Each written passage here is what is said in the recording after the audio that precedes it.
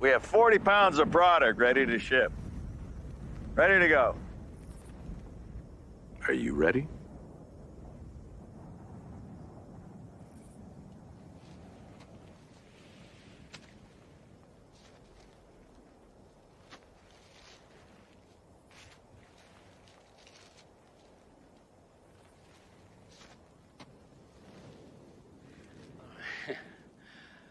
Who the hell are you? You know. You all know exactly who I am. Say my name. You what? I don't have a damn clue who the hell you are. Yeah, you do. I'm the cook. I'm the man who killed Gus Fring. Bullshit. Cartel got Fring. You sure?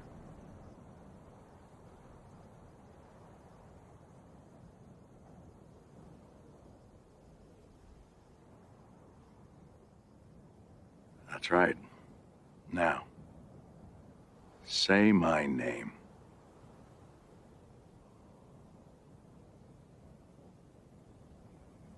Heisenberg. You're goddamn right. I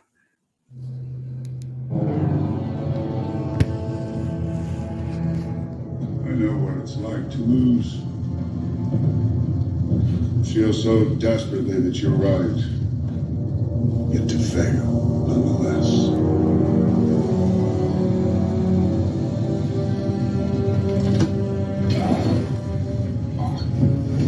It's frightening. Turns the legs to jelly. I ask you, to what end? Dread it? Run from it? Destiny arrives all the same. And now it's here. Or should I say, I am.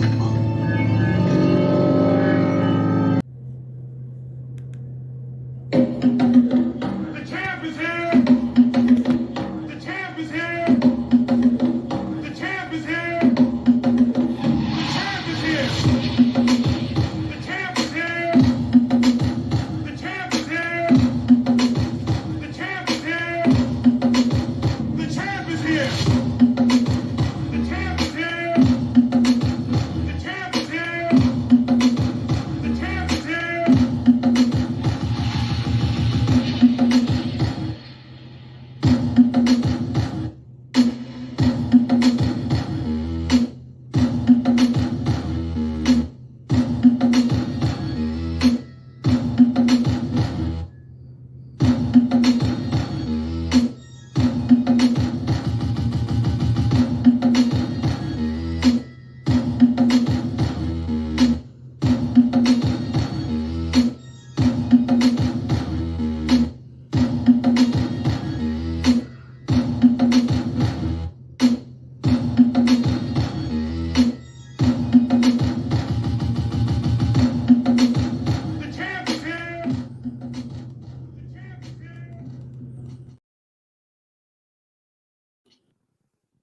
It's your boy, the Ben Israel, the People's Champ, back at it.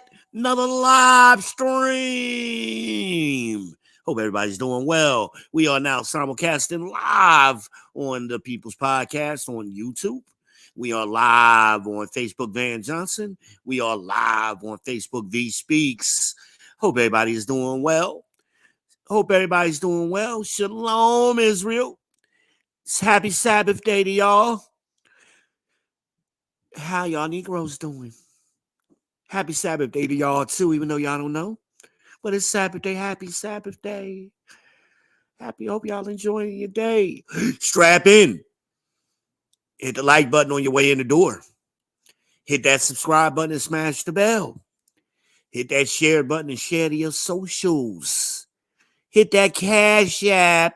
Send me $2 for the Pure Leaf Tea Fund so we can stay hydrated over here on the People's Podcast. Oh, man, what we going to talk about today? What we going to get into today? We early. Yeah, man. We early. Yes, we are. As always, Amanaz is in the house. Number one moderator. She says with her signature, "Hey y'all." She in the house. We about to get crunk. We about to talk about contradicting Kevin Samuels. Contradicting Kevin Samuels. That's gonna be the topic of today's show. We're gonna get in that. We're gonna get into it. A few observations first. I salute you, brothers, who are standing your ground and fighting the good fight. There once was a time, not too long ago, where men would hear foolishness, hear things that was wrong, that was diametrically opposed to reality, and they wouldn't say a thing. We now call those ninjas civil rights ninjas. We call them happy wife, happy life ninjas. That's how we identify those now. Those are your older baby, those are your baby boomers. Those are your remnants of the older generation. And that's some older Gen X's too. They have that mentality. That's what the whole manosphere is supposed to be about, correcting wrongs, men sharing notes with each other, trying to find solutions. Arguing with these civil right era ninjas and these happy life, happy wife ninjas, it's pointless. It's pointless. Everybody can't make the boat. Everybody can't be saved. Why waste your energy arguing with them when you can be collaborating with brothers who want to improve things, brothers who want to have solutions? The Dr. Hassan Johnsons, the Green Gorillas, the BGS Ibmors, the Blizzard Kings of Ibn Israel's, right? We here. We are available. Why are you wasting your time going over to these streams and panels with these other kind of guys who are not looking for solutions? They want to follow their Order 66 programming. They've been programmed too. Order 66 is to defend the gynocracy. That's what they're going to do. That's what they've been trained to do. That's what they've been bred to do. Am I lying? Why talk to them? What did Morpheus tell us 30 years ago or 25 years ago, whatever it's been? What did Morpheus say? They are so hopelessly ingrained in the system that they will die to protect it. That's them. And the agents move freely in and out of any software that's not been unplugged. That's them. Have y'all forgotten this lesson? It was one of the first lessons that Morpheus taught Neo, right? But y'all don't remember this? Am I the only one? God damn it! You can't make this shit up! We supposed to be so intelligent. We supposed to be so quote unquote woke, so advanced. But we forgetting the basics. We don't know how to make layups no more. We don't know how to do that. Are you serious? Y'all need to go back to basic training. Y'all need to learn how to wash your clothes and fold your socks and make your bed. That's what you learn first couple of weeks in basic training. How to march. Y'all need to learn how to march again. Those of you in the military, y'all know what I'm talking about. Need to teach they need to learn how to march again. A 1, 2, a 3 to 4, a 1, 2, a 1, 2, 3 to 4, a 1, a 1, 1, 2, 3 to 4, 2 to 3 to 4. Stay on beat, nigga. That's how you learn to do that. Whatever cadence you got in your mind, right? Whatever cadence you got. Hey, if you wasn't in the military, there's a great movie called Cadence with Lawrence Fishburne and Charlie Sheen. That's the sound of the man working on the train. Chain gang. That's the sound of the men working on the chain gang. Let me hear you say, ooh, ah, ooh, ah. They taught them damn cadences so y'all ninjas could stay on beat. Kevin gave us a cadence. That was the brilliance of our godfather of style, St. Kevin. That was the brilliance of him.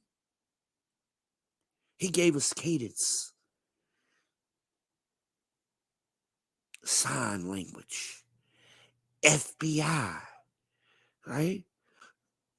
Shout out to the FBI, he would say, the fit, beautiful, and inspirational. He was talking about the women, right? For the man they say hated women, he called them fit, beautiful, and inspirational. Shout out to the CIA.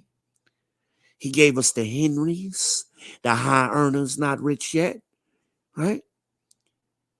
He gave us definitions of high value man. So we go all be in cadence in the same rhythm now since his death. Some of y'all have gone AWOL. Some of y'all that was close to Kevin have gone AWOL. And you're contradicting him. You're unraveling his legacy. Trying to get shine for yourselves.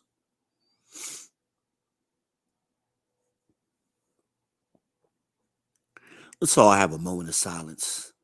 Let's bow our heads for the Godfather of style, our Godfather of style. Rest in peace, Kevin Samuels. Let's get a minute.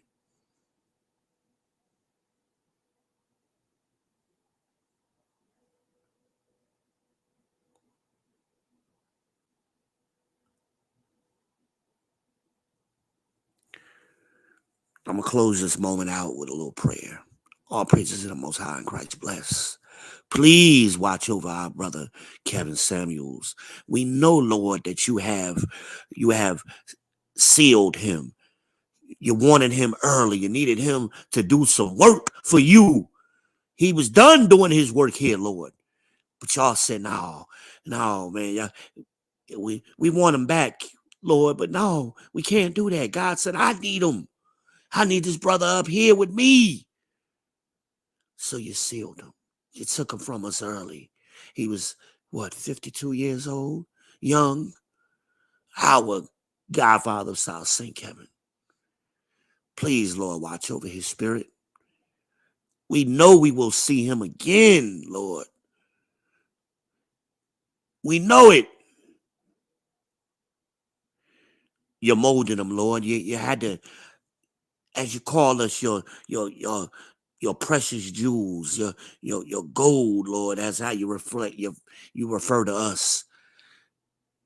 We know you up there getting those impurities out of Kevin and turning that heat up. And when he come back, he gonna be even better than ever. He gonna be glowing, Lord. We know it.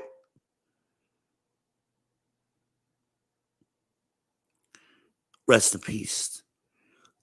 Rest in peace, Kevin Samuels. All praise to the Most High and Christ blessed.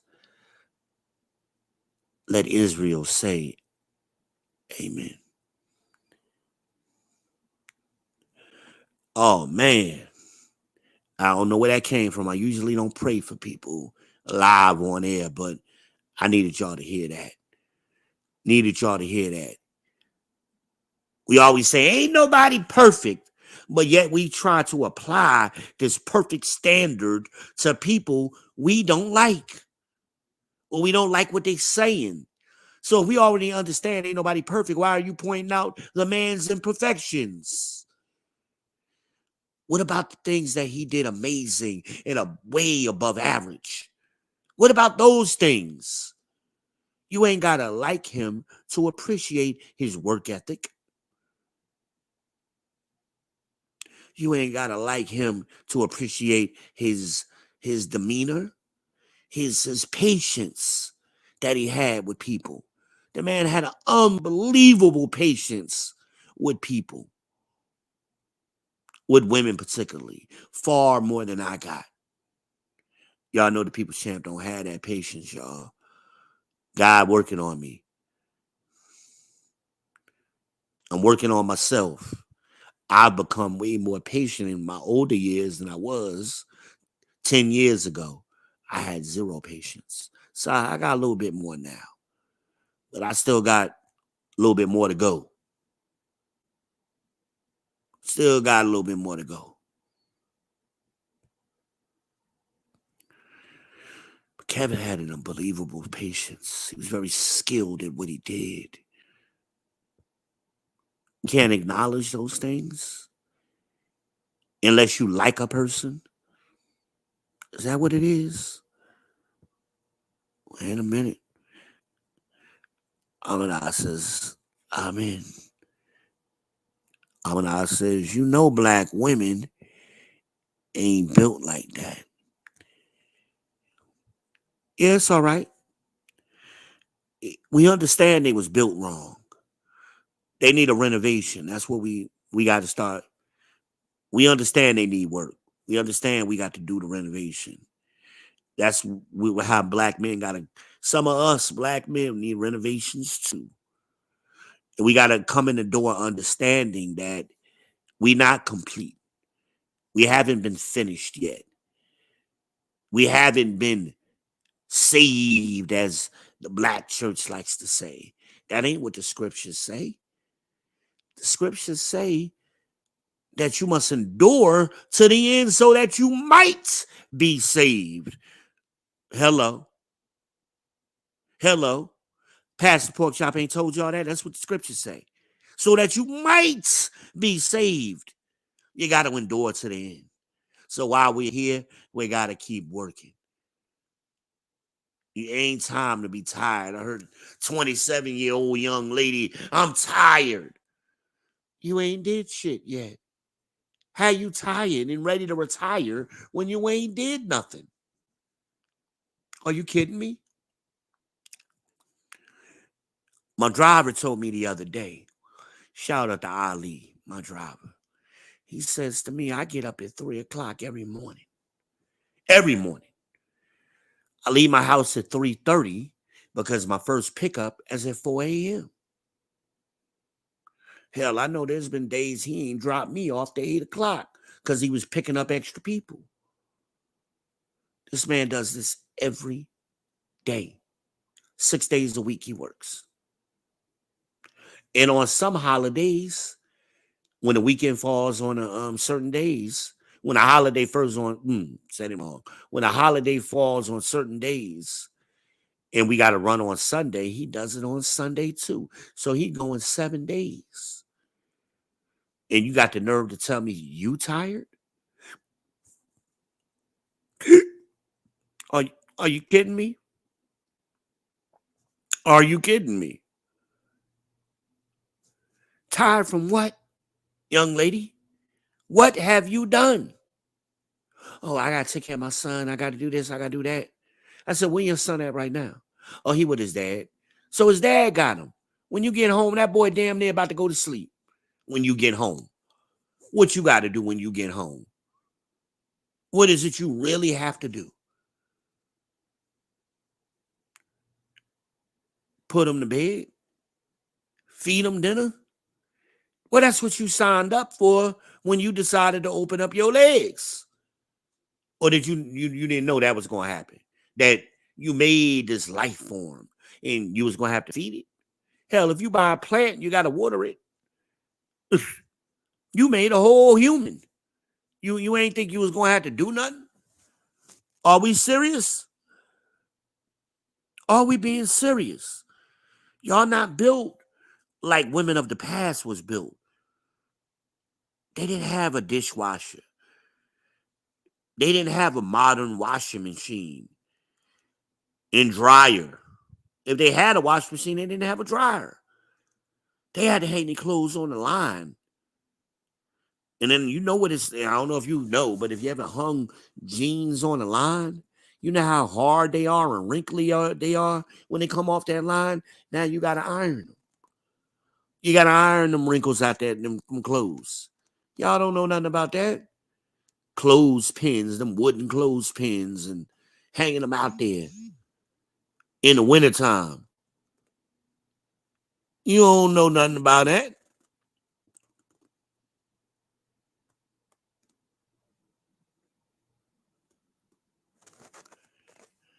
What are we talking about? What we talking about? Shout out to Smoking Talk. What we talking about? Huh? I'm so tired. He want me to do all the housework. What is all the housework? What is it? You gotta feed yourself. So cooking enough for 2 people or 3 people is so extraneous. You had to cook for yourself, right? Hell, it's easier to cook for multiple people than it is a single person. I find it's easy to put a whole pan of chicken in the oven, 15 pieces of chicken in the oven, and it's more energy efficient. Even if you're a single person, you can eat on that chicken for the rest of the week or a couple of days.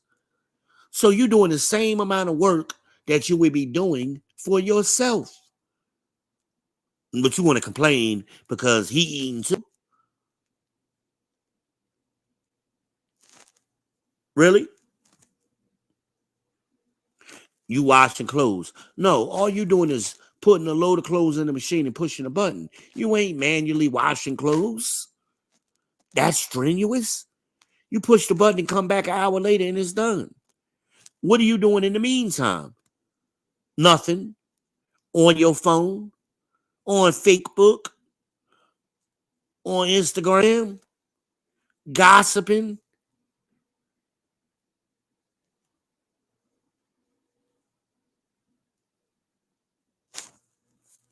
Some of y'all may remember I was about 2 years ago. I was with a girl, and we had an apartment up there in Concord.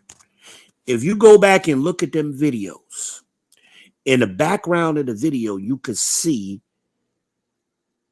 the vacuum cleaner.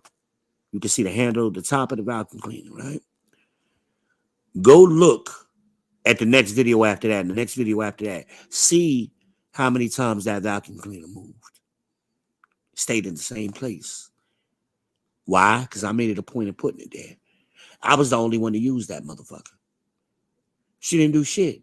She went to work and she came home. Floors were vacuumed. Meals were cooked. Clothes were washed. I did it all. I didn't work. So I made sure those things were done.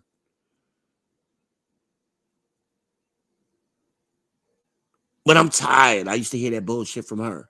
She had a job as a correction officer for the juveniles. You sat at the desk most of the night looking at a computer screen. You ain't doing no work. You're just sitting there on your ass. Come home. I'm exhausted. Really? Really? I'm like, it's women out here just doing hard labor. They working at a hotel. They're working in retail or fast food. They on their feet all day doing stuff. Mail carriers. You don't do nothing but sit at a damn desk. You lay on the couch. We live like 10 minutes away from the job. You lay on your couch till it's about 15 minutes before you to go to work. Go to work and sit down. Come home, sit down. Why are you exhausted? Everything is done. You sit down, I bring you a plate. Here go your plate. Or it's already in the microwave. All you got to do is hit the 30-second button. Most times, I tried to time my cooking, so when she came home, I had just finished cooking. So you ain't even got to heat your food up. But I gotta sit here and listen to that about you tired. I put my heads on. I ain't want to talk to her. I put my headset on. Why you always got them headphones on? Because I don't want to hear you sucking your teeth to what I'm listening to, first of all. And I don't want to hear your long ass stories. They're the same story over and over. I've heard them all. I knew damn near everybody that worked at her job by name. I ain't never met these people. I know the inmates by name because I done heard so many damn stories.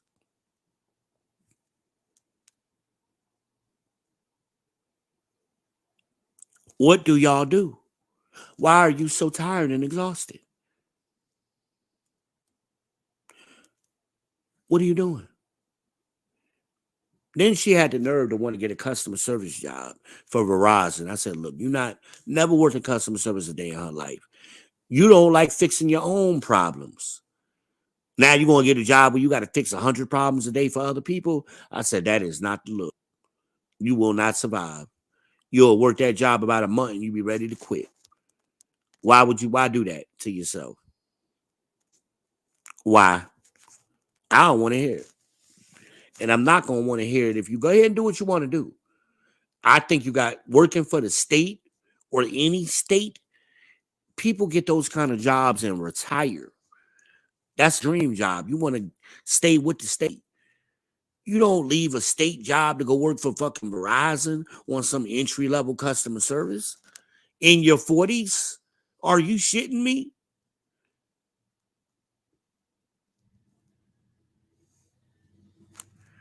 Make a long story short, I broke up with her ass. Because you're not building, you're not making sense. She was dead set on doing it her way. So she ended up doing it. It's not going to work. Some of y'all, no, V, I can't believe it. You broke up with her because of her job. You goddamn right. And other things. We're supposed to be building the future. You're unraveling your future. What did I tell y'all men want most? Peace, cooperation, and good head. Didn't I tell you to start there? It's not peaceful for me if you come home every night fucking complaining about everything. I don't want to hear that shit. I'm making it comfortable for you. I'm knocking out. You ain't never got to take out no trash. You ain't got to wash your own clothes. You ain't got to cook no meals unless you want to. All you got to do is wake up, go to work, come home, suck my dick, and go to bed. And you can't do none of that.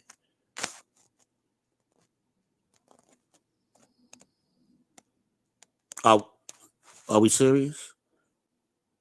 Are we being serious? A last boyfriend, all he did, according to her, was steal money from her, run the gas out of her car. He never helped her. I'm the opposite of that. I was the opposite of that. You got financial help. You got help with a car. I don't even drive no more. Tell you a story about a damn car. Had a weird light on. She doesn't tell me about it. Again, I'm not in the car. Decides to go out, getting hard-headed. I'm strong and independent. I'm going to go out and get my car inspected while them damn check engine light is on. And now you want to come back and tell me after the fact. I said, why the hell would you do that? They ain't going to pass your car. And they didn't. Now you done fucked up. I can't fix the problem easily. Now, what she should have did is with the AutoZone, had them clear the light out for free, go get the car inspected, and then you're done. But now that you done already failed in the inspection, now they're gonna hook it up and see if the lights have been cleared out before. They can tell. And they could. Well, what we gonna do? Fuck you mean? What we gonna do? I don't drive your car. I don't rely on your car. What we gonna do? And my brother Ann, I'm glad to see you, man. I am so glad. I apologize for the other night, my brother. that, you know, everything got a little crazy and shit and you had to dip off. But we're gonna bring you up in a little bit, man. We like talking to you. My brother from another mother from motherfucking Brick City, representing my home city. We're gonna bring Ann up in a little bit. And peace to you. I see what you said. Peace. Harmonize jumped in here. She's acknowledging it. We spread the love over here on the People's Channel. We understand, man. We understand the people over here. But anyway, talking about Tangi. Yeah, I say names. See, I don't like that bullshit Lena tried to do. She gonna get mad because I said her name. Grown ass man. I say what the fuck I want to say on my channel. You don't know me? Yeah, I said it. Lena talking about what she say?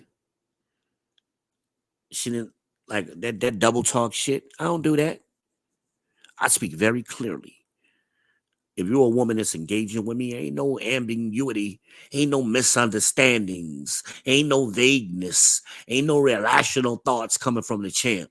I'm telling you very clearly what it is, what I expect from you, what I'm going to do, how we going to roll. Now, I'm not a dictator. I can compromise.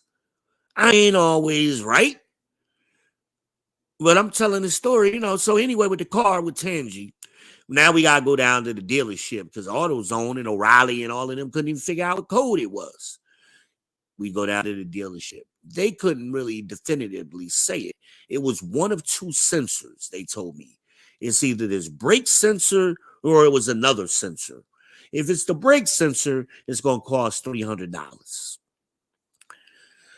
We ain't going to be able to determine it until we do a full assessment. That's going to cost $150. But that $150 goes towards the $300. Worst case scenario, well, no, not the worst case. The next scenario would be it's the other sensor, which was $500. Still, the $150 comes off of that. So we would have owed $350. Or worst case scenario, it would have been both sensors had to be replaced. So that's $800. Wow. So I got you, TJ. Give me a second. Let me finish this one little monologue and I got you. You look good with your little shiny new wrench, brother. Say thank you, V. You're gonna work over here though, bro. And put your ass to work since you ain't doing your own channel. You're gonna be working the fuck over here. But anyway, so we at the dealership. I give her the $150 to do to get the damn the initial test done. So, and I saved another $150 for them to, assuming I was hoping that it was going to be the cheaper of the three options. You know what she did with that $150, y'all? The second 150. Can somebody in the chat put, y'all guess what she did? I'm getting the link. Somebody put in the chat while I'm grabbing this link what she did with that $150. Somebody tell me in the chat. I don't think Amanides might remember what happened, but most of y'all ain't ever heard this story before.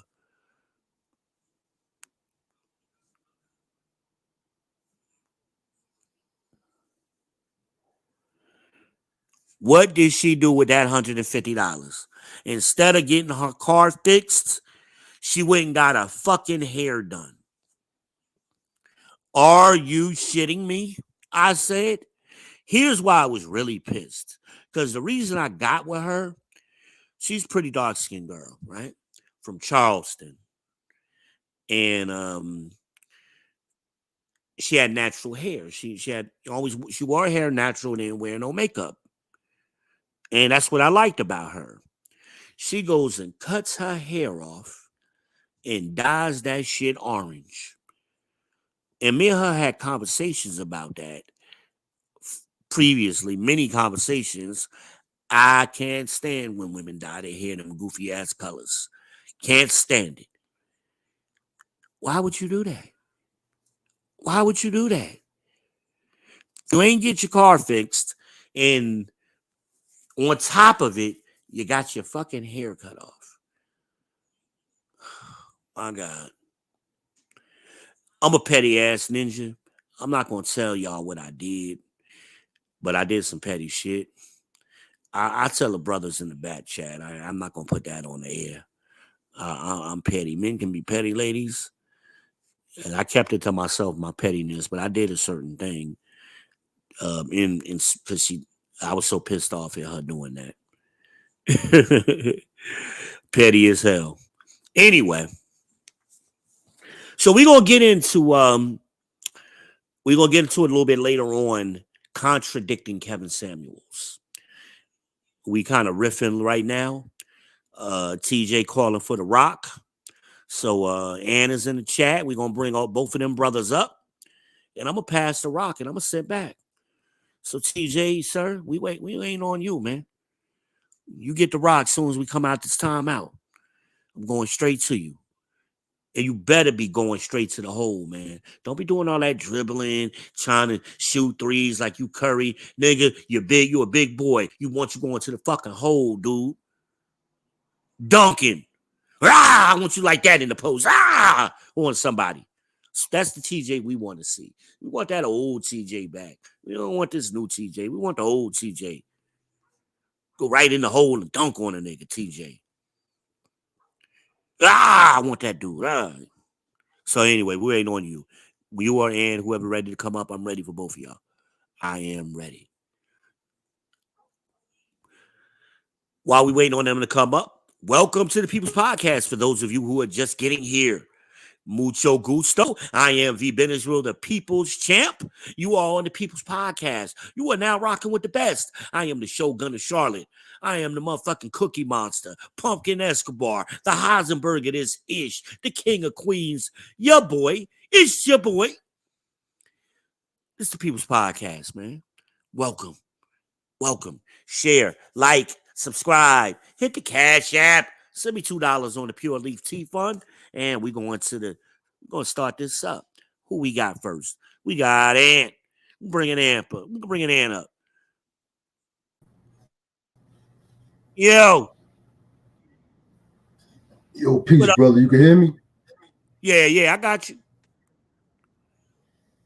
Yeah, what's going on with you? Hey, man, How's just everybody? enjoying this Sabbath day, Talking my ish to the people. Yeah, I had to dip out the other day because I had to start getting ready for work. Yeah, we know how it go. I figured that, We rocked for a long time. I never meant to go that long. I started that podcast at like 11 something that morning, and we didn't finish till like 5 o'clock almost. I normally don't stream that long, so I understood, people was going to be in and out, got real life ish to do. Got real life ish. It's all good. Hopefully Death Note to pop up and y'all could get back into y'all cipher. But we'll see. TJ is about to come up from the Real Bravado Network. I'm waiting on him right now. He got something. He calling for the Rock. So I'm going to drop it to him as soon as he come on up here. I hope he's not at work. I hope he's in a position where he can talk. TJ be busy. He got one of them jobs where he listens, but he can't always talk, He's a respiratory therapist, man. He got an important job. He keep people like me breathing in the hospital. But what's good with you, man? Shit, just chilling, man. It's my day off. So I usually get on the computer or do some type of research or read, you know what I mean? Yeah.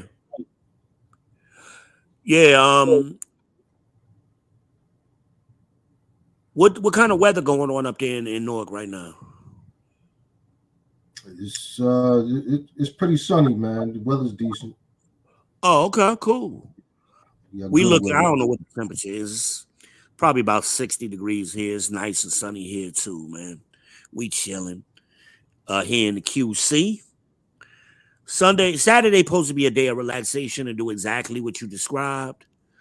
And now that you're here, you fellowshipping with me. That's what we supposed to do on the Sabbath day. It's what we supposed to do. No doubt. No And that's, doubt. I do a lot of my research on Saturdays. You know, if I'm not listening to the brothers, a lot of times early in the morning, I get up and listen to them. You know, I catch Bishop Nathaniel or one of the deacons or somebody, you know, doing their thing. And I try to catch them at some point during the day. And then I try to come live on here too. I hadn't been consistent lately as I used to be on Saturdays, but I'm trying to get back more consistent. What I do here. But the brothers, they be doing their thing, man. They do their thing. Especially on Sundays. They do a couple of good shows on Sundays. Patient Saints Radio, that's out of Atlanta. They do Ravaging Wolves. I think they're out of Texas. There's a few of these shows, man. A few of these shows where they do great information. You know, brothers like me like to do historical research, and they always bring a lot of non-American history into the fold. You know, we kind of been trained to believe everything America tells us is true, and it ain't. You know, we act like the rest of the world don't have history books too. Right, right. And they tell a different story sometimes. You know, we overlook everything else that's going on around us. Yeah. Well, we've been trained to be that way. You know, a lot of us don't even know what's going on in our own communities, in our own neighborhoods. We clueless to what's happening right around us. And it's astounding. I talk to people and I'll say something to them like, yo, you know, this thing happened. And they're like, what? What you talking about? I'm like, this thing is happening here. I ain't know that. Where have you been? Well, these people don't go outside, like I say. They don't go outside. I be outside all the time. I made a couple of podcasts or shorts the other day. I was downtown Charlotte. I be walking around. I be out amongst the people. These people don't go nowhere, man. They just sit in their houses. They sit in their damn houses and shit. You know, welcome to the People's Podcast, y'all just coming in. Make sure you hit the like button, hit that subscribe button, hit the doggone bell, share to your socials. This message might not be for you, but it may be somebody you know that could benefit from it. We coming up, it's 8 minutes to the hour. It's April 6, 2024. I want to know why black women is mad at Trump. Ain't none of them been able to tell me yet. What did Trump do to black women? What did he do? They can't tell me. But they all mad. They got a vendetta. But I know the answer. I'm being very sarcastic when I ask that question. The answer is, and we have to go back to Willie Lynch. And I recommend anybody who really has not studied the Willie Lynch letters, you need to buy that book. You need to buy that book. It explains everything in detail. What's happening today. You have to read that book and understand why these things are happening. So I'm going to reference The Breaking of a Slave.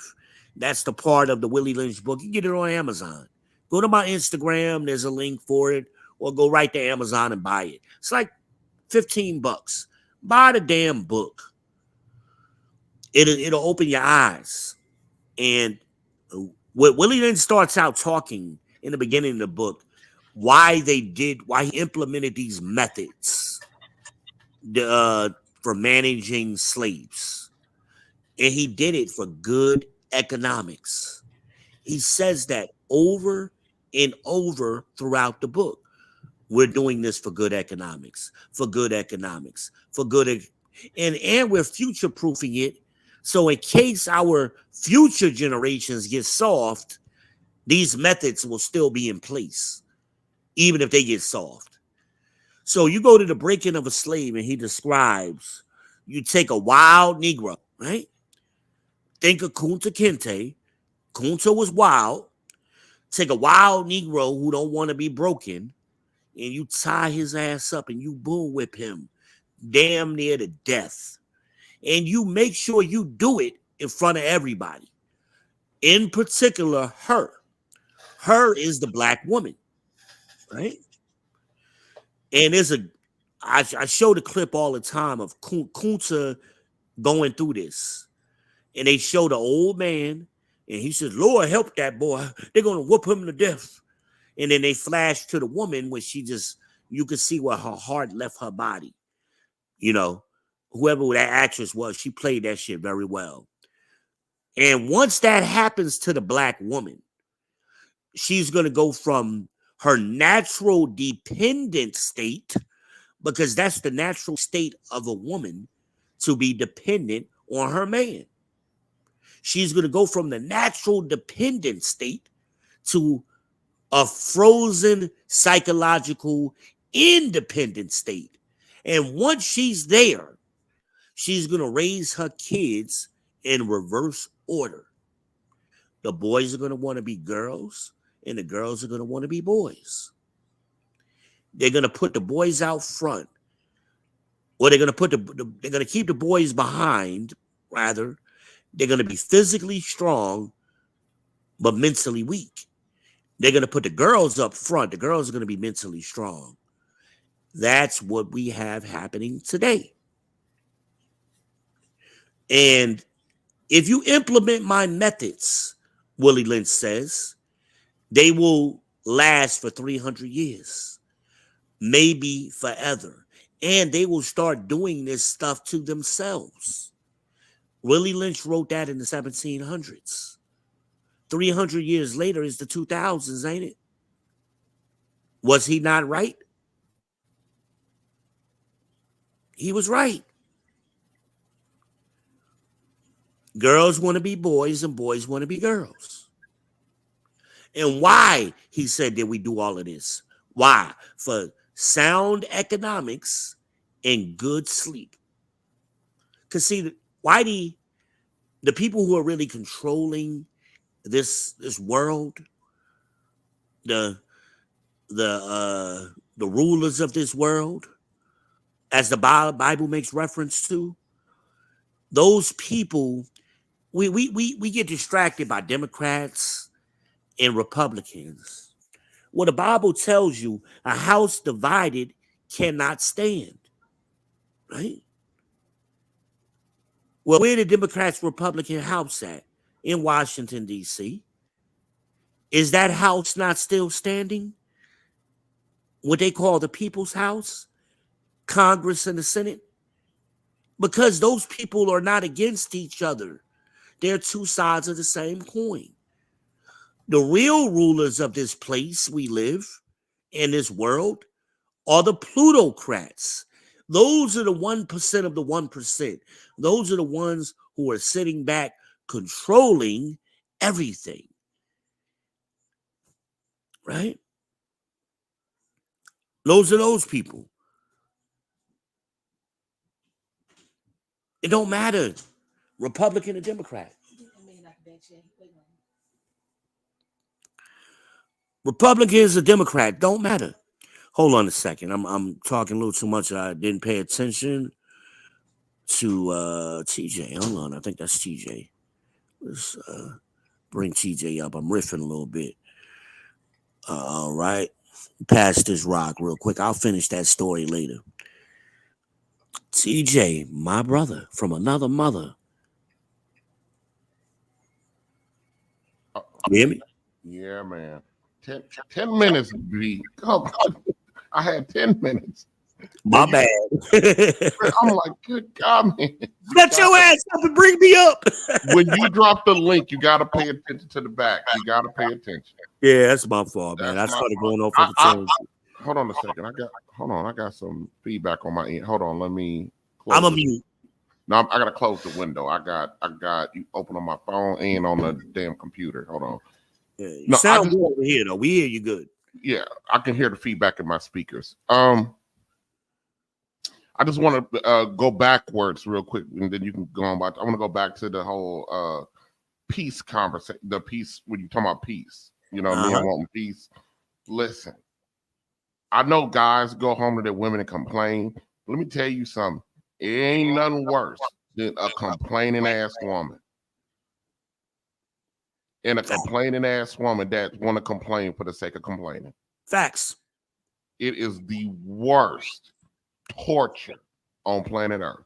Facts. And I'm not talking about what I think heard. I'm talking about what I went through.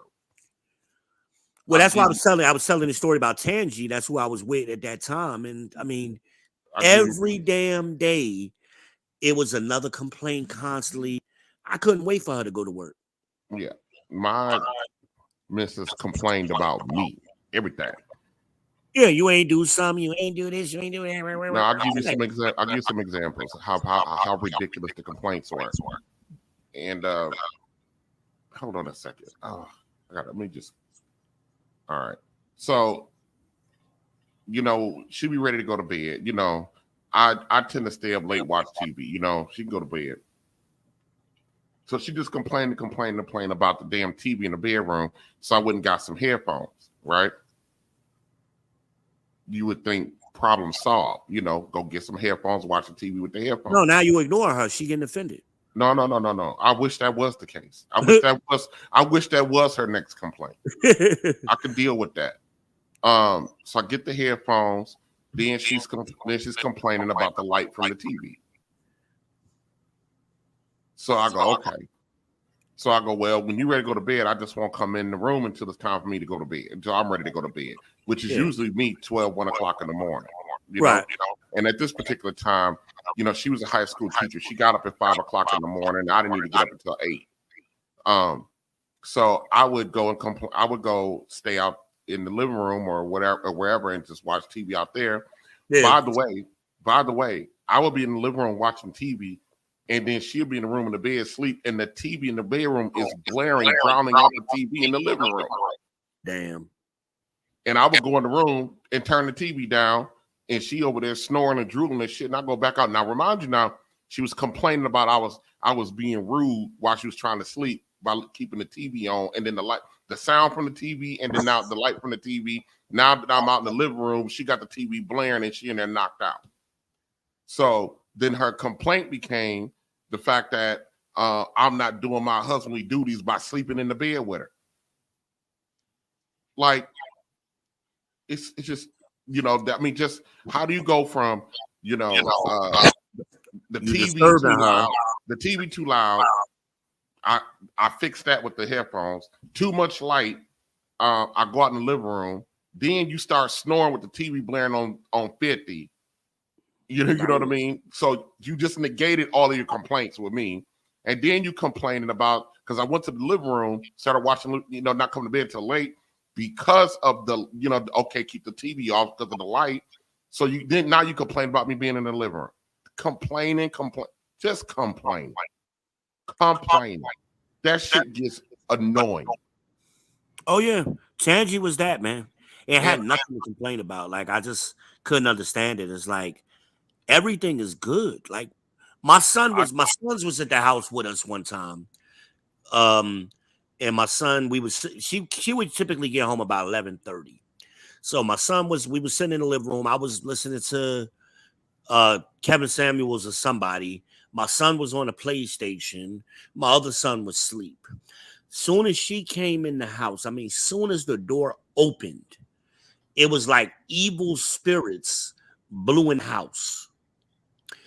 And then my oldest son, he politely said, "Hey, Dad, I'm gonna step out for a little bit." Now, remember, he was in there playing his game. He wasn't planning on going nowhere.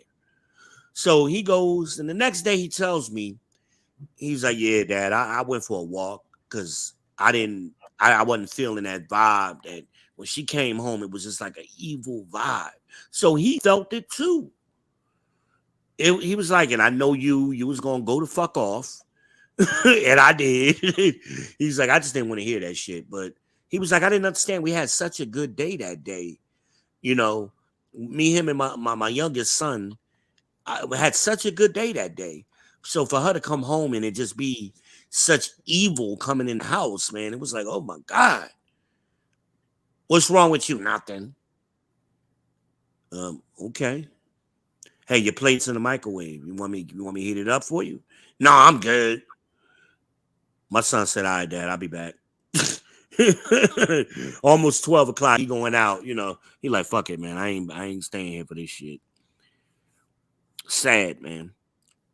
Hold on, Amanaz. Somebody read that comment. What Amanaz say? Wait a minute. Did I miss a couple? What'd she say? What Amanaz say? Can you see it? No, I'm in the other room, but I can hear it. Okay. See, let me help you out. What she wanted. Oh, she's answering you. What she wanted was for you to stop watching TV and go to bed. No, I disagree. That's not what she wanted. No. She wanted whatever the opposite of what he was doing at that moment. Period. The reason some people complain. And let me prove what you just stated. Then I got to get going. Let me just prove what you just saying, that she wanted the opposite of whatever it didn't matter what it was. So I told you my wife walked out on me, correct? Did I remember I tell you that she left me? No, I didn't know that, but I understand. Yeah, she left me 3 times. The bitch left me 3 times. So the third time she left, about a year later, she wanted to try to reconcile. My dumb ass was going to go ahead and try to go along with it.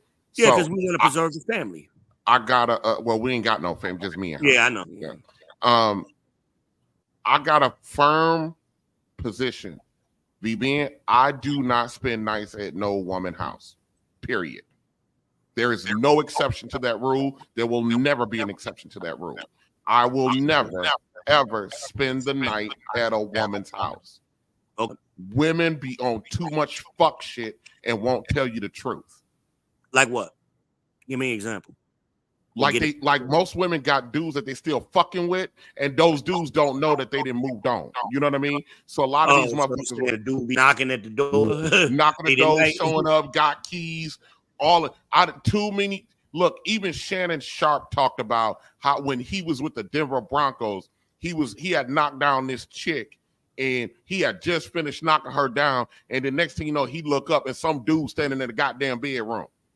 Wow. I do not, under no circumstances, spend a night or fall asleep at a woman's house. That's why I got my own shit. So just because I was still legally married to this motherfucker, that don't mean that rule wasn't still being enforced. I don't know what the fuck she's doing. So for us to spend time together, she would have to come to me. And so she started complaining about the fact that she had to come. I got to pack up my shit. I got to do an overnight bag. I got to do this. I got to do that. I don't know why this and why that. I said, first of all, you wouldn't have to worry about all of this traveling back and forth you're doing if you had not have walked out. If you had not have walked out, you wouldn't be in this situation because you already be at home. Right. Second of all, I said, I warned her, stop fucking complaining. All you do is complain. You know, and so she would walk in the door, complain. I gotta lug all this stuff around. So guess what I did? I'm a problem solver. Guess what I did? I stopped asking her to come over or to spend time with her because it was such an imposition for her. It gave her such distress. I don't want her in no distress, so I didn't ask her for anything. And so then she started complaining that we weren't spending time together. Well, you told me you didn't want to spend no time together. You complained about it all the time. So I'm trying to oblige you. So it did not matter if whatever it was that I was doing or she wanted the exact opposite. Even if I decided to give her what she wanted, you understand what I'm saying? Yeah. Even if I wanted to give her what she wanted, she would find a reason to hate the thing that she said she wanted. Yeah, so I did that for 20 years. To your point. I did that for 20 years. Yeah, I ain't doing that shit, man. Kept moving. Like, you need to do this. I did that. You need to do this, and I did that too. You need to do this. I'm doing too much. I need help with the kids. I was cooking 3-4 nights a week, and I'm the breadwinner. She didn't even work. I'm washing all of the clothes. I'm cutting just the saying grass, about sitting on the, the just trash the out. nagging and the complaining and stuff like What that. more do you have to do? So What yeah, more do I have to do?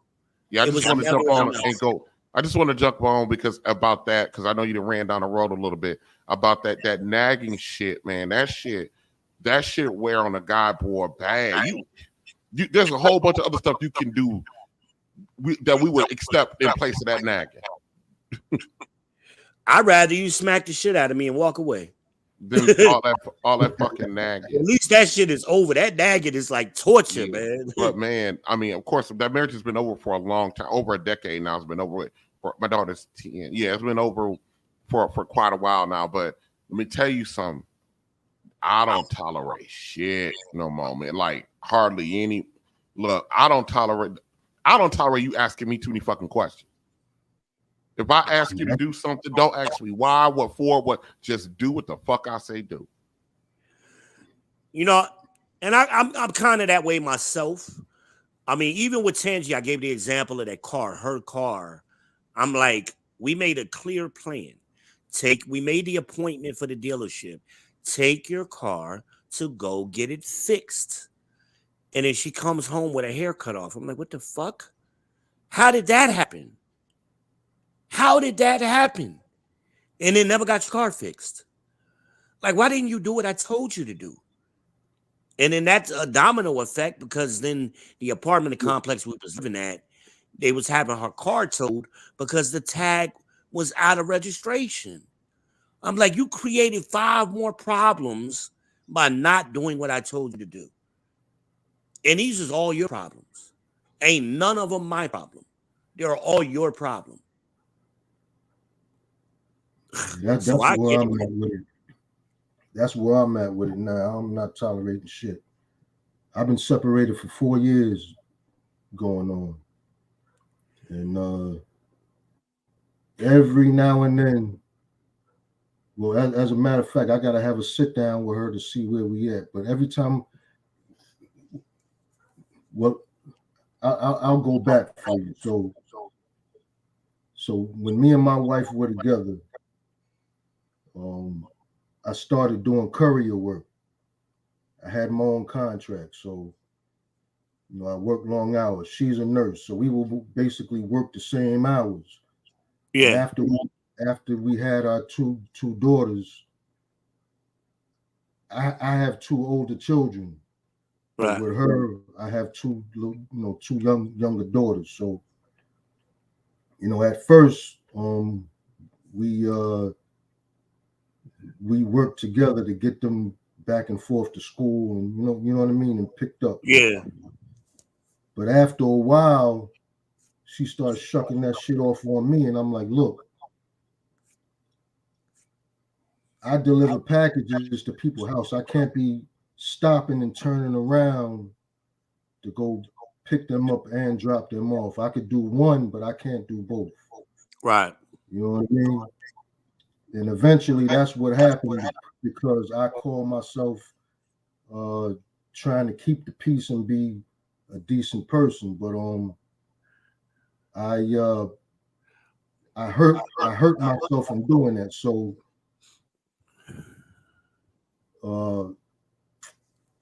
so that shit went on for a while. So I started getting sick of that shit because especially during peak or if I had a heavy load, that it would hurt me and I would be out longer than what I'm supposed to. So the last year I was with the company, because I started with them when they first started, because when I started working for them, they just did commercial, but then they had started residential. So that's when I came in. So at first it was manageable loads, and every year after the holiday season, between October and January, the loads would jump. So that was good because we were getting more work every year. Yeah, you gotta the stores and stuff gotta re-up after the holiday. Exactly. So each year the contracts would get bigger. So what happened was the last year, the last year I drove for them. That year, I remember that year, man. I was getting like 200 packages easy, Mm. and I could do it, but I didn't need no interruptions. You feel what I'm Yeah. saying? So by me having to, I could squeeze and drop them off to school, but for me to do both, that would hurt me. So what I did was, and me and her were arguing about this for like at least 6 months into that time. So longer than that, but the shit got critical in that last stage of me being there. So what I did was I called myself splitting my route with somebody. I split it. Right. And the company kind of got tired of me doing that, with my schedule. So what they did was after the season was over, they weren't going to let me get the other half of my route back. They were just going to give the other half to the other person, and that was going to be it. So when things slowed down, my money started getting small. Right. Like, you know what I mean? So I was like, man, so that went on. I was trying to wait for things to pick up. Right. And it just stayed slow. I was coming home because on the average, I'd bring home like no less than 1,000. Well, on a slow week, I would bring home like 800. That was slow. Now, what company was this? Laser Ship. Okay. Yeah, Laser Ship Courier. So, but on a good week, I'd make like 1,200 to 1,500. I've made $2,000 a week in even so. But so what happened? All right, so after I did that, after I split my route, things started getting really slow, and this shit went on for like 2 months. So I was like, man, I can't keep doing this because I'm not making no money. Yeah. And then we were at the house arguing about other shit. So,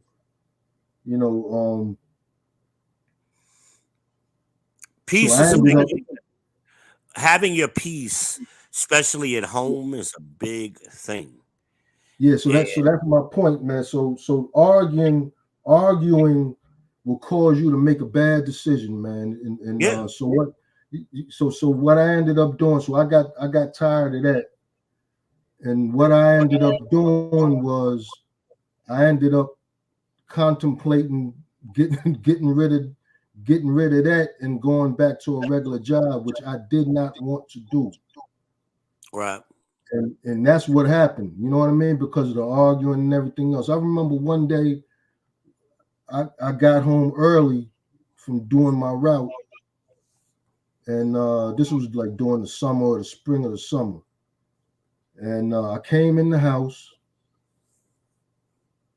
I was hungry as hell because I hadn't eaten nothing now because I was just I rocked out till I got done. I came home. I walked in the door. I went straight to the kitchen. Started making something to eat. She comes downstairs with my younger daughter, with the youngest. It's like, what you making yourself something to eat? And I'm like, yeah. So you gonna make something just for yourself? Now, mind you, now she was home that day. She didn't work.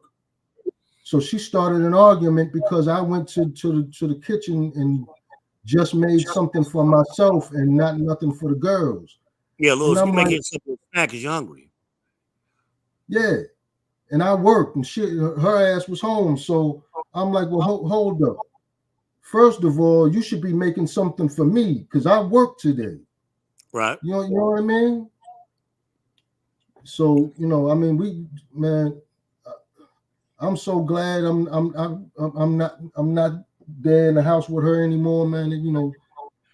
And this is why. So this is a disagreement that I had with Kevin, and I remember when Kevin first came, he would hang out on BGS Idmore's platform a lot, and we'd be in back chats, and that fit feminine bullshit. I disagreed with him initially. I said, no. All men don't give a shit if a woman is fit. Some men like chunky women. I do. What men most want is peace, cooperation, and good head. That's Exactly. what we want. Above her Exactly. being skinny.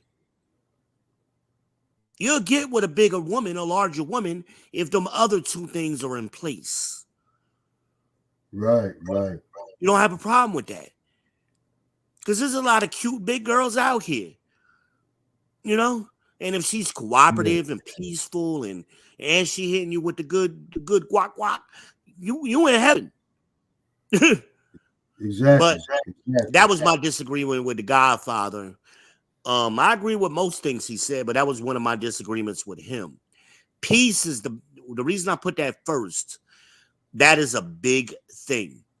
Because nothing else takes place if you don't got that peace. And, you know, a lot of people don't realize what we got to go through out in the world. And then we got to come home, which is supposed to be our safe place, as they say today. And we ain't safe because you beating us down like a death by 1,000 cuts. The women don't think it's a big deal, but that shit is irritating. And a man be ready to fucking jump off the bridge for that little things they think is little. But it's 1,000 little things that annoys us. Amanas put a comment in the chat talking about my ex-wife wrecking the Land Rover. And she's Amanas has been around. Me and her been rocking for a long time, so she remembers shit I remember. I told my ex-wife not to let her sisters or anybody else drive that car. We had just got it. We bought it used, and I needed to baby it. I said, this car ain't in the condition my Mustang is in. I had this Mustang the whole time. I've been the one maintaining it. I haven't had a chance to do the work on this Land Rover yet. Don't let your sisters or nobody else drive this car. What did she immediately do? Let her sisters and mom and everybody else drive the car. And then now we start having issues with the radiator and the water pump. And I'm like, you don't listen. Just listen. That Land Rover should have lasted longer than when we had it. For example, my Mustang, I had that Mustang for 16 years. I put 469,000 miles on it because I took care of it. TLC. I babied it. That Land Rover was a good vehicle, but it needed work. I had just got it. It takes time. You don't know what the person before you did. You know, how they maintained it, you know? She didn't listen to me. She didn't fucking listen to me. But that nagging that TJ pointed out and that you're talking about, for the people listening to us, especially you ladies listening, what it sounds like to us, no matter what you're saying, what we hear is this. I'ma tell you. I'ma tell you. You're not gonna tell me. I'ma tell you. I'ma tell you. You heard what I said? Because I'ma tell you. You're not gonna tell me. I'ma tell you. Yeah, that's the worst thing a woman can do to her mate. That's what we hear. No matter what's coming out your mouth, that's what we hear. Wonk, wonk, wonk, wonk, and I'm going to tell you. And we don't at the end of, we got to fight so much shit out in the world that y'all don't and that y'all are unaware of. And for us to have to come home and the man was hungry, you know what it's like to argue with somebody when you hungry and ain't ate all day? It makes it worse. But that work schedule shit, my ex-wife, we was up in Jersey. I was a store manager. Actually, I wasn't a store manager yet. I was an assistant store manager. I was working at Radio Shack down there in Kearney. And we was living in Newark on a Weekway section. Not too far. But she wanted to go back to work. Now, most women don't want to go to work. All of a sudden, because like I told TJ, they want the opposite. We had a nice apartment, cable, satellite TV, cell phone. Hell, people didn't even have cell phones back then. She had a cell phone, house phone, bills is paid. All she had to do was take care of my 2 kids. They were 1 and 2 years old. She want to go to work, so that means I got to put the kids in daycare. Yeah. She don't drive. We only got 1 car. So now I got to leave early to drop her off at work and drop the kids off at the daycare. Then I got to go to work. And on my lunch break, I got to pick her up and take her home and pick the kids up. And now I got to work extra hours because I'm fighting. You know what Carney is. And I'm fighting. I ain't fighting nothing but traffic during lunch hour trying to get. She was working at the McDonald's on Springfield Avenue in Irvington, right there by the Parkway. Know what I'm talking about? Yeah. Exactly. He was working for them. My aunt was the I knew the owners, and my aunt was a manager there, so she gave my wife a job. But I'm driving way the hell up Springfield Avenue to get to you during my lunch break. I ain't even got time to eat. So by the time then I ain't getting off now until damn near 7 o'clock at night. And then I had to pick my mama up. My mama needed a ride to work, so I had to go over to Orange. My mother was living in Orange on what was that street? Right off of Main Street in Cleveland. She was living on Cleveland Avenue in Orange, which is damn near West Orange. And then I had to take her down on 1 and 9 to the post office. She worked at the post office plant. So by the time I got home, we talking about 10 o'clock. Right. After I did everything I had to do. And what happens? The nagging starts immediately. I'm like, after having a full day of that shit. And then I must be cheating because I ain't home. I'm like, do you have any idea what you got me doing? Like, I'm doing most of this shit because you threw a monkey wrench in the plan. But back then, I was a younger man. I was in my 20s. I didn't really have the disposition that I have now in my late 40s. And, the best thing you could do for yourselves, young men in general, is learn to say no. But see, we're problem solvers. We naturally want to just solve the problem. And we think once we solve the problem, ain't going to be no more problem. No, wrong. Women find a way to go to the next problem. And the next problem. There's always a problem. Always.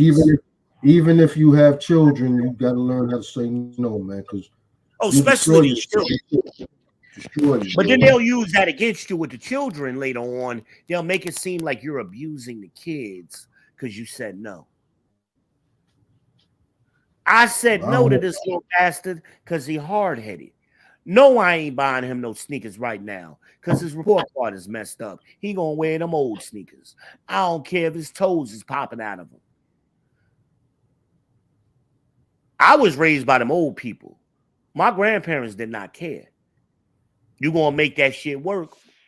You're gonna learn how to do what you supposed to do. And you ain't gonna get no extra benefits if you ain't doing what you supposed to do.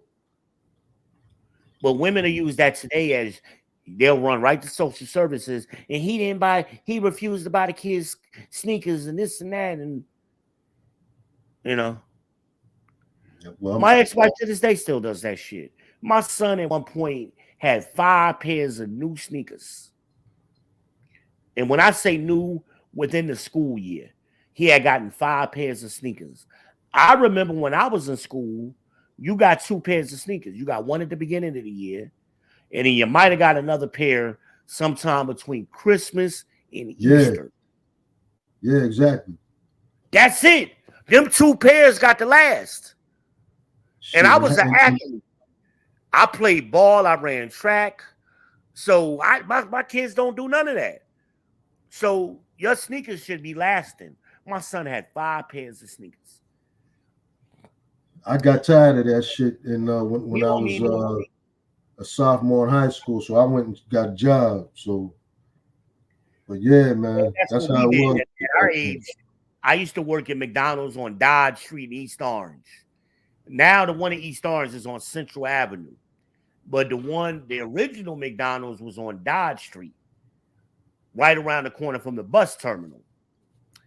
I worked there back in the day. Hell, I had to walk home.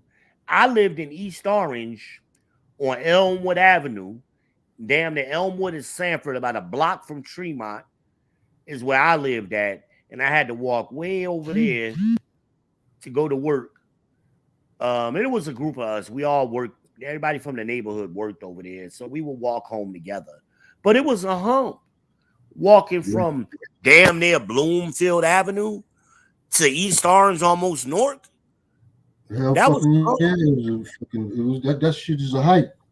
Yeah, but we was young and we had energy and we walked the girls home and that was what we did. But yeah, that was a fucking hike, man. I was so happy when we opened that new store on Central Avenue because that was right around the corner from my house. So I'm like, hell, shit, that ain't nothing now. I'll be there anytime now. But yeah, I remember that, man. That was 1990. 1990. Again, my cousin's mom, he was my best friend, but he was like my cousin, Deuce. And Deuce had a hip-hop album that came out too up there. It was Dangerous Unorthodox Spoken Energy was his name of his album. And one of his hit songs, I'm talking back in the day shit now. Back in the day, that hit song was If You Suck My Dick, Bitch, You Better Swallow. And that shit was like the anthem in North for like the whole summer. Y'all know Double O and Raouf? I know Raouf, yeah. I know Sharif, that's Runt Dog.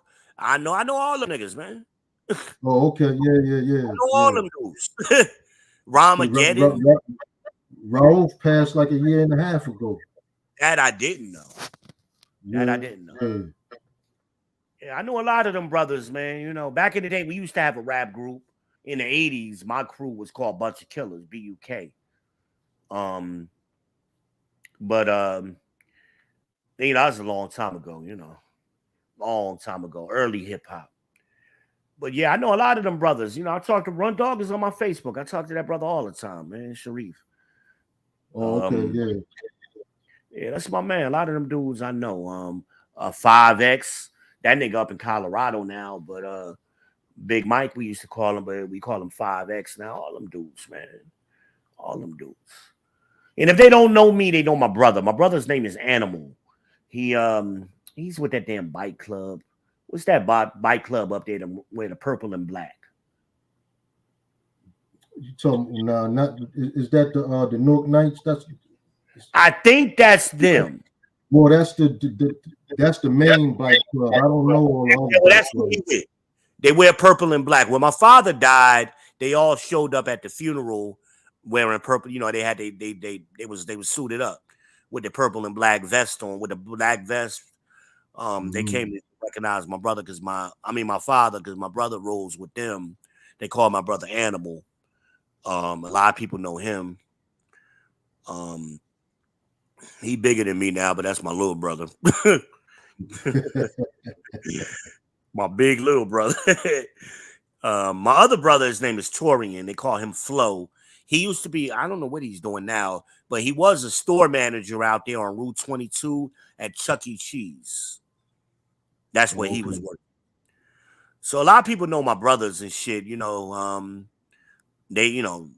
They just from around the way. They from the hood. Newark, Irvington, Union, East Orange. People just know my brothers. I've been down here so long, they don't realize I'm the oldest brother.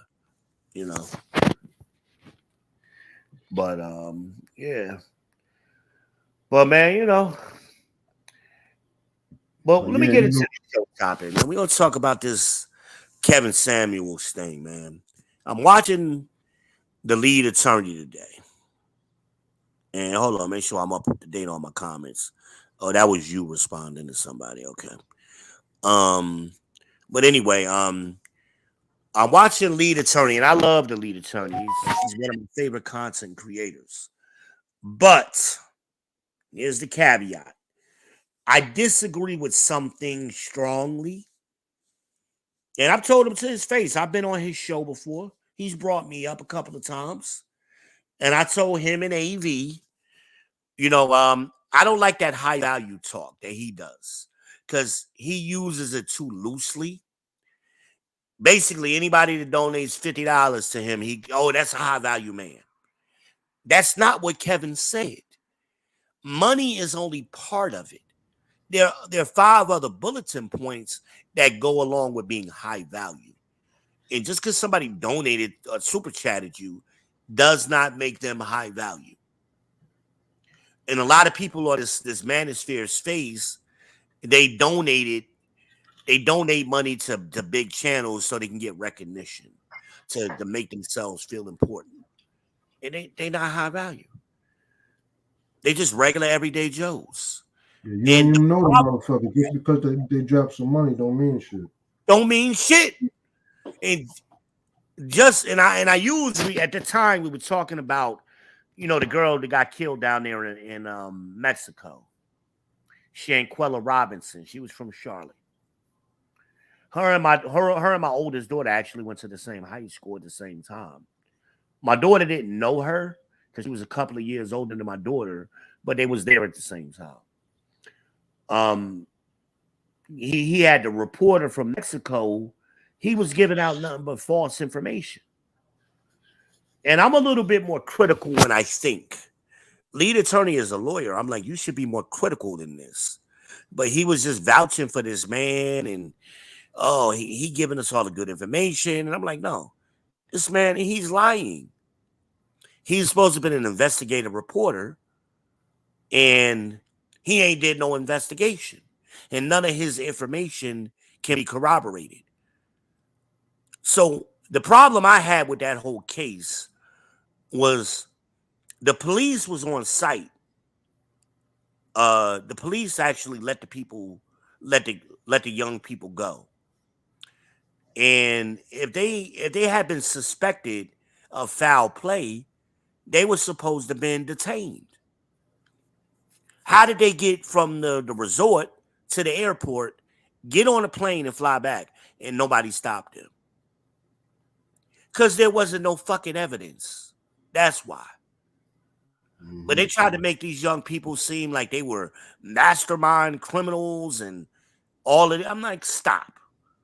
This is just a couple of kids going on vacation. Something went wrong. God forbid, but it went wrong. The girl died. I'm sorry to hear that. But we ain't got no evidence that they did a conspiracy and they committed murder and they manipulated international police and they were able to travel internationally. I'm like, get the fuck out of here with all of that. And this international reporter, he don't speak nothing but Spanish. I call bullshit on that. He didn't want to speak English on when he came on the internet because he didn't want nobody questioning him. But if he's an investigative reporter, they learn English as a second language. I've had too many people who come from Mexico that speak damn near fluent English. For this guy to be an investigative reporter and he don't speak no English. And the problem I have with that is the lead has a big channel and he has a large following because he was one of Kevin Samuels' friends. So people give him the acknowledgement and follow him because of Kevin Samuels. Now they come over here to your channel and they're getting mixed messages. And it's not doing us any good. Nah, he's done it with a couple of people. What's the dude from Jersey, the real estate guy who was swindling everybody? What's that nigga? He was in jail and he got out and became the real estate guru. He ain't in Jersey no more. I think he's in Atlanta now, but he's from Newark. His name will come to me in a minute. But he was working with Tony the Closer, and he fucked over Tony the Closer. I'm like, oh, you talking about damn the young cat, what's his name?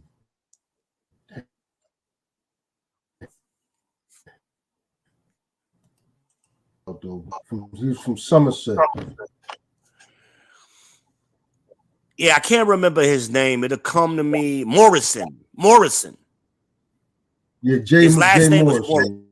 Morrison. Yeah. Jay Morrison, right. So he vouched for Jay Morrison at one point.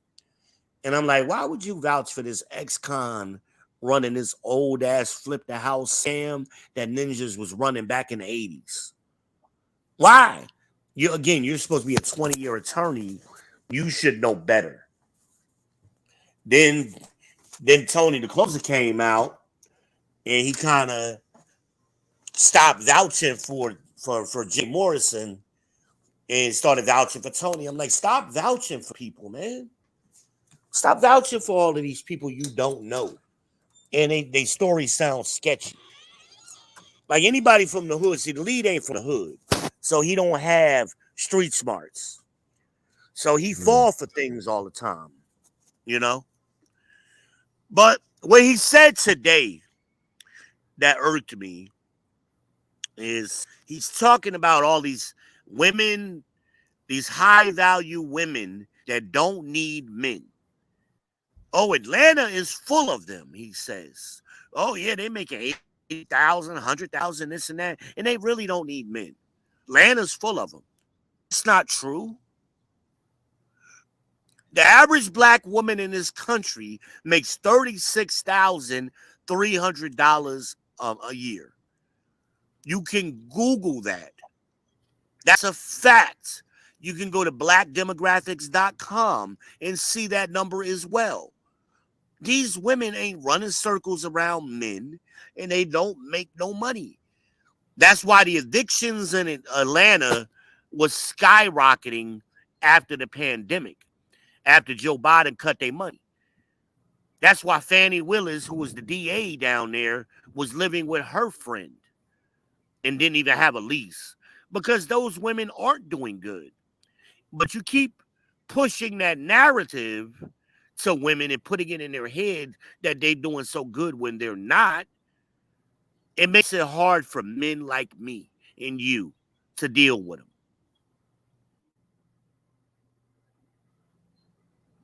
It makes it very hard to deal with them. Know what I'm saying? Hello? Yeah, Can you hear I me? get what you're saying. Exactly. Okay. I get what you're saying exactly. Yeah, I mean, like I said, man, that's exactly what I had to deal with my wife, man. Never again. I'm And not she was dealing. playing that volleyball with the kids. Yeah, and But it and see, comes my from thing was gassing their heads up. That's where it comes from. Yeah, but I blame myself because I wasn't moving right when we met. I wasn't moving correctly because I had Well, that just happens moved back. too, and we all got to learn. I've been in the same boat too. But Yeah, you in a relationship with you one-on-one with her, that's one thing, and you make a mistake. But when you got other people influencing your relationship that you don't even know about, that makes it 10 times harder. yeah. Because you always got somebody, some goofy nigga in her ear telling her the opposite of what you're telling her. Man, I was dealing with all that shit. Male friends and all that shit. Kevin Samuels had a legacy. Friends And at the work, shit. Go ahead. I'm sorry. I think I got a little lag. I was dealing with all that shit, man. Her co-workers telling her how they operated home. I'm like, I told her, don't start that shit. You know what I mean? Don't even start that shit because you're gonna fuck up your own situation listening to them, Then and that's where it comes from is men like him. Usually it's the men in the church. them old civil rights ninjas, they the ones that pander to women a lot, the most, right? But ninjas like him, these what Coach Greg Adams call them, these abadaba niggas from the South, same thing. He talking about the same group of people, the abadabas, Shannon Sharp talking niggas. They won't tell women the truth. They won't tell them the truth, and it makes it hard. And they're simping. They're putting women on a pedestal that they don't deserve to be on. And then they don't Yeah. get nothing in return. Now, the lead attorney, I listen to what people say carefully. And with things, some people let things slip out. He got a big thing for you. Ever watch his show? Nah, I know about him because I recommend watching his show because he gives good information out. Especially if you're okay. dealing with child support. It's a very good show to watch. But he has a co-host on his show, young lady, gorgeous young lady. She's very pretty. And he likes her. But it's like he won't just come out and shoot his shot. It's like he doing that roundabout, I'm gonna be your friend thing, you know. And I really don't respect dudes who do that. If you're gonna shoot your shot, nigga, shoot your shot. Or move out the way. Exactly. I'm way in your face with it, and here you go. You know, I ain't trying to be a friend. I don't do that friend zone shit. I don't play them games. I like you. I'm trying to get at you. What you want to do? Right. Right. That's me. That way later on it can't be, oh, we were just friends. No, the fuck we wasn't. Exactly. I got enough of my friends. Or my whole life. I don't have no new friends. I'm damn near 50 years old. What I look like making friends? Like I'm in kindergarten. Right. Hi, my name is... Fuck out of here. I don't have no time to play. None. What we got? Amina said what?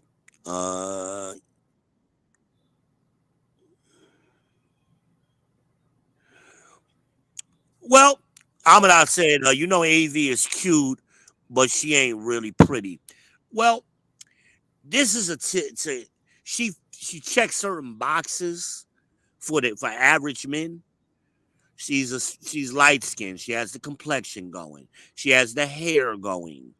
You understand? So she has a certain body shape going, petite. So a certain group of men, like Lee, like Kevin, they would look at her as, they would rank her very high. She would be an 8 or 9 on their scale. You know, she's not really hood ratchet, so they rank her high. You know, as you know, she may come from a decent pedigree, I would assume. So they rank her high because of that.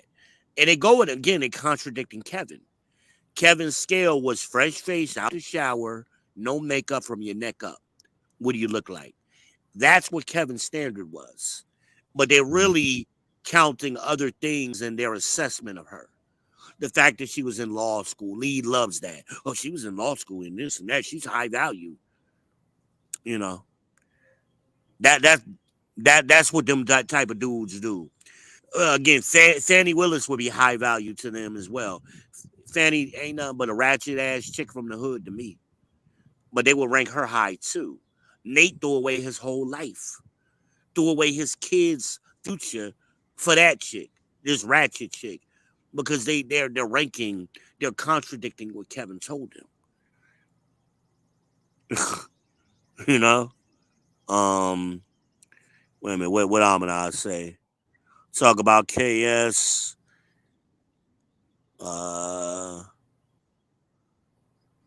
Ranking her that high. I could see him doing it. I don't have any proof that he ever ranked her that.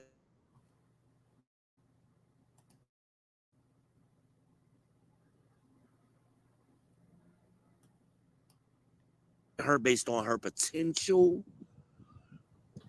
Again, they guys like Kevin and Lead, They don't exist in normal everyday reality. They exist outside of that. So I think a lot of times their ranking is skewed. They're looking for Stepford wives kind of thing. And she kind of comes off as that. Um, I honestly wouldn't be interested in her beyond a one night kind of stand kind of thing. She's not my type. She ain't nasty enough. I like nasty girls, and she don't look like she could be nasty. So I couldn't mess with her. She looked too prissy to me. Um, I'm more like me and Coach are more on the same wavelength than me and the lead and Kevin was. The type of women we would choose. Um, but yeah. But yeah, they're unraveling Kevin's legacy, guys like the lead attorney, by contradicting him. Because he put a clear message out, and now you're clearly going against it, and that's supposed to be your boy. You know? That would be like the disciples all of a sudden after Christ died, for them to start teaching the opposite of what Christ was teaching. You're supposed to be a disciple of Kevin. That's how you made your bones. Now, all of a sudden, you want some different ish.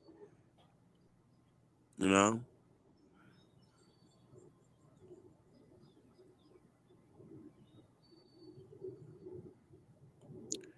On the other note, my song is finished. Oh, we got to hear that then.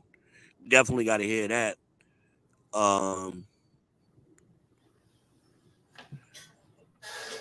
I gotta find out how to give you administrative rights on my StreamYard. That's what I gotta figure out how to do next. Um, that'd be very helpful. Cause yeah, if you had administrative rights, you could play your song right now. You could pull it up, for us. So I gotta figure out how to do that for you and Death Note. Um,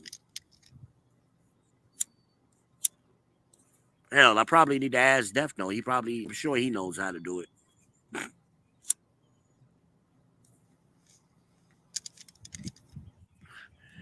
I just haven't taken the time to do it. Oh, you just found out? Okay. Well, we'll work on that then this weekend. Um, but yeah, she's cute. I put AV in the to me, she's an adjustable 6. She could go from cute to very pretty, depending on the day. That's where I put her. Just looking at her from the neck up. I've never seen her body, so I don't know what her body looks like. Um, but that's how I rank her as of right now. Her sexual marketplace value using Kevin's definition, depending on what a body looks like, what a real personality is like, her sexiness. I don't see her as sexy. She's not sexy to me at all. She that hasn't come out. Her sexiness has not come out. It's not part of her regular personality. Um, but yeah. But she's cute. Adjustable 6. That's why I would put her. Even though I mean,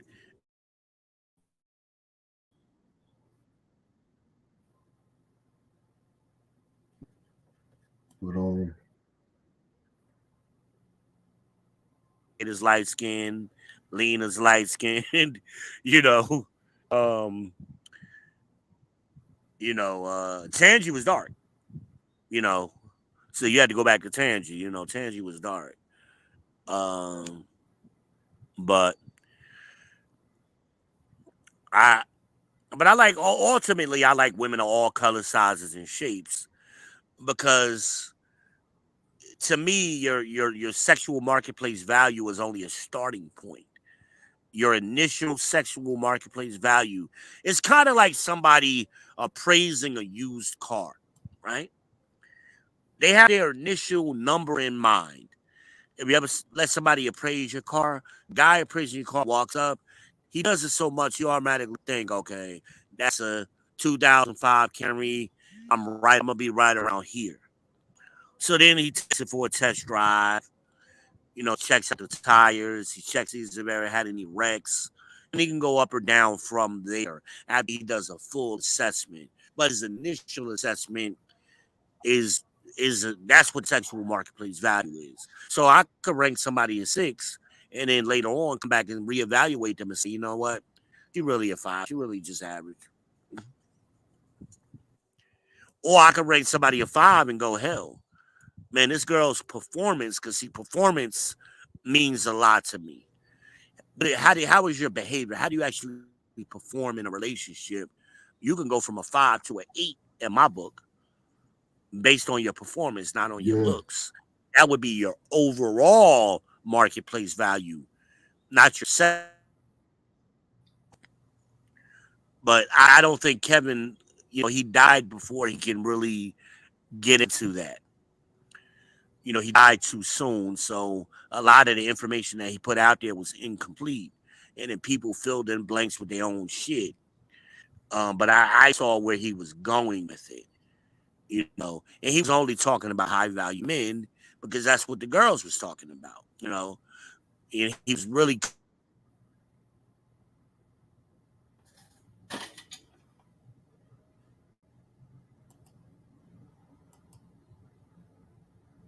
you shouldn't be expecting to get a high value woman. You should be looking for an average woman. You should be looking at a 4, 5, or a 6. That's what you should be looking for. That's my opinion. Same thing with the lead attorney. I think he's a Henry. And he just became a Henry. He's a high earner, not rich yet. So we're watching him in his newfound wealth.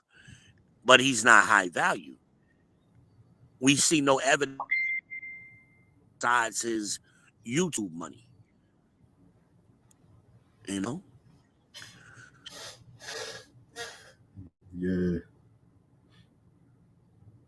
Yeah, I don't put too much stock into this manosphere category anymore because the lines you got a lot of pretenders here, just like in the real world, and you got a lot of guys who they're in this space, but they don't understand it, and they pretend to be red pill, as we call it, but they really are blue pill. That's what they really are. They're blue pill. Whatever the hell they want to believe. That's what Morpheus told us the blue pill was. They don't deal in reality because they don't exist in reality. They don't go outside. They don't have no experience. They ain't never dealt with no woman for no long period of time. So all they got is a bunch of theories. That's all they got. So you listen to them long enough, and if you a real dude, you be like, that's some bullshit. Especially if you've been dealing with a woman. You got some time in the game with a woman, you ain't believing none of this shit these guys are saying. Yeah. They not living the life that they pretend to be living. And when we say where we from, they fugazi. They faking it. Yeah. Well, a lot of this shit these niggas is talking about, we learned in the streets already.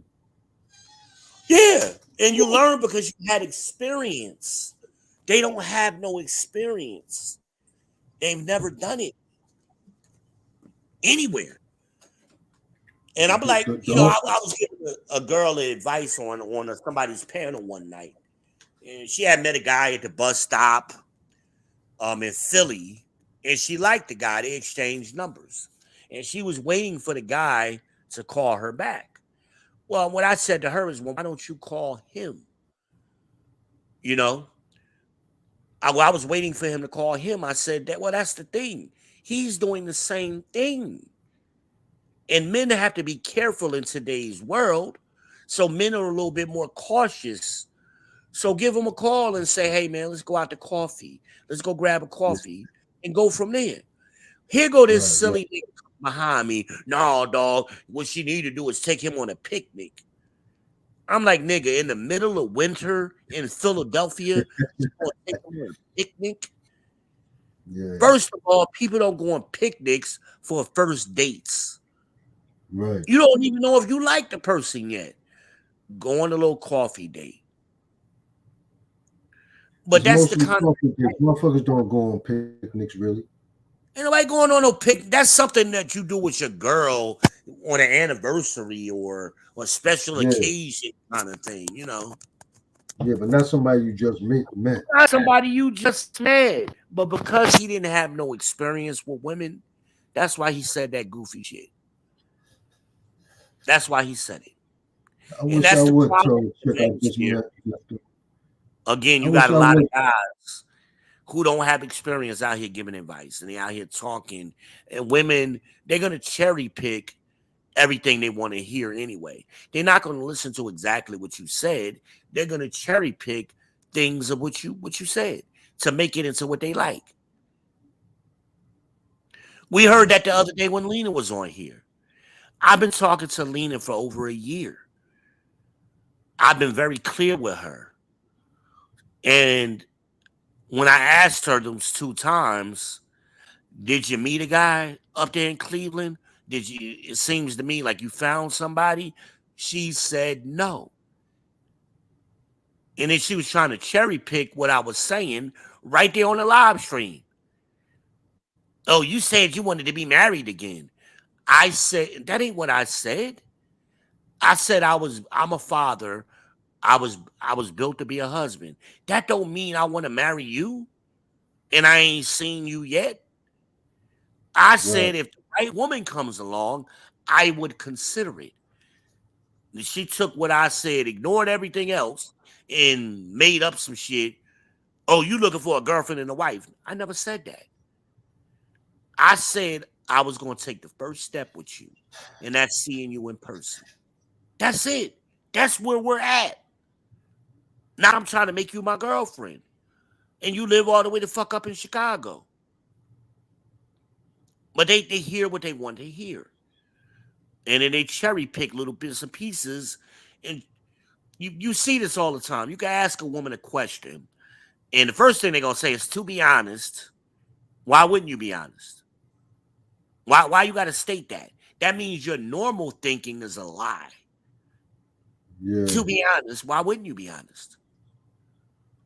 Then they're going to do this. They're going to repeat your question and try to rephrase or answer a different question. We saw Fannie Willis do that on the damn national television. They was asking her questions. She wouldn't answer none of the questions, and she would just go off on a tangent, tell all these long ass stories, and answer some other question. And the white people were stunned, like, what the fuck is going on here? Ma'am, you are a district attorney. You know you're supposed to answer the question. Well, we call that filibustering. They don't want to answer the question. They want to say what they want to say and never answer your question. What Kevin used to do is no. We're gonna stop right here. And I tell other podcasters to do the same thing. Stop letting these women get away with that shit. Answer the question, or we're gonna move on. Or I'm gonna mute you. I'm not listening to a 20-minute story that don't got nothing to do with the question I just asked you. But that's how they do that. So later on, they can come back and say, I didn't say that. You didn't ask me that. I told Lena, I said, baby, this show is being recorded. You can go back and watch it later. I know what I just said, and I know what you just said. You keep not listening to what I'm saying to you. And that's why she got with Franklin. Because them simp ass dudes will play that game with women. I'm not playing that game. We're going to be straight up in our communication. Whether I agree or disagree with you, at least we're going to have an understanding. But you ain't going to be changing my words around to make it seem like I said something I didn't say when I was very clear. That's what Kevin was about. Every night, you can go back and watch his show, any show. He did this every night, 5 days a week, where he had to stop him. Wait a minute. We're going to stay right here and answer my question.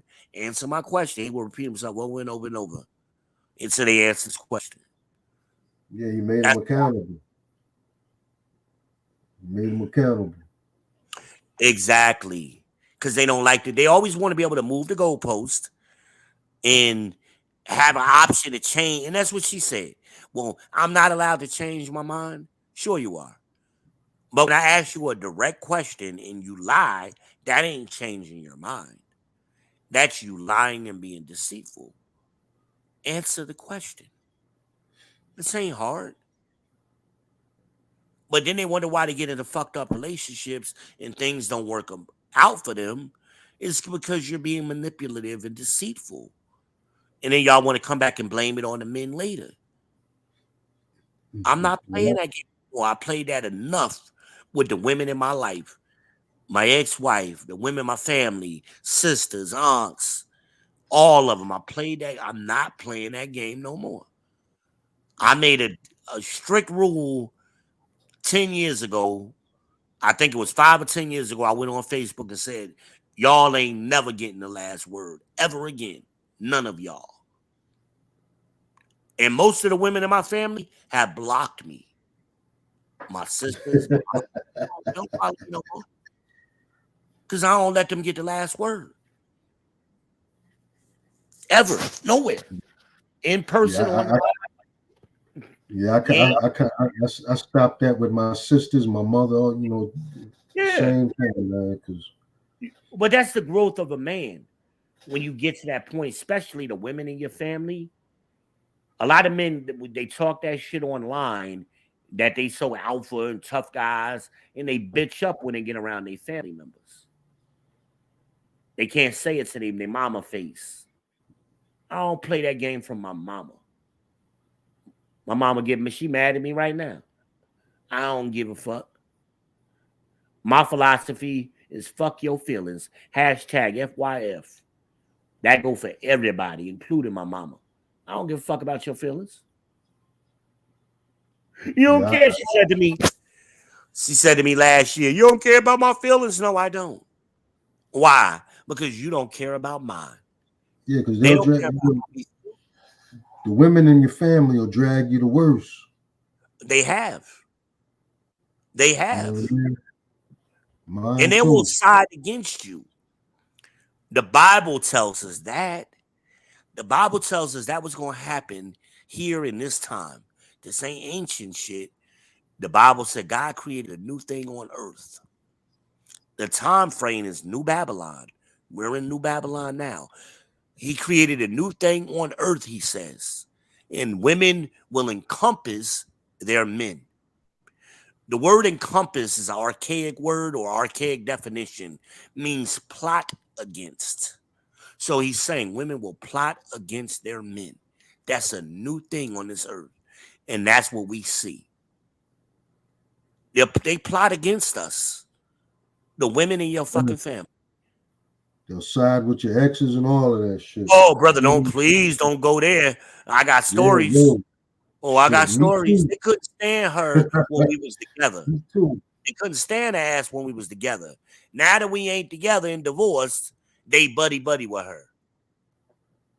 I'm like, are y'all shitting me? Y'all buddy with her? And she hurting my kids? She hurting me?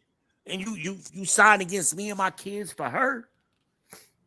I couldn't believe it. Yeah, it gets crazy, man. So I don't want to hear nothing they got to say. I don't want to hear none of the bullshit.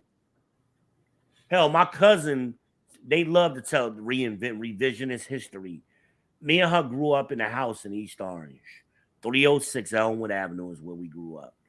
I went to Washington Elementary School, which is right on the corner of Elmwood and Sanford. I went to VLD in East Orange, right? My cousin gonna talk about, I didn't grow up in the house with her. We grew up in the same fucking house. It's my grandparents' house. You wasn't there. I said, well, Tamika, where was I at? I didn't go to Washington. I didn't go to VLD. Where was I at? Revisionist history. In my lifetime, I've only lived with my mother and my stepfather for about a 2-year period. We lived in Orange. When we talking about like 3rd grade and 4th grade. 5th grade, I was right back in East Orange at Washington Elementary, and I went to VLD for 7th and 8th grade. And eventually I migrated down here when my grandparents came down here in 92. She talking about, oh, you didn't come down here. Well, where the fuck was I? I've been down here since 1992. I finished high school here. I graduated in 1994. So where was I if I wasn't here? But this is how they reinvent history to some narrative that don't make any sense. Yeah. When I used to come home every summer, and I stayed with somebody, usually my aunt and my uncle, because they bought the house on Elmwood Avenue. I stayed with them. I worked at McDonald's the whole time I was in high school. I would come home every summer.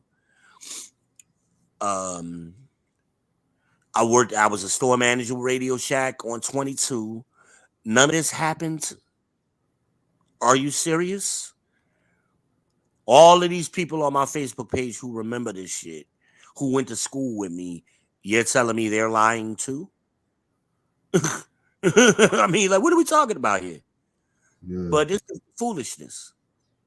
Shit, the foolishness. This is a woman in my family. We only like 4 years apart. So if you got a woman that's blood related to you, you grew up in the same house with, you could imagine the mentality of these women out here that you just meeting. Yeah. You could imagine. And I just stopped playing the game with them. And these punk ass men in my family who they happy life, happy wife ninjas, the civil rights Negroes who let their women run crazy and say anything. And they know this shit is wrong. They know it because they say it privately to you. Yeah. But when they around their women, they don't say nothing. Bitch niggas. I don't have the patience for that shit, man. No, neither do I. Neither do I. That's when I started this podcast 10 years ago. I started it on Facebook because I was tired of lies and the men not saying nothing. And of course, them ninjas don't be on Facebook. Oh, I ain't got no social media. You know, that's how they hide from it. You don't see your wife online telling all these lies every day. That you oblivious to it. You live with her ass every day. I know you know your wife lies. Because if she's doing it publicly, she's doing it in private. I know my wife. Yo, you know what's crazy? The things that I didn't tolerate when I wasn't married, a lot of that stuff I ended up going back on my morals, because I would ask friends, you know, some of my brothers' advice and stuff like that, because they was already married. So, you know, so when I met my wife, she had 2 male friends. So, you know, I mean, I'm not insecure, but I don't agree with having, you know, with male friends. But I had cats tell me, oh, you know, well, you can't tell her that she can't have friends and stuff, shit like that. So TJ, who was on here earlier, he has the same problem. Now, my caveat to that is, like me and Amanaz, for example. Me and Amanaz has been more like my sister than my own sisters for 20 years. Mm-hmm. For 20 years. Me and her are friends. We really like family. Now, if your girl got new friends, co-workers, that kind of bullshit, I'm leery about that. But if she got a friend she been with since diapers, that dude is a little bit different. Yeah, but dude, he was around before me, but how long? She met him at work. Yeah, see, that's the thing I'm talking about, the work buddies. Yeah, now, I mean, I let it rock. And that's the dude, basically, he waiting for his chance. Waiting in the wings. He waiting for his chance. You know, I'm going to play the friend role until I could slip in there. I had a problem when my wife would do that. All of a sudden, she got all these new friends and shit. I'm like, these ain't your friends. They want to fuck you. I That's why they I let agree it. with every damn thing you say. Yeah, I let it rock though. I'm not an overly jealous type of cat. You know what I Yeah. mean? So I let it rock until we really You're supposed started to having die on problems. it. I started noticing that she be on the phone all the fucking time talking. Yo, one day I pulled up at work. I was getting ready to get out the car, and then the nigga called my phone looking for her. You know what I mean? I mean, I didn't address him about it, but I damn sure told her And that that's what you're supposed to do. I yeah, just that's told her you fault. that It ain't his fault. you Yeah, supposed I to don't. address the man, or the man is supposed to address the woman, not the other man. Because you've Right, been nah, got into a fight with the nigga and beat his ass, and she'll be on his side, and you nah, sitting in cause jail. years before that, I had I had an experience with one of my exes. She was from Sanford Avenue, Yeah, and then she had moved to Stanford and what? Fabian, huh? Sanford and right next to South Orange Avenue. Oh, okay. I got my Right? homeboy was from there. Yeah, a few My blocks boy up from Second Juan was Street. from down there. Yeah. So Yeah, I know that area very well. that area is one of the wildest areas in North. Yeah, that's why I used to hang out. Yeah, and On Abbotsford is I used to hang out on Sanford and Abbotsford. mm-hmm. Yeah, that's my stomping grounds, right around the corner from where I lived. And then she moved to Hawthorne and Fabian. So around that time, after she was living up in that area, we were having problems. She was cheating on me, but all I know is that somebody kept texting her early in the motherfucking morning. She'd be at my crib, and somebody would text her early in the morning to go to breakfast. Yeah. So one day, well, one of her cousins went to Virginia and gave me the keys to her cars. Because Yolanda didn't drive, so she gave me the keys. So one night we had went out during the day, and I was dropping her back off at her house. Yeah. And she got out the car. She started walking across the street. So she went to open up the gate, and there was a car parked on the opposite side of the street. So the nigga that was in the car said something to her, but I didn't. Obviously, I didn't know what was going on. I just saw her walking to the gate, and then she stopped. Yeah. And turned around and looked in the direction of the other car. So she started talking to some dude in the car. So she walks over to the car, and they start arguing. So then I got out the car. I'm like, "Yo, what's up?" So he walked over to the car with her. He was like, "Yo, they were, what did she say?" He said something. He was like, "Oh nah." Dude was like, "Yo, all I heard was like, why don't you tell dude what's been going on? Be a woman and tell your nigga what's been going on." Right. So I'm like, what? So he walks her over to my car. Well, it was her cousin's car.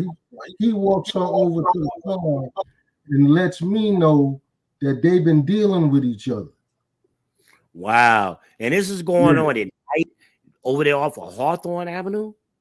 Yeah, Hawthorne and That nigga was bold. Yeah, so I mean, but I appreciate him being real about it, because right. The shit could have went left. You know what I mean? Yeah. Oh, definitely down there. Yeah. That shit taught me a lesson, because I was in my early 20s, man. And that's what I said to Lena the other day. I said, y'all women play games. Y'all don't understand. When men are in person, that shit could be life or death real quick from these games. And like you said, that area ain't no place to, especially Hawthorne Avenue. Yeah, That ain't Hawthorne, no place to Avon, be none of that fucking shit. around. Nowhere down Yeah. there. Hell, even on Sanford. Hell Nah. no. Nah, there's certain places you don't play no games. And I'm not from. I wasn't from that area. Remember, I told you I'm from Somerset Street. Right. Yeah, and at that time, shit, I mean, I say that to people all the time. Y'all, they don't understand how the hood works. You know, certain neighborhoods you don't go in at certain times. You know, it's just that's just how it is. You know, especially you're a dude from outside the neighborhood and you want to see about a girl in some other dude's neighborhood. Dudes be Yeah. watching, don't like that shit. Yeah. So that taught me a big lesson, yo. Don't never. Which I didn't. It played out the way it was supposed to, but My little whenever you cousin, have, you was telling a story the other day how you've been going back and forth with your wife. Now, my cousin Tony, he's from Queens, and he moved down here with his mom. His mom and dad moved down here, so him and his brother eventually migrated down here. So he was trying to get his son from his baby mother. You know, she was from New York, and he had been fighting her in court for a long time, good 5 years. Finally, he got custody of his son to bring him down here. You know, he thought it'd be a better environment for him. They were living in Rock Hill, South Carolina, or you know. So anyway, he brought the boy down here. The boy is like his senior year of high school, and he was, you know, he was hanging out with his homeboy. His son was hanging out with his homeboy. They went to go see about a girl in another neighborhood, and sure enough, when they got over there, the girl had a boyfriend, and that boyfriend killed my cousin and his homeboy. My cousin was dead on arrival, or dead at the scene, and the homeboy ended up dying on the way to the hospital. 17 years old, man. Damn. 17 years old. And my cousin, I mean, it was hard on my cousin, man. You know, that was his only son. He had been fighting to get him so long, and for that to happen. Well, women don't understand the games that they play have life or death consequences. And that's how I was saying to Lena. I said, Lena, I'm a dude, you know, I go to Chicago. I ain't gonna have no pistol on me, but I damn sure am gonna have a knife on me. That nigga would have ran up on me. I'd have slit his damn throat. You don't know what I would have did. You know, because I still got that hood shit in me. I think like that. You know, I don't know. I'm in Chicago. I don't know this dude. I don't know nothing about him. He run up on me. I don't know who with him. I'm in life or death mode. I said that's a situation you could have created because you playing word games and semantic. You know, they don't understand that. And then I be in jail. The nigga dead, and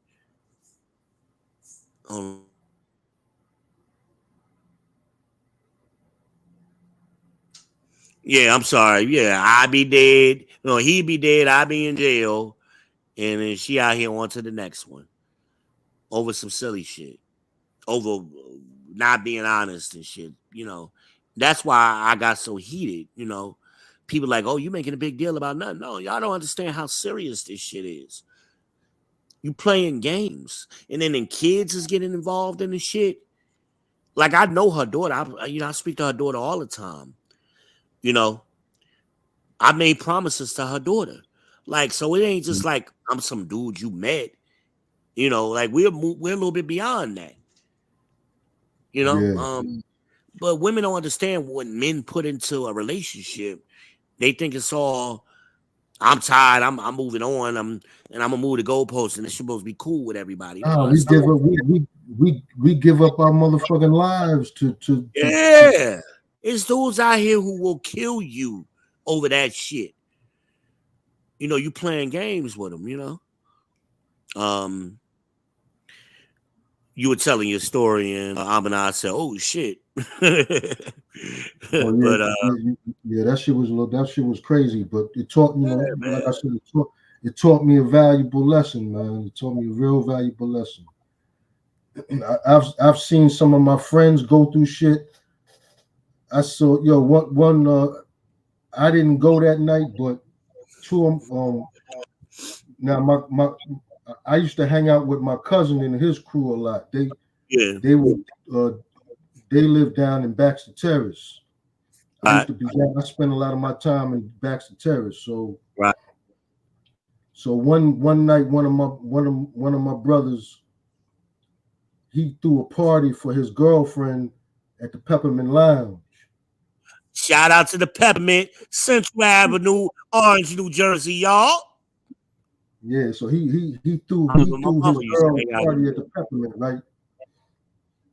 So I didn't go. I'm hearing all the shit that went on. So I didn't realize the Peppermint was still open, man. It's still open. My mom and my father and them used to hang out in that motherfucker, man. Shit. Yeah, I think the Peppermint I couldn't wait till I turned 18 when I can go up in that motherfucker. Like, that was a goal of mine. You know, you wasn't grown until you went to the Peppermint, man. Yeah. Shit. My spot was flashbacks now. My spot was I stayed in Zanzibar. Zanzibar, the Tremont Lounge, Club 88. Yeah. Oh 88. Man, all them shits, man. Orange Peel. Oh man, it was a lot of them little spots, man. A lot of them spots. I remember the first time I saw Bernie Mac was downtown at the Zanzibar. He played the Zanzibar when he was early on. I still got the flyer from that show. Hey yo, what's that spot? What was that club on the opposite side of William Street in East Orange? I've been in there one time. What you talking about? I can't remember. That was down the hill. Shit, what was that? Yeah, it was on the other side. You know, on William Street where the pet shop was at, on the other side of the block. I used to hang out on William Street a little while. I used to go to the Y over there. Back in the day, when I was a kid, I was playing basketball for Naughty by Nature. They had a team that they sponsored, and we played out of the Y. So I was always down over that way. I just can't remember the name of that club. Yeah, that club was right down the street from where Rickles was at. Rickles, right. Going towards Little City. I can't remember the name of it. Yeah. I've been and it was another one on Park Avenue too. I can't remember that one. It was another lounge. Them old cats used to go to. Sir Richards was up the block. Yeah, it was a lot of shit, man. Yeah. A lot of shit, man. That was some good times, man. Those was good times. Everybody had their little hole in the wall bar. I remember my Nobbies. You know what Nobbies is? Yeah. Nobbies off of Springfield Avenue. Is the movie theater's over there right now. It's like right around the corner from where the movie theater is. Nobbies. My cousin, his father used to own it, Mo Brown. My cousin Mo father used to own that shit. Nobbies.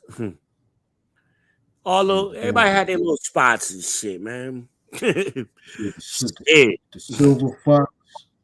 Remember the Silver Fox? I know you didn't. Where was the Silver Fox at?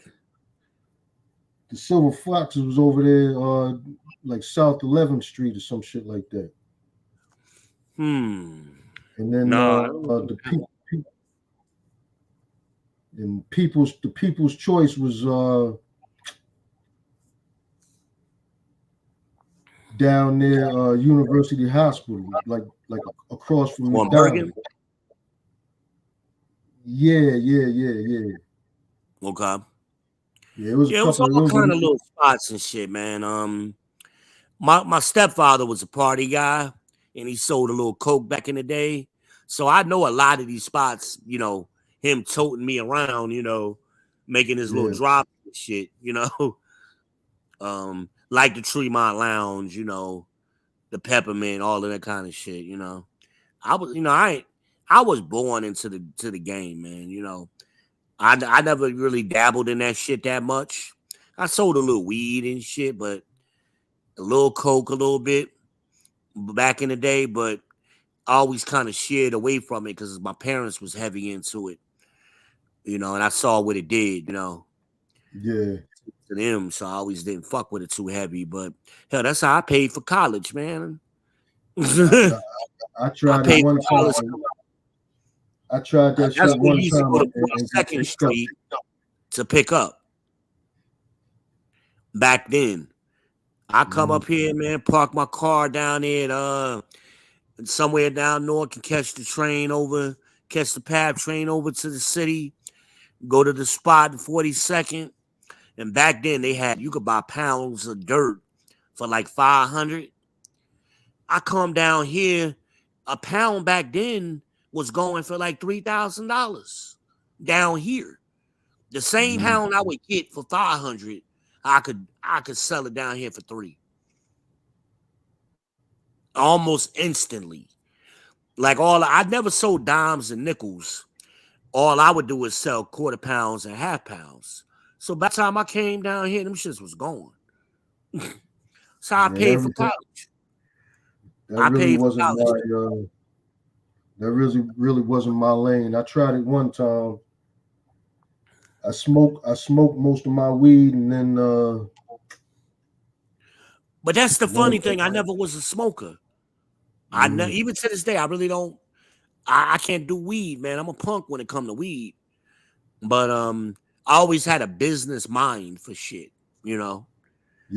So when I wanted to go to school, I had to figure out how to pay for that shit, Yeah. And I did what I knew. But I ain't sell drugs, but once a month. Once a month, I'd make that trip from Orangeburg, South Carolina to Jersey, and I would come back and I was done. Yeah. I was fucking done. I always had a regular job, so nobody ever questioned what I was, my money. I had a good girl. Her father was a judge in another town, so I was always beyond suspicion. Very few people knew what the fuck I was doing. I was low key with my shit, man. And then I didn't smoke, so nobody ever thought to ask me about no weed, Like, that nigga don't smoke. What you asking about weed for, back then. But yeah, next time I come to Jersey, I'm definitely going to shout you out. I hadn't been in a couple of years, and I've been thinking I might make a trip up there this summer for at least the weekend. I make sure I shoot you out when I come up there and shit. Because I will be in Newark when I come. That's just what I do, I'm gonna get my White Castles. I'm gonna be down there on free. Well, I'm not even in Newark now, though. I stay in South Jersey now, but Oh, word. Yeah. What part of South Jersey you in? Willingboro. Oh, okay. You in Willingboro, right up the turnpike. Yeah. Yeah, I got people there. A lot of my people done moved down to the PA now too. And what is that little town everybody done moved to? Just outside of the Poconos. I can't remember the name of it. I got a couple of cousins that's down there. I didn't know a lot of people was moving out to that area. I was talking to somebody else. Mad people moving up. Yeah. Houses is too expensive in North Jersey. So everybody, PA wasn't too bad. So they didn't want to. I don't like PA though. I don't like PA either. But I got a few cousins that's down there, and my homeboy, and a lot of people, they come down here to Atlanta, and then they Atlanta ain't what they think it is. Then they'll come halfway back. They'll move to Charlotte, they'll move to Virginia, which is more their speed. Charlotte is just like Jersey, I don't like not the gang shit. My sister, my little sister living in Huntersville. Oh, she right up the road from me. Yeah, I mean, it's nice down there, but it ain't.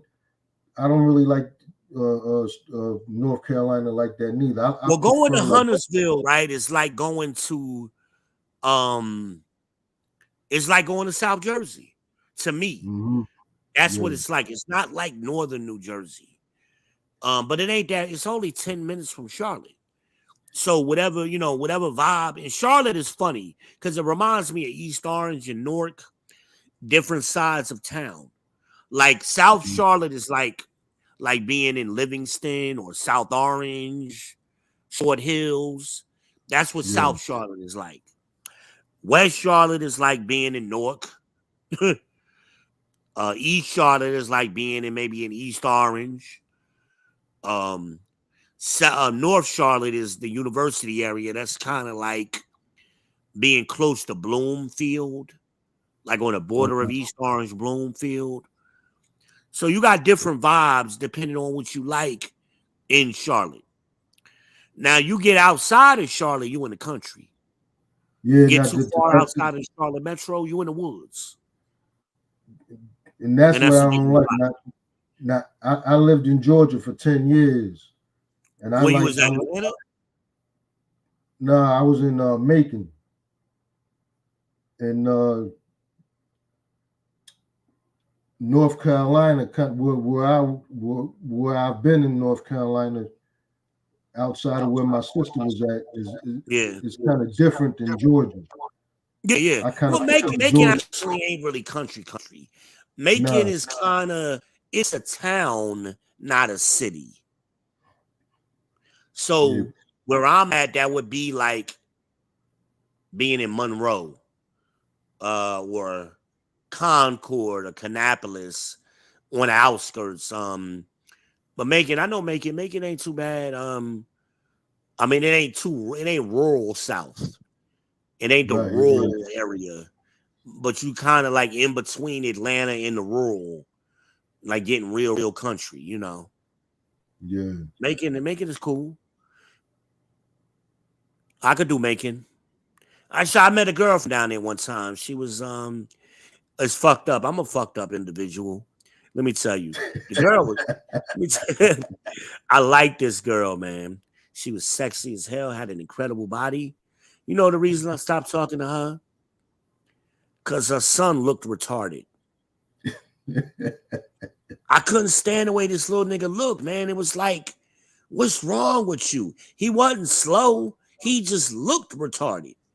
Like he was off and shit. Like, I'm like, man, I can't be in the same house with this little nigga, man. This nigga scared me, man. Like Chucky or somebody, man. That nigga looked retarded. And he was a nice little kid, but I couldn't stand looking at him, man.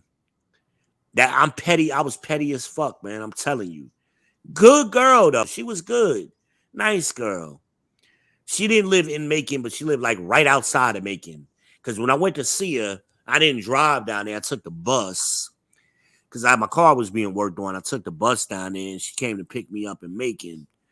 And she lived about 30 minutes outside of Macon, some little ass town. I can't remember the name of it. That was a long time ago. Shit. Nice girl, though. Nice girl. Banging body. Ooh, that girl had a body on her. They always them country girls like this way out in the man. I mean country, like in the middle of nowhere. Always got them bodies. It's always them girls that's from fucking no-name towns. Yeah. Towns you ain't never heard of before, you know. Southern chicks, they're a little crazy, man. Yeah, I've seen some crazy ones, you know. I've seen some crazy ones. But she was a good girl, man. I just couldn't deal with her son, man. I had no problem with her. No problem. I stopped talking to her because I got tired of looking at that crazy little boy. And that little boy looked off, like something was wrong with him, man. Like really, like this nigga is about to explode, and I don't want to be here. I was petty. My two oldest, their mothers from Macon. Okay. Yeah. My son is here with me. That's what's up. Now, how long he been up there with you? Since high school, so he graduated like last year. Okay. Yeah, that's a tough age to get him at because you still got to work through a lot of the bullshit that's been programmed into him at the earlier age. You and Defo was talking about that, you know, the other day with that. The optimal boy is like 5 years old, you know. Yeah. And I agree with that, you know. knowing all of the boys I done raised. When you get them late in life, like right now, I'm dealing with my son. My son is just, he on some other shit right now.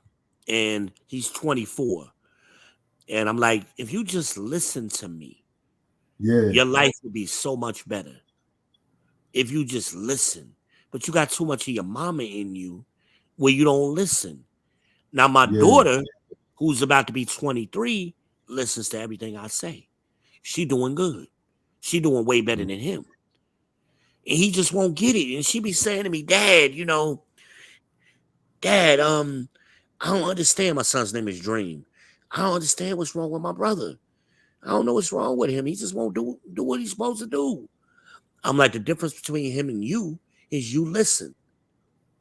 You might not listen right at the moment I say it, but you will at least go back and consider what I just said to you, and then you'll make the adjustment, and then you'll come back and be like, Dad, you was right. Him, he don't do shit I tell him to do. I told him right now, you should be in monk mode, because he made a baby at an early age. He had a baby at 14, 15. And I'm like, your baby mama got you by the balls right now, son, and you don't realize it. He didn't go into the military like I told him to do, because they would have paid for that kid. I said, now, no child support. She can hold child support over your head any fucking time she wants. Wait till you get another girlfriend, and that's when she's going to pull out that big joker on you. Just wait. He ain't listened. He just got another girlfriend. Watch. I'm going to come back. I'm going to do a whole stream on it, because I've been saying this for a while. She going to put his ass on child support. I said, your life, brother, is hard enough out here without paying child support. You're going to be dead in the water. Like, you have no plan. I said, well, you should have did what I told you to do. You should have went into military. It still ain't too late. Otherwise, you ain't going to be able to work yourself out of it. These jobs ain't paying. He's only a high school grad. And these jobs ain't paying him enough money. He ain't even take care of himself. He living with my aunt. Yeah, they're not paying a living wage. Right. So he living with my aunt. Use this time before my aunt dies. She getting old. Use this time to stack up your chips. He ain't doing shit I told him to do. And I be testing him every now and then. I hit him up last month. Was like, hey, let me borrow $50. I get it back to you Friday. It's like Wednesday, right? He ain't got it. I'm like, Dream, why you ain't got $50? You ain't paying no rent? Yeah. Like, why you ain't got $50? You should at least right now, by my calculations, have at least $1,000 in the bank. You just sitting on it now. That's not the problem I got with my son. So he was working, right? Yeah. He done got fired off of 2 jobs. Yeah. Now, first of all, I told him he didn't have to worry about working, because I didn't want that to be his I wanted him to just concentrate on school, but he wanted to work. That's cool. I'm not going to stop you. It'll keep you out of trouble. So, but he's going to work, but he smokes weed, but he's going to work smoking before he go to work and all. I'm like, yo, man, why don't you slow down? You know what I mean? Sound like my son. My son do that same shit. I mean, losing jobs and smoking too much weed. Yeah, and then not only that, to be high at work is a safety issue. You know what I mean? I mean, some of us I used to do this shit too, but not like that. You know what I mean? But you learn from our mistakes, young men. Yeah, right. We trying to, as the old cats would say, we trying to pull your coat. And especially now, they think because it's legal, you could just do whatever. That shit don't work like that. Well, down here in South Carolina, where he at, it ain't legal. It ain't legal down there. It ain't legal in North Carolina either. So I'm like, look, bro. And when the property we got out there, we got 16 fucking acres, man. It's out in the middle of nowhere. Smoke when you get off of work. But you can't. You ain't making enough money to be smoking weed every day. Smoke weed once a week on your day off, out there in the country where nobody fucking with you. I get it, but you can't be doing this every day. You ain't saving no money. If something happens to my aunt, that's his lifeline right now. God forbid something happens to my aunt. She in her 70s. God forbid something happened to her. He ain't got nowhere to go. And you ain't got no money. Now, his mom helped him get a little piece of car from her brother, little old ass Oldsmobile. I said, Dream, this car ain't gonna last that long.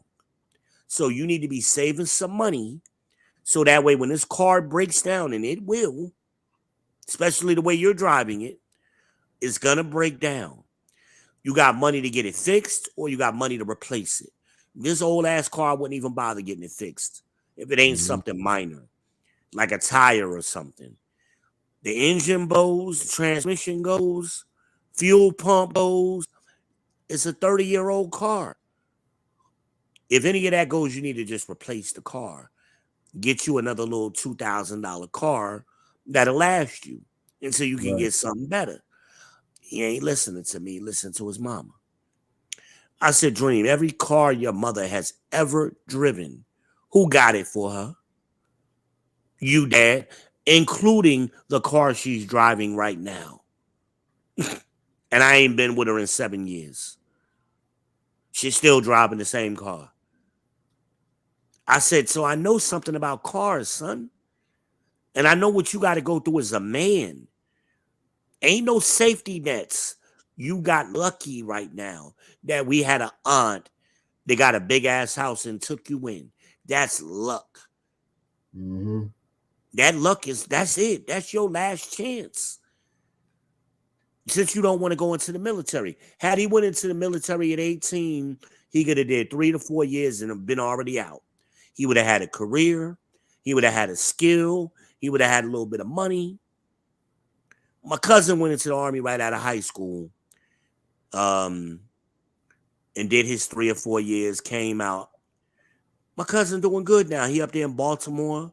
Him and his wife just bought a house 2 years ago. Beautiful house in Baltimore, just outside of Baltimore, with a swimming pool and everything, an acre of land. Doing good for himself. He working for the post office. He driving trucks for the post office. I got another cousin who driving trucks up there in Cleveland. I said, son, there's ways that you can benefit yourself, but you got to let this goofiness go. This is your prime years. This is your prime years. You don't get this time back.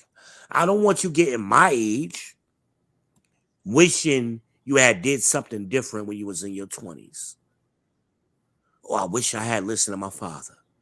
And it's too late now. You don't get that time back. That's the exact. You don't get it back.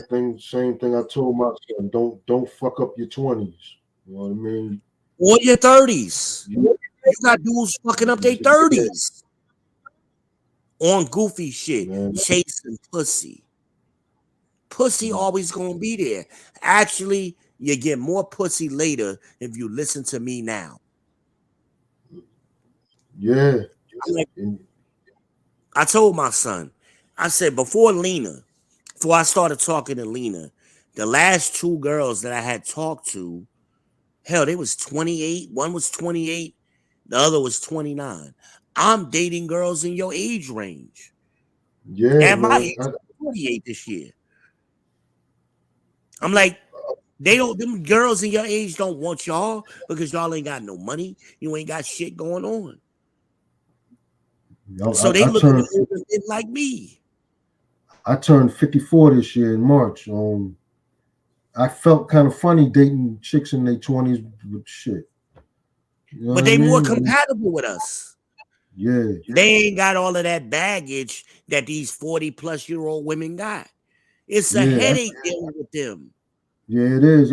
I had one of my boys tell me, man, you need to don't fuck with none of these chicks in the 20s.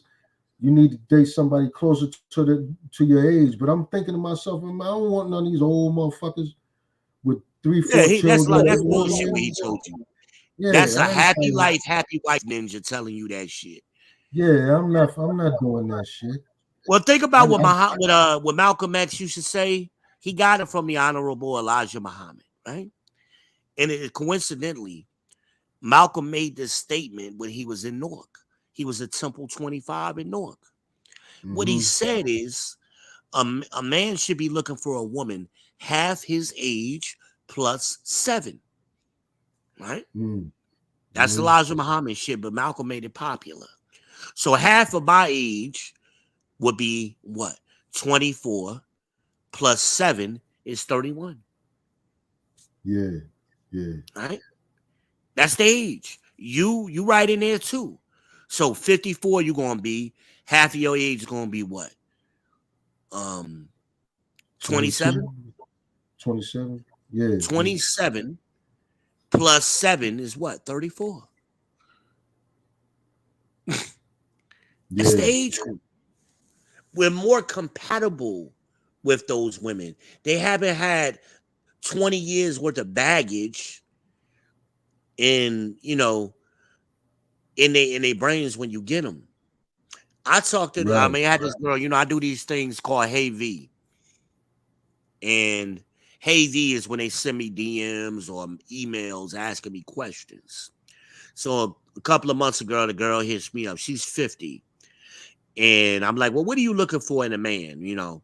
So her response was, well, I'm looking for a man that will listen to me talk and understand me.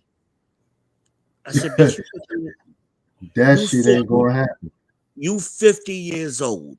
So the men that you're going to be dating are more likely going to be older than you and probably divorced, or they had long-term relationships. They not trying to listen to you. What you are looking for is a fucking therapist. You need therapy. You don't need a man. You need therapy. You looking for a girlfriend. You ain't looking for a man. Man is 50-something years old. He been working hard all day. He got to come home and let you therapist, man. To your stories. That ain't what that man is trying to do. And, well, maybe I need some more counseling. I said, sweetheart, you're getting it now. You just ain't listening. What did I tell? I told her, I went right back to her. I said, I told you. What do men want from women? Peace, cooperation, and good head. That's what all men, even gay men, want that. Okay? Now, each man may have a couple of other things you add on to that. You may have 1 or 2 things like, I want this girl to be light-skinned.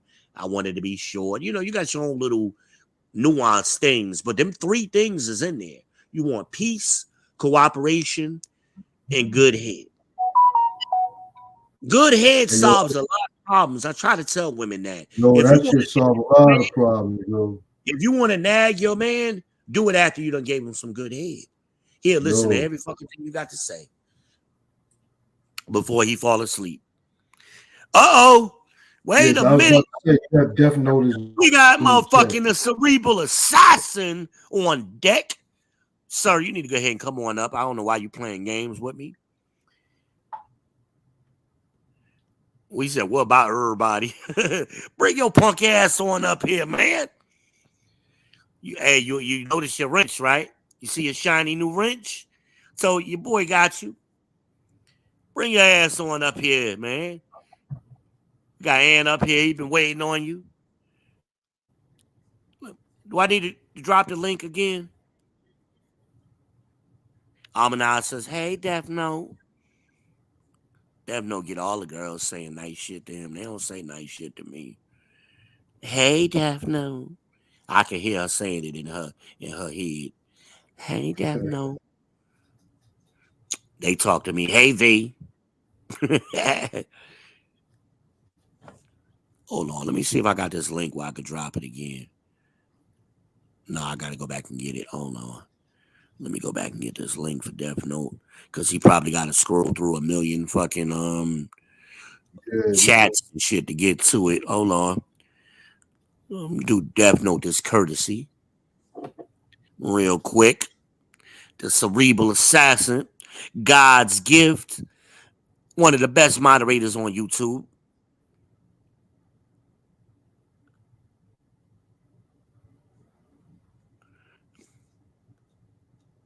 Do like the lead, do high value man. Do like the lead, dude. Even though Death Note does check all of the boxes for a high value man, better than the lead. And they both in Atlanta.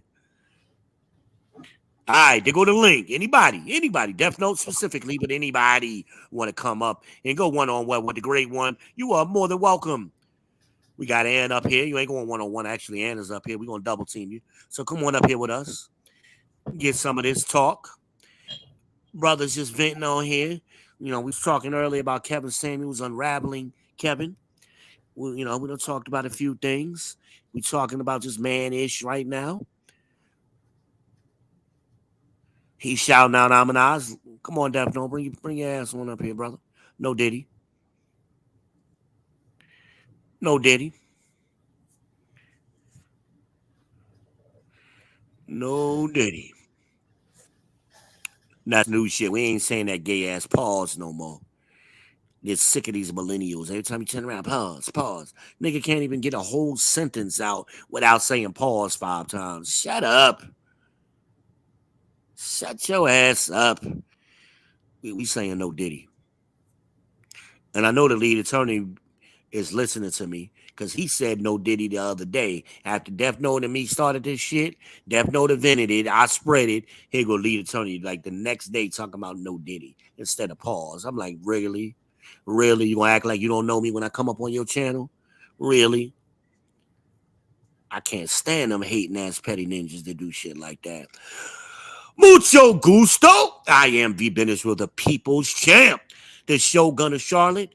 The Heisenberg of this ish. The motherfucking Cookie Monster. That's what the girls call me. Pumpkin Escobar. The King of Queens. It's your boy. You are now tuned into the best. You are rocking with the best. You on the People's Podcast. It is coming up to the hour. 4 minutes before the hour. 7 o'clock. April 6th, 2024. We are kicking it here, man. Kicking it. We coming down to an end of the Sabbath day, even though the sun's still shining. It's almost going down. It's starting to set. Sabbath day is almost over. It's almost over, y'all. But we doing our thing. Shout out to Amana. She up there at the barbecue spot, getting some chicken and some baked potatoes and shit from the pit up there in Concord, North Carolina. Shout out to them. Shout out anybody else. Death Note can't be the only one watching. I see y'all. Or y'all hate watching. Franklin, are you here, Franklin? Franklin, are you here? Come on up and talk to the brothers, man. Redeem yourself. Redeem your stroke, Franklin. No Diddy. Redeem your stroke. Franklin, a head thief. Shout out to CT Clayton. Shout out to CT. CT. Shout out to CT out there in LA. And his beautiful wife, Tangerine. Shout out to my brother CT and his squad. Shout out to Big Ja. Shout out to Big Ja. All them brothers out there, man. Love y'all dudes, man. Doing a thing out there in LA, man. Taking the game to another level. Shout out to the 85 South Tour down in Atlanta. My brother's Carlos Miller. Shout out to Chico Beans. Shout out to motherfucking, what's that young boy's name? Goofy ass. What's the goofy one name, man? I like that little dude now, though, man. He's a real one, man. I always forget. I don't know, but I watched them a few times with my nephew. Them cats is crazy, man. Yeah, the young boy, man. I didn't like him at first because I thought he was a cheap version of like Chris Tucker or something. But he did some real shit when Nick Cannon got into trouble, and they tried to go behind Nick Cannon and get him to host the show. And he refused, said, look, no, hell no. I'm sticking with Nick. Nick gave me my shot when I didn't have nothing. And I'm riding with Nick. And they had to end up bringing Nick Cannon back because none of those guys would take over the show when they tried to get rid of Nick Cannon. So yeah, I got mad love for that dude, young boy being loyal to Nick Cannon like that. Damn, what's his name? Damn, I can't remember. Somebody say it in the chat. I can't remember. 85 South Tour. What's the young boy name? But Chico Beans and Carlos Miller, man, those my dudes, man. They funny as shit, man. Yes, I saw the one in Philly. I believe I saw the one in Atlanta, and I saw one other show. Yeah, man, them good dudes. They podcast is funny too. They do a podcast. They pretty funny, man. And they doing it the right way, man. They all independent, man. They making their money. They control their own and control everything they do. I number doing it the right way, man. This YouTube shit, man. You know, I was talking to a chick the other day talking about she about to be a rapper and she about to come out with an album. I'm like, baby, don't they buy albums no more? This ain't the 90s. But use YouTube to build your audience. Y'all didn't learn nothing from the gay girl. What was it? Ooh, what's the girl name? Young M.A. She showed y'all how to do it. That girl got her money independently. And she used social media to make a name for herself.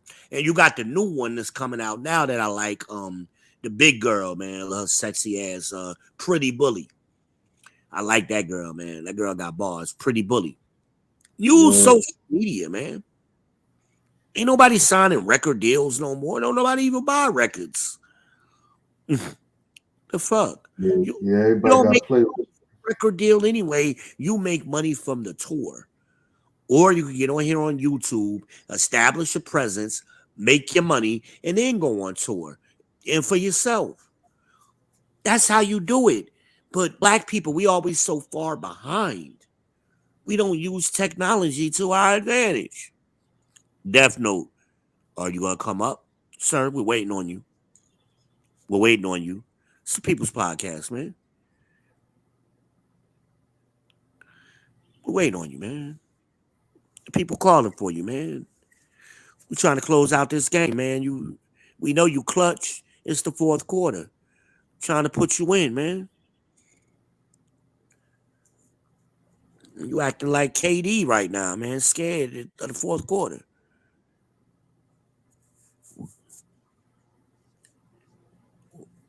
You know? What's going on with you? All right, let's give him a chance. He might be doing something. He can't be working. I know you ain't working, man. Saturday. You ain't got no job. You ain't got shit to do. But, yeah, moving on. Y'all people in the chat, I see y'all. Y'all don't realize I got the metrics. I see y'all. Come on up here and talk to the champ. Champ ain't gonna hurt you. I don't know why y'all do that, man. Just ghost watch. Participate. Let's hear your voice. Hey, just come up here and say, give me a shout out. Hey, salute. Salute the chat. Salute the panel. Me and Ann up here. And bounce. But at least we know y'all rocking with us. Ain't nothing wrong with it. Hit the Cash App. $ send to V. Send me $2 on the Pure Leaf Tea. Now I'm starting to sound like DDK and shit, rocking, rhyming and shit. I didn't mean to. DDK. Shout out to DDK. Cars and Cribs. Speaking of the South, I was just in Houston this past weekend, man. Oh, word? I might go to, yeah, it's like my third time there, but this time I rented a car. Oh, wait a minute. Hold the presses, and I got my boy Red Illusion coming up on stage. Red Illusion, what's going on, my brother? What's going on, man? It's glad to have you here, man. Where you been? I think I'm blocked in the chat. I can't say nothing. I'll have to fix that. I think think Almond Eyes did it. It was a while back. Well, I one of think you moderators, Death Note, Almanac, see if y'all can unblock Red Illusion, please. I was wondering yeah, where you had been. yeah. Because I No, I've shouted been you here. out I've the been other here. day. I've been supporting. I'm not a hate watcher. Yeah, no, I shouted you out the other day. We was talking to Lena. Lena was up here trying to reinvent history, and Wally was up here too. And I said, "Oh, I wish Red Illusion was up here." What's going on? Well, Lena, she had ghosted me back in December for like a week, right? Okay. And then when she came back, I said, "Well, Lena, you went to Cleveland. What's up? You met somebody? You found somebody else?" No, it ain't like that. Wait, what Then ain't like that? no, it wasn't like that. I just, I had to go through some things and some shit. So then she goes to me again in January for like half of January, going into February for almost like a month or like a couple of weeks. And then she comes back and does the same thing. I'm like, well, Lena, obviously you met somebody. Why don't you just be honest about it? No, I ain't met nobody. So now she got a boyfriend. A boyfriend he came up on the podcast last week. Oh, He had word. been ghost watching me for like 2 months. What? Yeah. He was coming Because up here. His she's. name was Uncanny. He was in my chat. His name was Uncanny. Oh, I talked to that guy. He sounded like Uh-huh. he sounded like a troll. And his name was Franklin Stewart. That's his real name. He came up here under both names. I thought he was one of Jay's friends. Come to find out, it's Lena's little boyfriend. So I was on here talking to my ex. My ex, Miss Red, was on here, and he thought he was going to throw some salt in the game. So he come up here on the panel, and he was like, Red, can I ask you a question? And what if you was talking and you had a girlfriend and some dude was constantly trying to push up on her? Would that be right? Keep in mind, I had just found out about her boyfriend, quote unquote, 20 minutes before the live stream.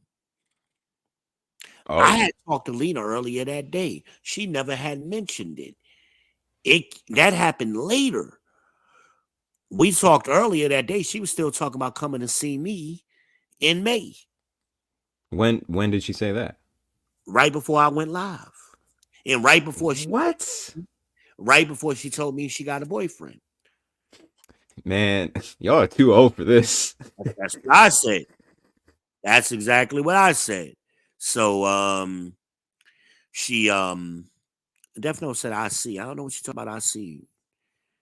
What you see? Wait a minute, maybe he responding to something. It's a madhouse. Oh, she talking about the restaurant, and Def No talking about I see. She talking about the pit house. Anyway, so yeah, Red. So yeah, so I tried to talk to the dude because Red, my ex Red, was like, I'm not gonna answer that question. I'm gonna let V answer that question. So I'm like, yeah, if you say it the way you said it, because I felt something fishy, like I was being set up. And I said, okay, yeah, things happen exactly as you said it, it would be wrong. But from my experience, usually it's more to it. And then he immediately dropped Lena's lane. Well, why you keep trying to push up on Lena? And round, sounded like a bitch. And I tried to, hey, young man, I'll be more than happy to answer the question. I had to mute him because he wouldn't stop talking. Young man. I could tell he was a younger dude than me. Young man, you're not gonna come on my show and overtalk me. You ask the question, allow the answer to come out. Because I'll tell you some shit that you don't know. Obviously, you got bad information. Obviously. So, I muted him and then he got in his bitch mood and he ain't never came back up. He left and never came back up. Okay, no problem. Whatever. So I made a promise. I'm gonna be roasting that ass for the next 5 streams. Coincidentally, this is the 5th stream or more. Just like I did Ivan's ass. Remember Ivan? Oh yeah, Yeah, that was right. like We ain't seen Ivan since either. 3 years ago, dude. I Right. remember.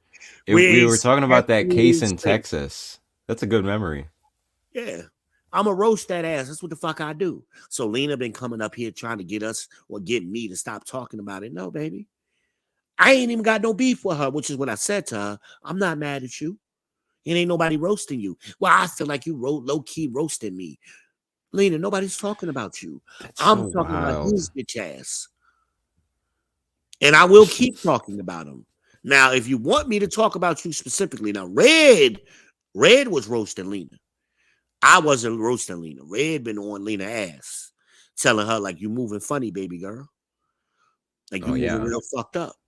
And then Lena came on here again yesterday or the day before yesterday, trying to get me. Well, I feel like you talking about me. I'm not talking about you, Lena. Ain't nothing been said about you today. That's your guilty conscience. I remember you made a post and it was literally, you were like, people think when I say something, it's about them. It's not about about them. you. Remember I said you must be on my Facebook. No, I think it was on YouTube. Well, no, it was Instagram too. You on my Yeah, Instagram? it had to be Instagram. It was Instagram. Yeah.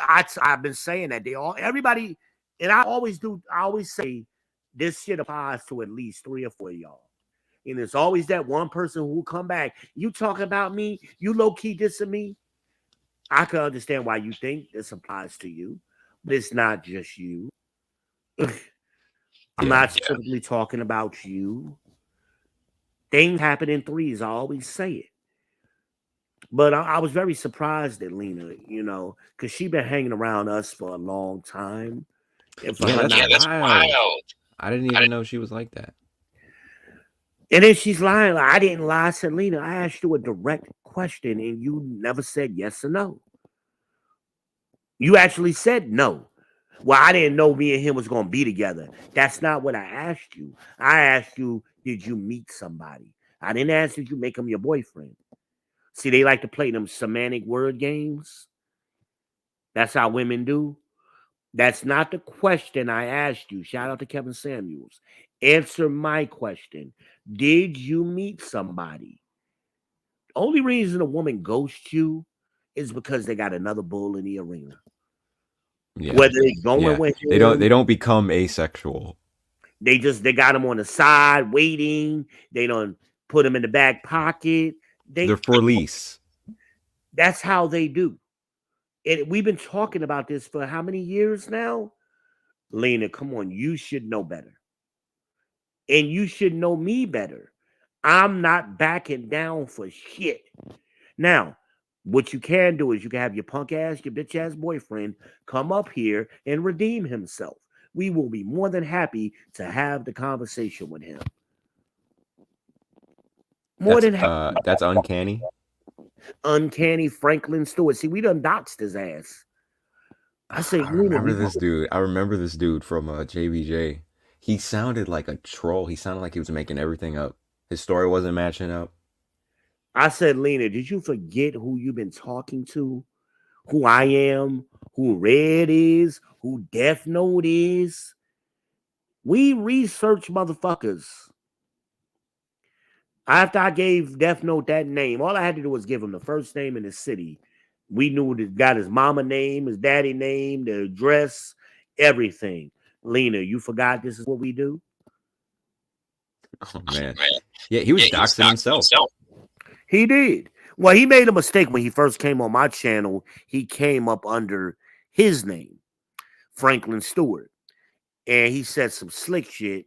And then the next couple of times he came up was under Uncanny. But he was... What people don't realize, your speech is like almost like a fingerprint, right? If you read enough person's writings or hear enough a person talk enough, you can identify them based on their writing. Yeah. That's how the Unabomber got caught. Uh-huh. It's like a fingerprint. I'm very good at that shit. If you read one of my books, you would be like, oh shit, this sounds just like him. You'll hear it in my voice. Or even if you read somebody's famous book, you don't hear your voice, you hear their voice. Because they got a signature, that signature.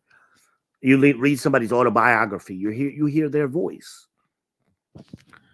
What did I read that, Red? What did Amanaz say? They just ran out of brisket. I barely made it. Oh, she up at the this barbecue joint up there in Concord. We expect video, ma'am. Do you have any video footage? You're supposed to be getting content while you up there, ma'am. That's Amanaz. Shout out to Amanaz 78, #1 Rhino Raider. Hey, if you make one of your little pit stops by Krispy Kreme, wink, wink, give me 2 jelly donuts, please.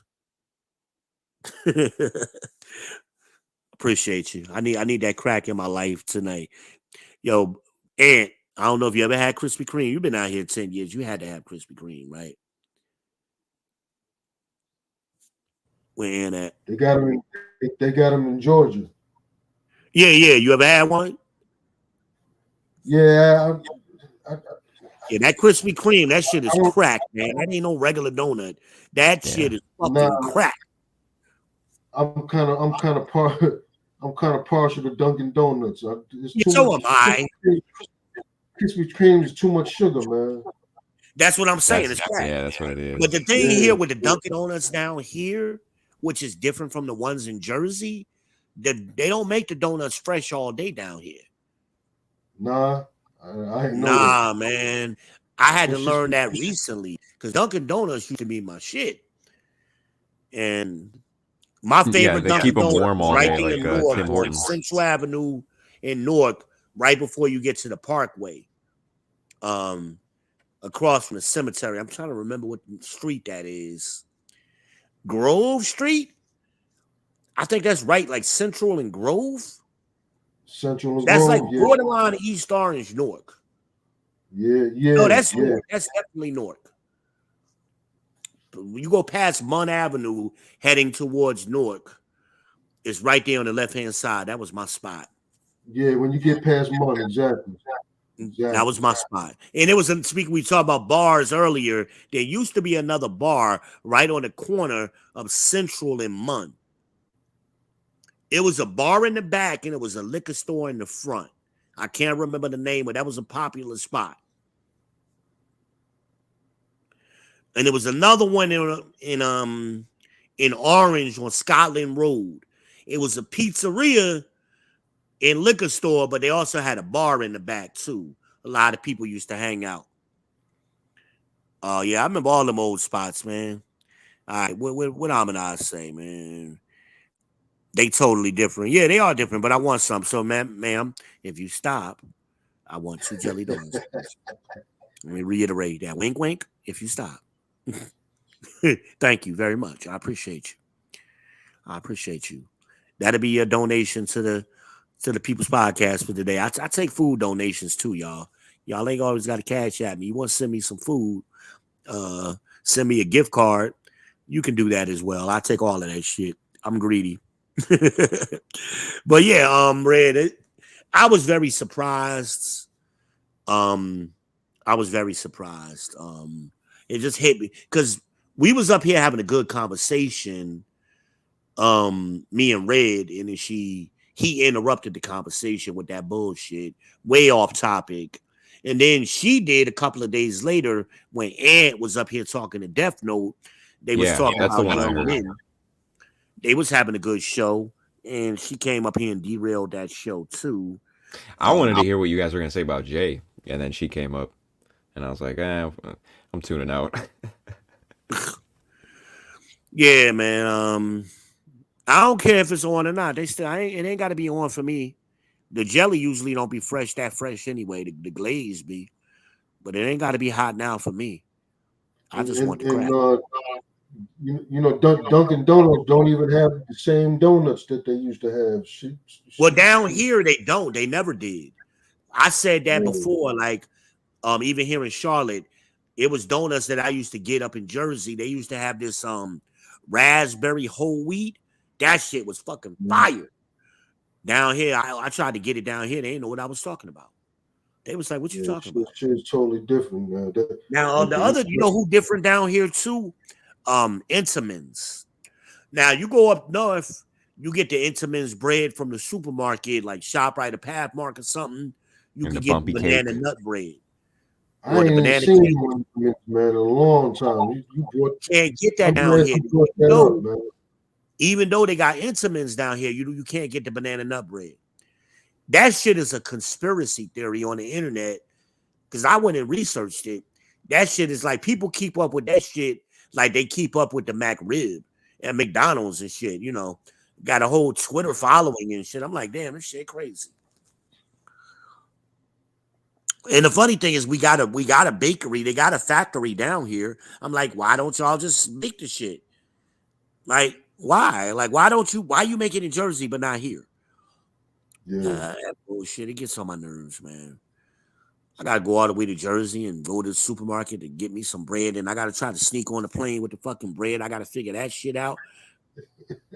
I already got to put the cheesesteaks in the carry on. Where I'm gonna put the bread at? Cheesesteak. Yeah, I'm sorry, sir, but somebody tried to bomb a plane with a cheesesteak once, so. Well, I got the dude let me on the plane. I had 5 cheesesteaks on my carry on, and they was all wrapped in aluminum foil. Yeah, they can't say you can't bring food, man. He was like, "Oh yeah, can I talk to you for a minute, bro?" I said, "Yeah, They man." be going, they be going a little too hard with that shit sometimes. He was like, "Where you going, man?" I was like, I'm going to Charlotte." He's like, "What's in your bag?" Cheesesteaks. I said, "Brother, I can't get these cheesesteaks down. I ain't been up home in a while. I got to take something home." He's like, "Man, go ahead, man." He let me go. He could have been an asshole about it, but he was cool. He was cool. So who in the chat, man? We all at, man. I put one in the chat. Let me know you're here with the people. We got Red Illusion in the house. We got Ant in the house. We are just kicking it. We done talked a little bit about the Godfather today and how you got some men out here that were unraveling the Godfather's message. But we are putting it back. We are restoring the Godfather's message. Shout out to our Godfather, St. Kevin Samuels. R.I.P. to the brother. Hey, yo, V, remember I was telling you, this is another problem I got with this shit. Remember I was telling you my well, soon is gonna soon be my ex-wife, but yeah. Remember I told you that now she had 2 male friends. One of them was a Puerto Rican cat that I never met, and the other is a brother, and supposedly he's a Muslim. Now I just a few months ago just thought about this shit. Now, I think I asked her. Now he's a Muslim, right? Yeah. I did bring this up to her one time, like way after. Now he's supposed to be a fucking Muslim. Now you know Muslims don't tolerate motherfuckers talking to their wife, right? Yeah.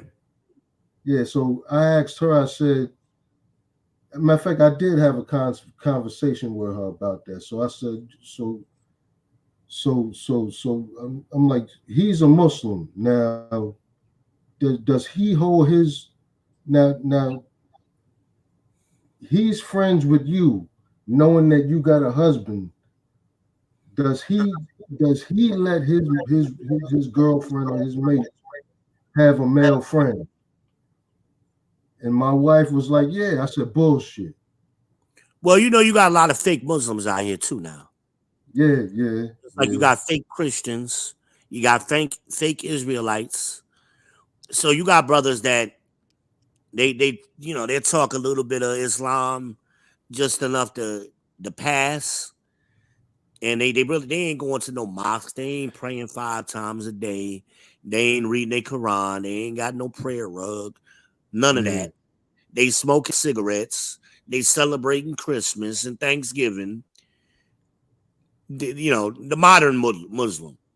Well, I think even the quote unquote real Muslims, they see it like, well, you're not supposed to talk to another Muslim man's wife. Yeah. But like an infidel guy, you can talk to his wife all day. Yeah. So you always got that, man, you know, and but they'll have their girl dressed head to toe in a hijab, you know. Yeah, don't look at her ankle. You know, they'll have her dress, acting, behaving accordingly, but he out of pocket. Yeah. Again, I know Muslims that celebrate Christmas, man. I know Muslims that eat pork. Like real talk, you know.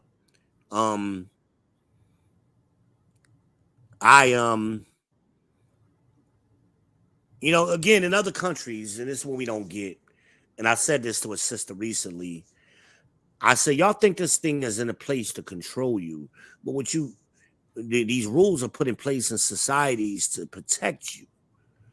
And especially nowadays, other countries are seeing what all of this liberty has done to women here in America and in England, you know, the Western world. And Yeah. these other countries ain't having that shit. Nah. They're not seeing the destruction that is Mhm. caused on a societal level. They're not going to have it. And that's why they having problems when they go overseas. You had the girl who went over to Dubai and they snatched her little ass up. You know, she was arguing, raising her voice and started that row shit, and they locked her Right. the fuck up. You got the girl who went over there to Italy, and the Italian lady smacked her ass up. She was in a hotel in Italy, and the lady told her, "Don't bring no food from outside into my hotel. We have a Yeah, restaurant." very, very passionate about their food. And she had her own restaurant. So the black girl did that black girl shit. I'll do what I want to do. The I lady, tear this motherfucker up. right? You know how I go. So and the lady charged her a fee. So when she got ready to check out, she owed like a couple extra $100, and she ain't want to pay it. And she started running that mouth. I tear this motherfucker. You know that whole gangster girl shit. So the Yeah. little Italian lady called Big Shirleyano from the back. Big Shirleyano grabbed that bitch up and sat her ass, sit your ass down. Smacked the ass up real quick. And you got the other one. This girl was from, where was she from? She was from England, I believe. I believe she was a South African, but she was raised in England. And she went over there to Japan to teach English, coincidentally. And she got mouthing with one of the damn professors or the other teachers. And she claimed that they threatened her life and they beat her. And nobody would come out and nobody witnessed this, by the way. In fucking Japan, you know how many damn Yeah. cameras they got in Japan? They got a camera everywhere in Japan. It's Skynet. No camera footage, no witnesses, nobody seen you getting beat. But she was booing on And they're the not internet. like that in Japan either. That story didn't go nowhere. They revoked her fucking teaching license and sent her ass back. And now imagine if that happened in America. And guess what? They didn't send her back to England because her passport was South African. They sent her ass back to South Africa. Oh shit. That shit was funny. I kept up with it for a little while. Yeah, them But other yeah, man. countries don't play that bullshit. And women, that's what they're finding out when they're going, when they want to travel overseas unprotected. See, black women, contrary to their talking points, they are the most protected women on the planet. That's a fact. But you let them tell it, we ain't got no protection. Please tell me when the black women has not been protected. You could go back to the plantation. They were protected. Yeah. They were protected. It's just really embarrassing the things we're expediting because like they say, oh, we're exporting liberty and freedom, and other countries look at our actual exports and it's LGBTQ and I'll tear this motherfucker up. That's all we're exporting right now. Yeah. And so they're looking at our freedom and democracy and they're like, I don't think democracy's for us. Well, the true thing is, as practice, this so-called freedom and democracy as practice isn't what they advertise it as. No. And that's what other countries are seeing, the double standards, the forked tongue that the white man speaks in here. They're seeing it like, hell no, we don't want no part of that bullshit because we see what it's doing. Now, the Bible warns you about that. You know, I got to bring out the scriptures. The Bible warns you about this very thing. If you give your daughters be shameless and you give them too much liberty, I'm paraphrasing, you got to keep them in straitly, the Bible says, unless they will harm themselves. They will harm themselves. So, in other words, by giving women too much liberty, they're going to end up hurting themselves. Wow, That's what there's we an have. allegory for that in the Epic of Gilgamesh, and that's literally the oldest story on Oh, Earth. yeah, Gilgamesh has it too. Beowulf has an example of it too.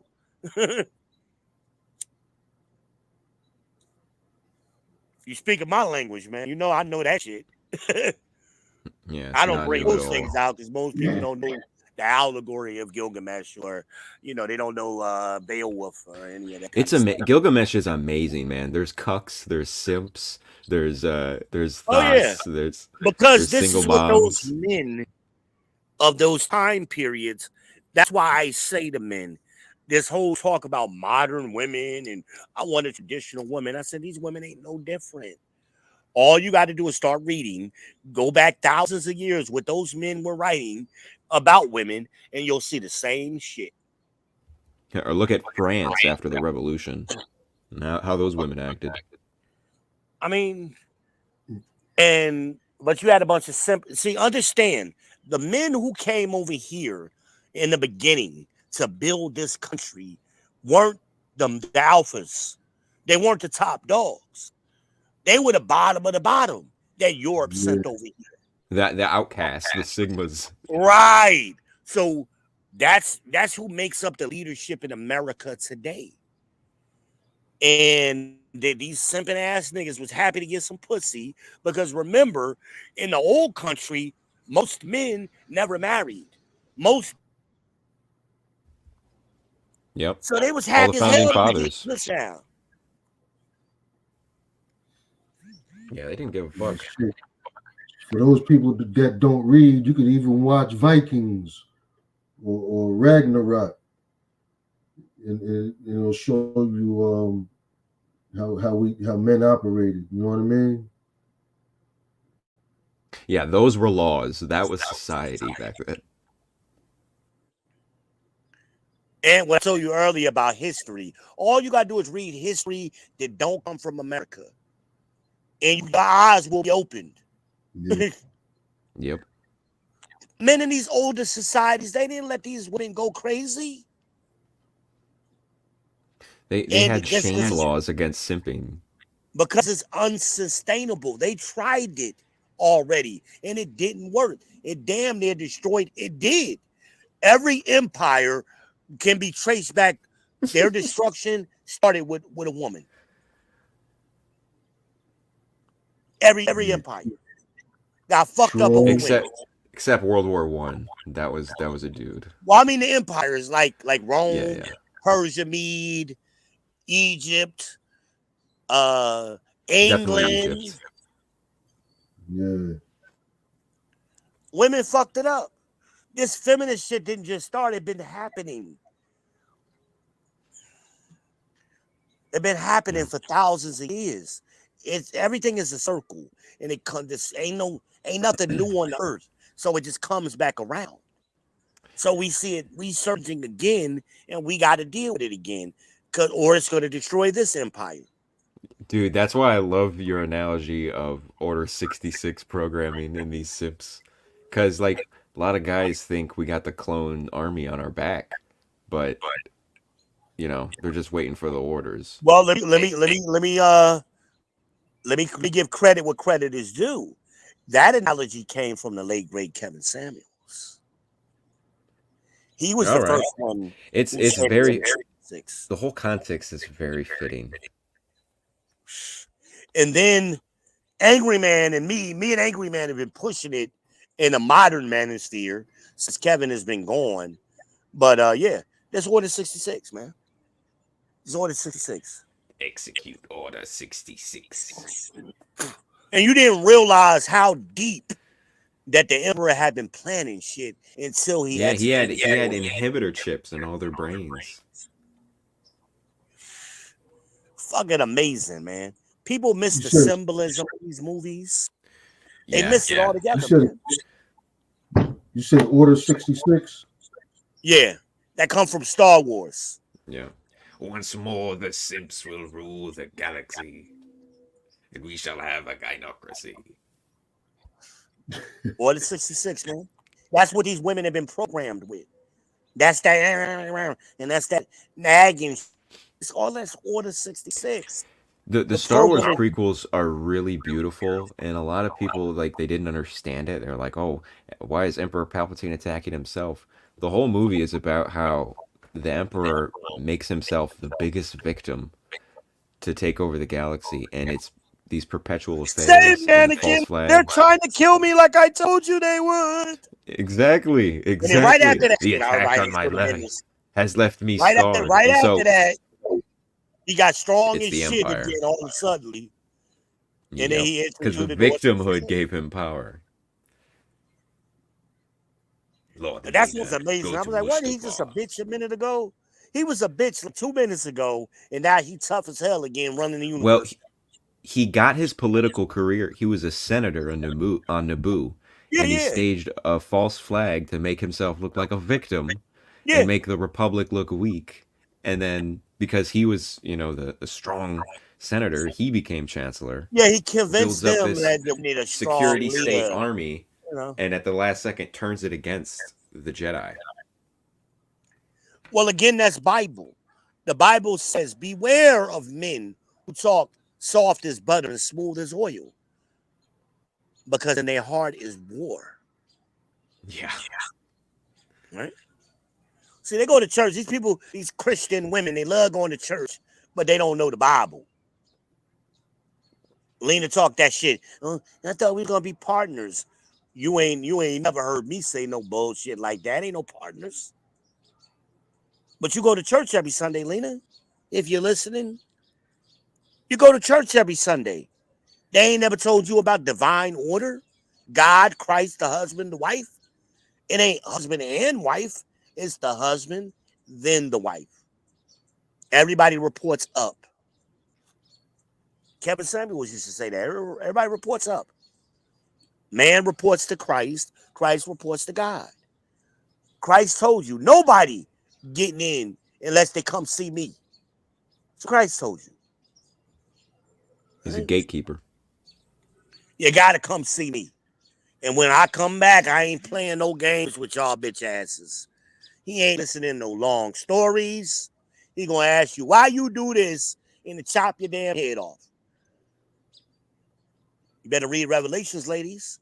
I know Pastor Porkchop don't go to Revelations. I know Deacon Clapcheeks don't go to Revelations and Daniel. Y'all don't like that. He goes to reservations. Deacon Clapcheeks been busy lately. Shout out to Deacon Clapcheeks and Pastor Porkchop selling their prayer panties. I'm going to make some women mad. They're going to get mad. That's how Fannie Willis was able to go up in the Bethel church that Martin Luther King was at and tell her adulterous ass committed adultery while she was speaking. They gave her the mic. And we think that's okay, black people? All y'all. She's not even as bad as Tiffany Henyard.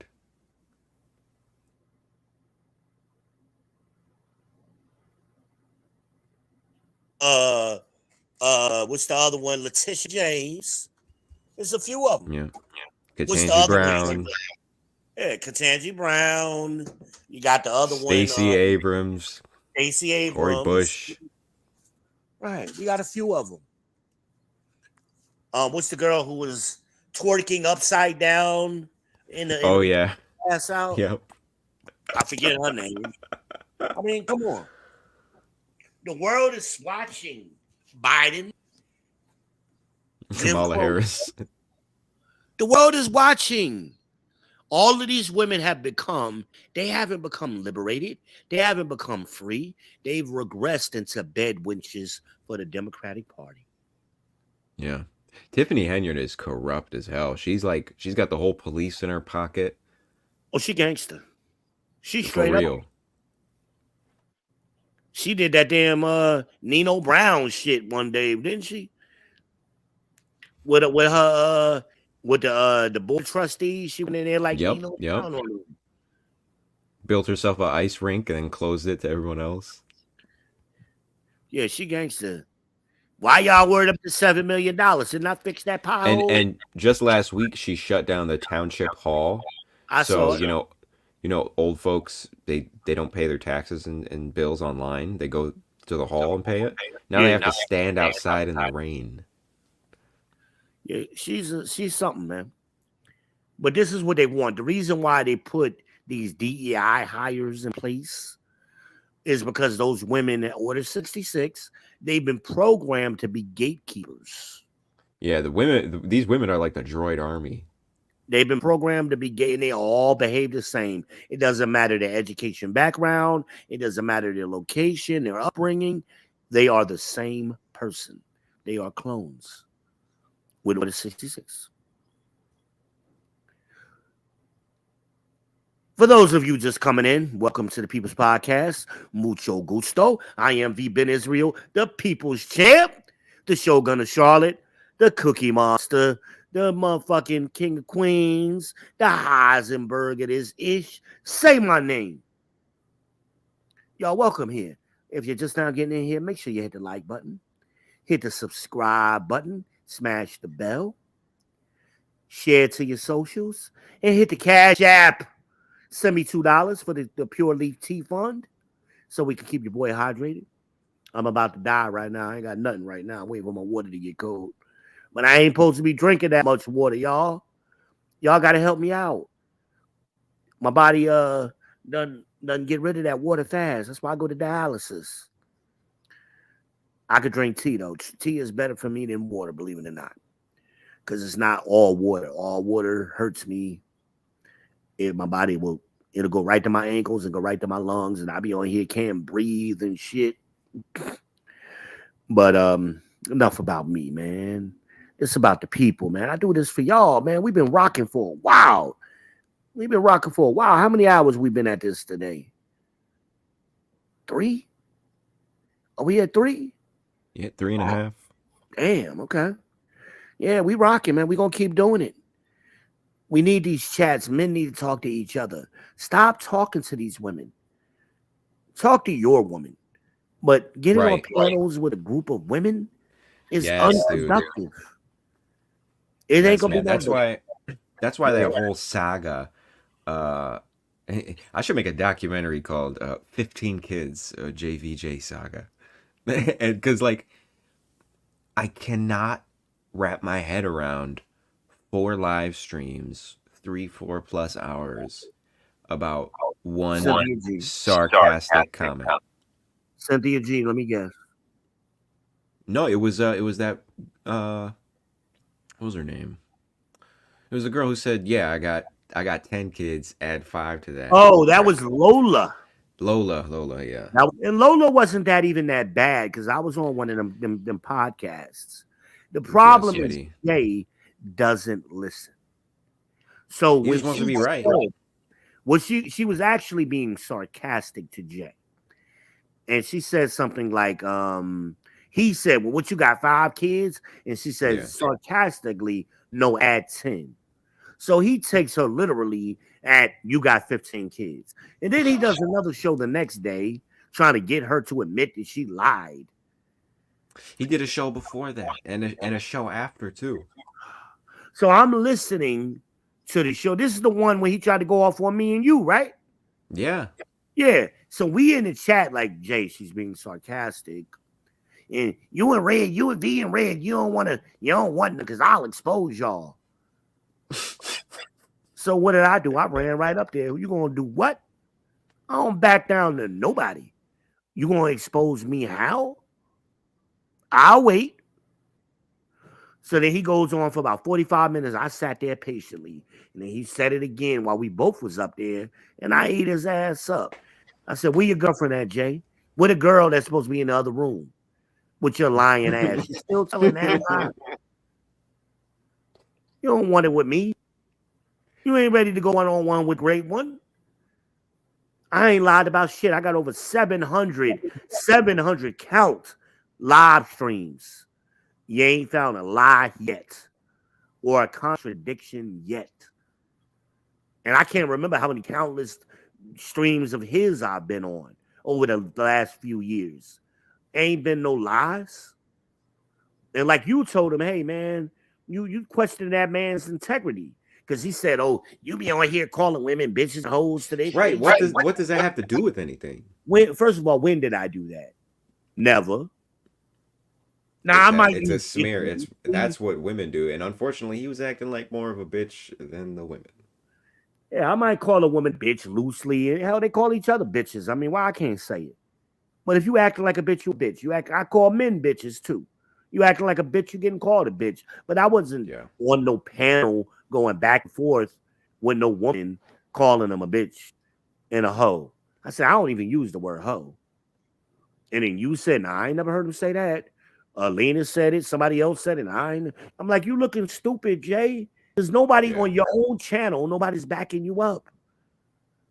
You look stupid. In fact, I met Lena on this channel, and I got other women that I've become friendly with because I've interacted with them pretty good.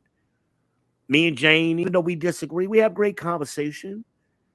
Not embrace the grace, but the other grace, me and her good. I have nothing, no problem. Me and Foxy is cool. No problems with none of them. Now I got a problem with embrace the grace. That's a whole different conversation because she's a liar, and I've caught her lying. Damn. And Jay is a hypocrite employer. Yeah, and that's why she likes Jay, because they the same person. Jay is really a fat white woman inside. They lie. That's what it is. I don't like people who lie. I don't deal with them. Now you could make a mistake. Oh, you know what I wanted to ask you, Red? What's that Google program when you use to look up words? It's the letter N, Ngram. Ngram. I don't know why I can't remember that shit. And it'll show you starting from the 1500s to present day. The historical use of the word. Yeah, in literature. Right.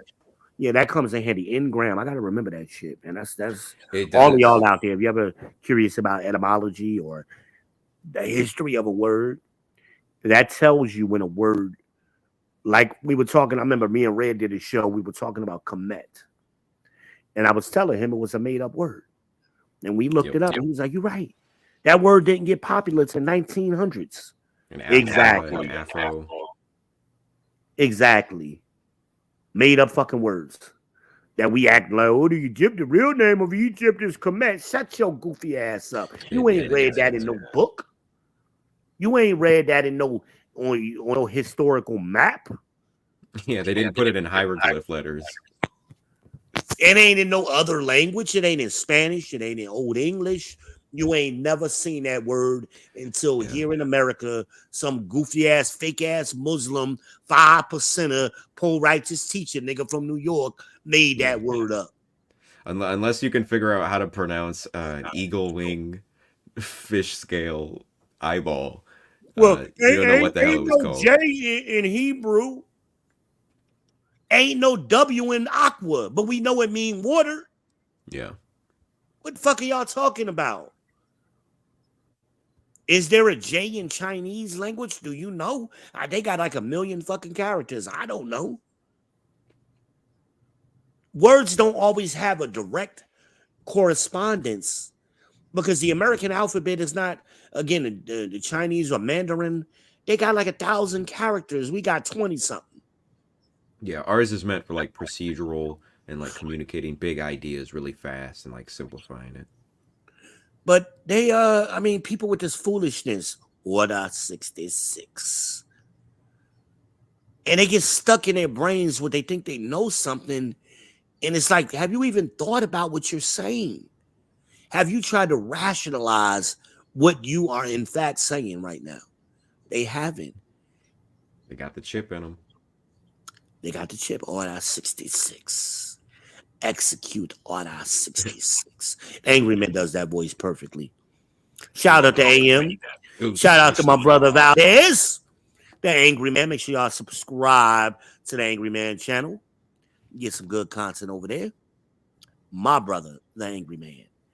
Also, subscribe to the Angry Soul Man. So white brother from another mother. We like him too. Oh yeah, Don't Snowman. mix I the ain't seen two him in a up. while. So when I say angry man, I'm talking about AM. When I say snowman, I'm talking about the angry snowman. Don't mix them up. Yeah, I've mixed them up and they get mad. Yeah, they've been on panels together. Yeah, they shout out to the architect, Tony Sotomayor. Tommy Sotomayor, my man. He is the architect of this shit. Always got to salute him and acknowledge him. Somebody tell me where the fuck is Obsidian at? Ain't heard too much from Obsidian lately. The old man, where's he at? I don't know. Shout out to the Blizzard King, Dennis Sperling. He ain't bad for light skin. Shout out to Dr. T. Hassan Johnson. Shout out to the Green Gorilla. Shout out to BGS Ibmore, my brothers. It's a lot of good content out here for y'all not to know. Stay off of these goofy channels, Fight Club and Lapeef, and who gives a fuck about Fresh and Fit? Are y'all really talking about that? Y'all didn't know these niggas was goofy to begin with? Ain't I been saying that to y'all? Yep. Now the dude done got in some trouble and y'all making it seem like this breaking news. Fuck that. That's why I'm always wary to attach people's names to these ideas. Even Kevin Samuels, because the name carries so much weight politically. It's not always viable. I All right, think there let's see needs to what be. Amanaz is talking about. Read that, Red.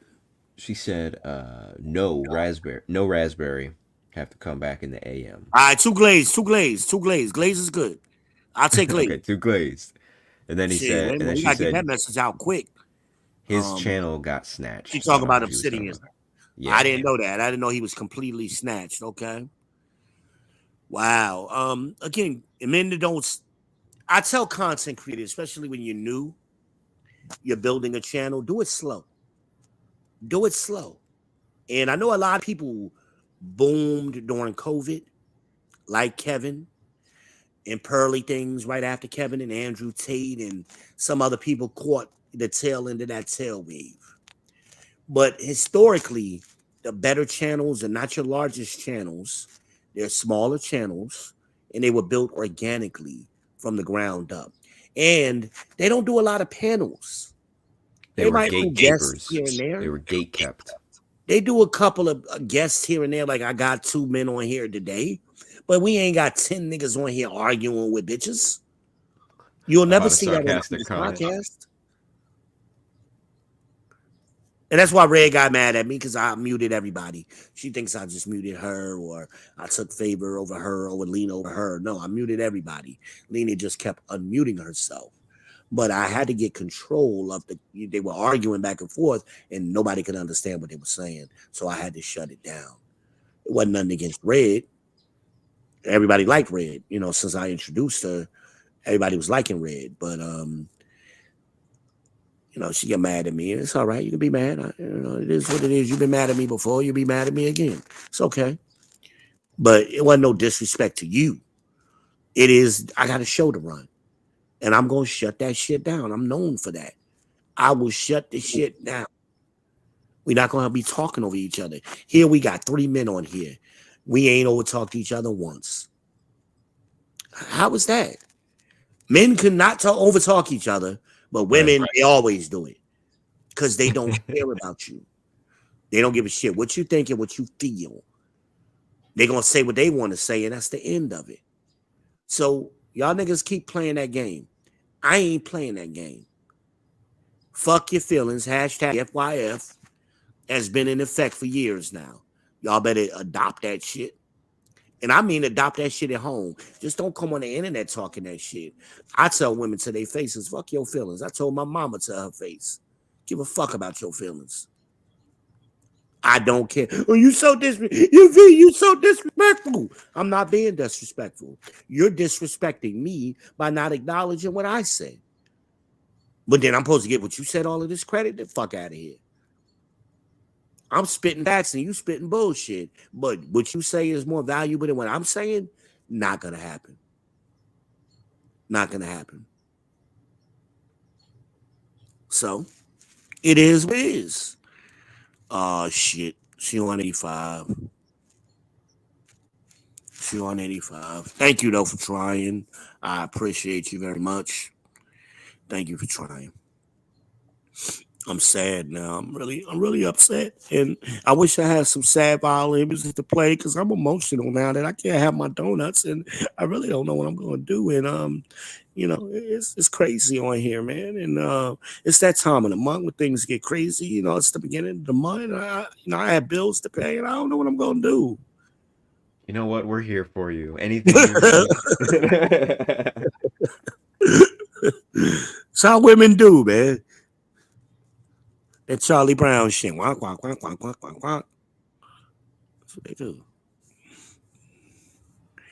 No, that woman that said, 50-year-old woman said, yeah, I'm looking for a man who will listen to me talk and understand me. I said, no, baby, you're looking for a therapist. That's what you need. You need therapy. I wouldn't touch you with a 10-foot Or a pole. padded room. She looked nice looking woman. She didn't look her age. If I'm just looking at her, I would have thought she was late 30s. She was 50. I would not have guessed that. Nice looking woman, nice little body. She was cute. A teacher. You know, she wasn't ratchet, but when that came out of her mouth, oh hell no. No, no, no, no, no. Now I was supposed to do an interview with her, a live interview with her. We was going to meet up at Applebee's that Friday. But after I said what I said to her, she was done with me. I said, well, listen, let me tell you something. I'm gonna be at Applebee's on Friday getting them boneless wings for $13. Either you gonna be there or you not. I know you're not used to men. What? They don't have that here at Applebee's. They do it every now and then. You gotta get on their mailing list. Right now, the boneless wings are like 50 cents. They 50 cents each right now. That's the email I got the other day. But it's national. So when they run it nationally. But anyway, what's banging at Applebee's? My waitress, because I always have a steady waitress. My girl Millie, that's my waitress at Applebee's here. She made this passion fruit lemonade for me.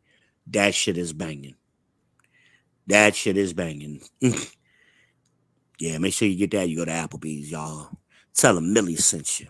Tell them the People Champ sent you. Oh, she said, I said in the AM. I might be dead tomorrow, man. You gonna make me wait till tomorrow. I gotta wait till tomorrow. I'm grateful for whatever. I'm grateful for the fact that you even went by there because I know that was a little bit off your path. I know it's slightly a little bit off your path, but I appreciate you. But if you're going that way in the morning, I mean, I know you make your little runs and stuff. If you go that way in the morning, I would like some donuts. Now I want glazed and jelly. You know, put it in my head.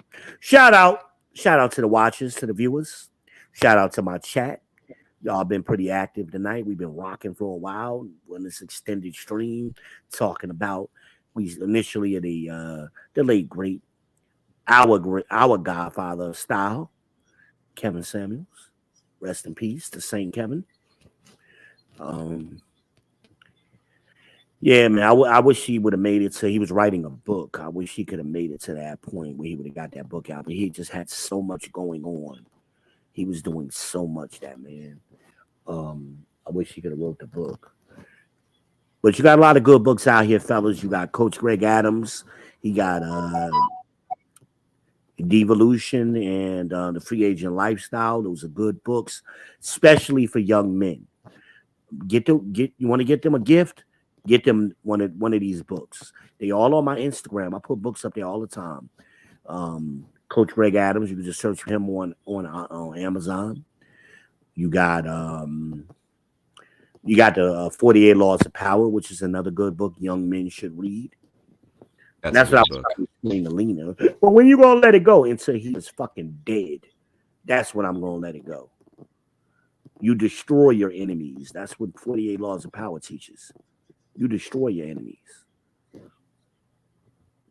So he made himself an enemy, like I told him. He had no beef with me. All he had to do was mind his fucking business. Shut the fuck up, get his dick sucked, follow my advice, peace, cooperation, good head, shut the fuck up. No, he want to come on here and argue with a man. What kind of bitch nigga shit is that? You got a beautiful woman in front of you and you want to argue with a man? What kind of gay shit is that? No, Diddy. No Diddy. No Diddy is the new slang, by the way. We ain't saying pause. No puff. No pause. We saying no Diddy. Yeah, pause is played out, man. They still say that in Philly. Yeah, we're gonna say no Diddy. So yeah, man. But you a man.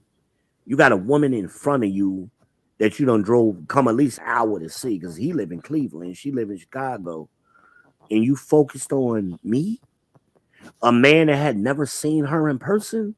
What kind of goofiness is that? What kind of goofiness is that? I tell y'all, I'm petty. Well, I'm not gonna say. I save that for the back chat. I don't know if I want to reveal that much about myself. I'll save that for the back chat. We'll do a little. You know, someone's petty if that's what they followed up with. I'll save it for the back. I'm very petty, man. That is no secret about it. But how petty I can be, I'm a monster.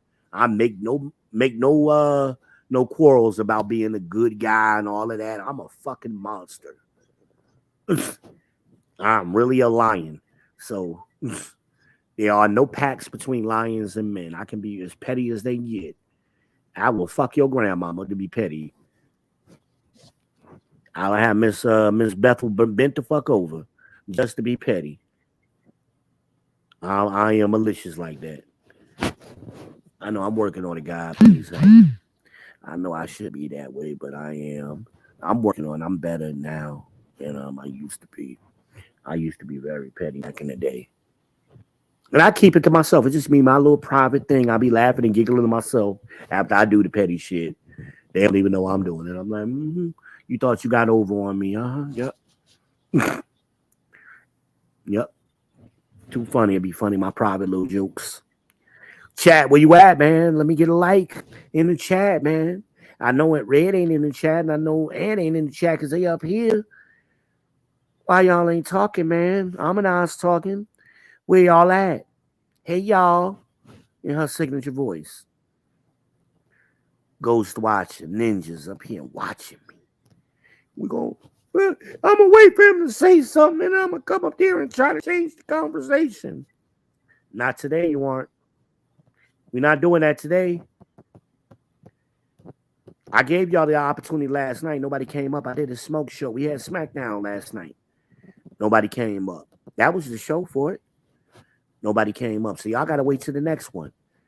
Maybe I'll do one next Friday, but nah, you ain't doing no. And then y'all don't even be having no real beef. Y'all be having tofu. It be fake beef. And y'all got impossible beef. Fuck. That's what y'all got. Y'all got impossible beef. Shit, fake ass beef. This ain't Burger King. I like real. If you're going to bring beef, bring some real beef. That's what I'm talking about. Bring some real issue you got with me. Make it a real interesting discussion. Convince me that you're right. Give me some facts, some data, some statistics. Maybe I'm wrong. Coming up here with that tofu. Absolutely not. It's the People's Podcast, man. They forgot who I am, Red. I always got to remind them. They forgot who they talking to. They forgot. I don't know why. They ghost watch me enough. I violate all your personal space, bitch. I'm that cousin always on punishment. I'm not the nigga you can play with. I think Arsenal got that 2-1. They forgot. Yeah, it was 2-1. Yeah, Geechee had one good round. That was a good battle. Yeah, but they forgot who I am. People's champ, man. I ain't come up here to argue with nobody. I am not here to debate with anyone. I have devoted all of my adult life to this subject. I only debate with my equals. All others I teach.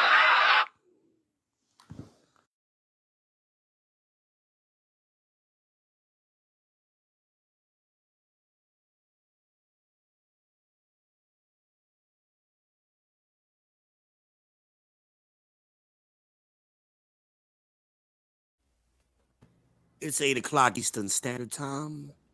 You are now rocking with the best. Oh, Oh, Red, did you see this? Did you see what my cousin Dwayne Johnson did?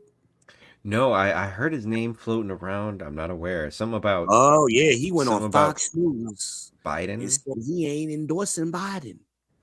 Good. Why You wouldn't know, he? he was a big advocate for Biden last election. And he from Hawaii too? Uh-huh. That makes sense.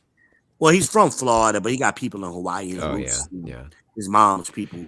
It's so crazy the gaslighting. I just saw a CNBC article. You know, Joe Biden says the economy is better than ever. Trump claims it's a cesspool. Here's the facts, and it's like our economy is better than it was in 1983, and it's like these, the way they lie with statistics, they can't do it anymore. We Yeah. know what we see when we go to the grocery store. And we know it's at the gas pump. You can't gaslight us anymore. Yeah, now how do you explain this 30% inflation, Biden, since COVID ended? Yeah. How do you Yeah, in explain it? 2021, they printed 100% of the money over again. They doubled the money. Unbelievable. We are failing as a country, people, and y'all just so oblivious to it.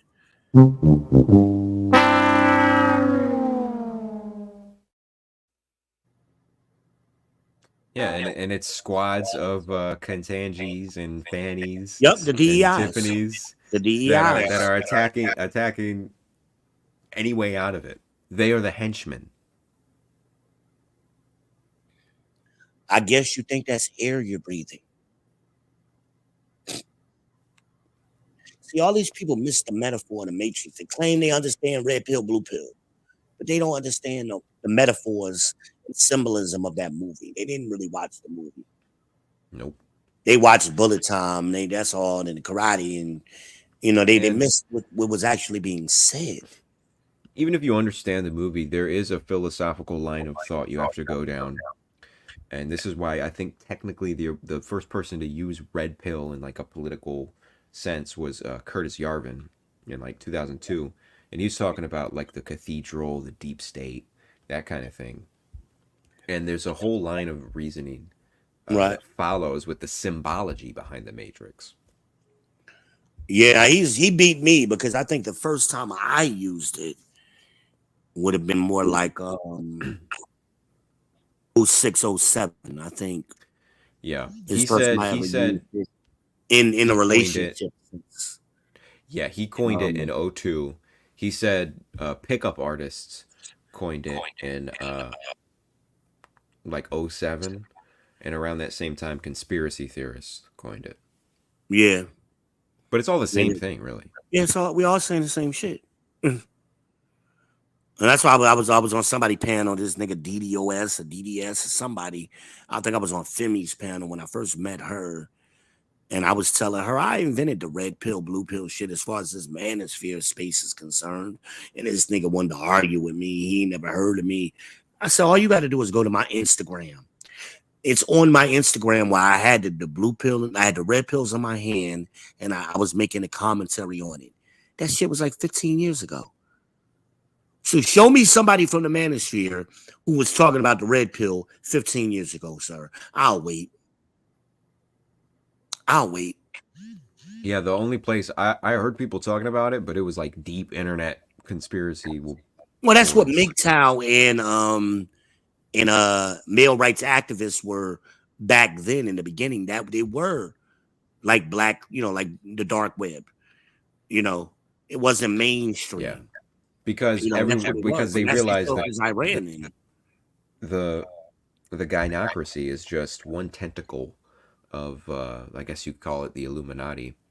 I say that because literally in the 17th century we have the founder of the Illuminati, Adam Weishaupt, literally saying we're going to use women to take control of civilization. Well, they got it from Willie Lynch. I said that earlier. I was talking to Ann.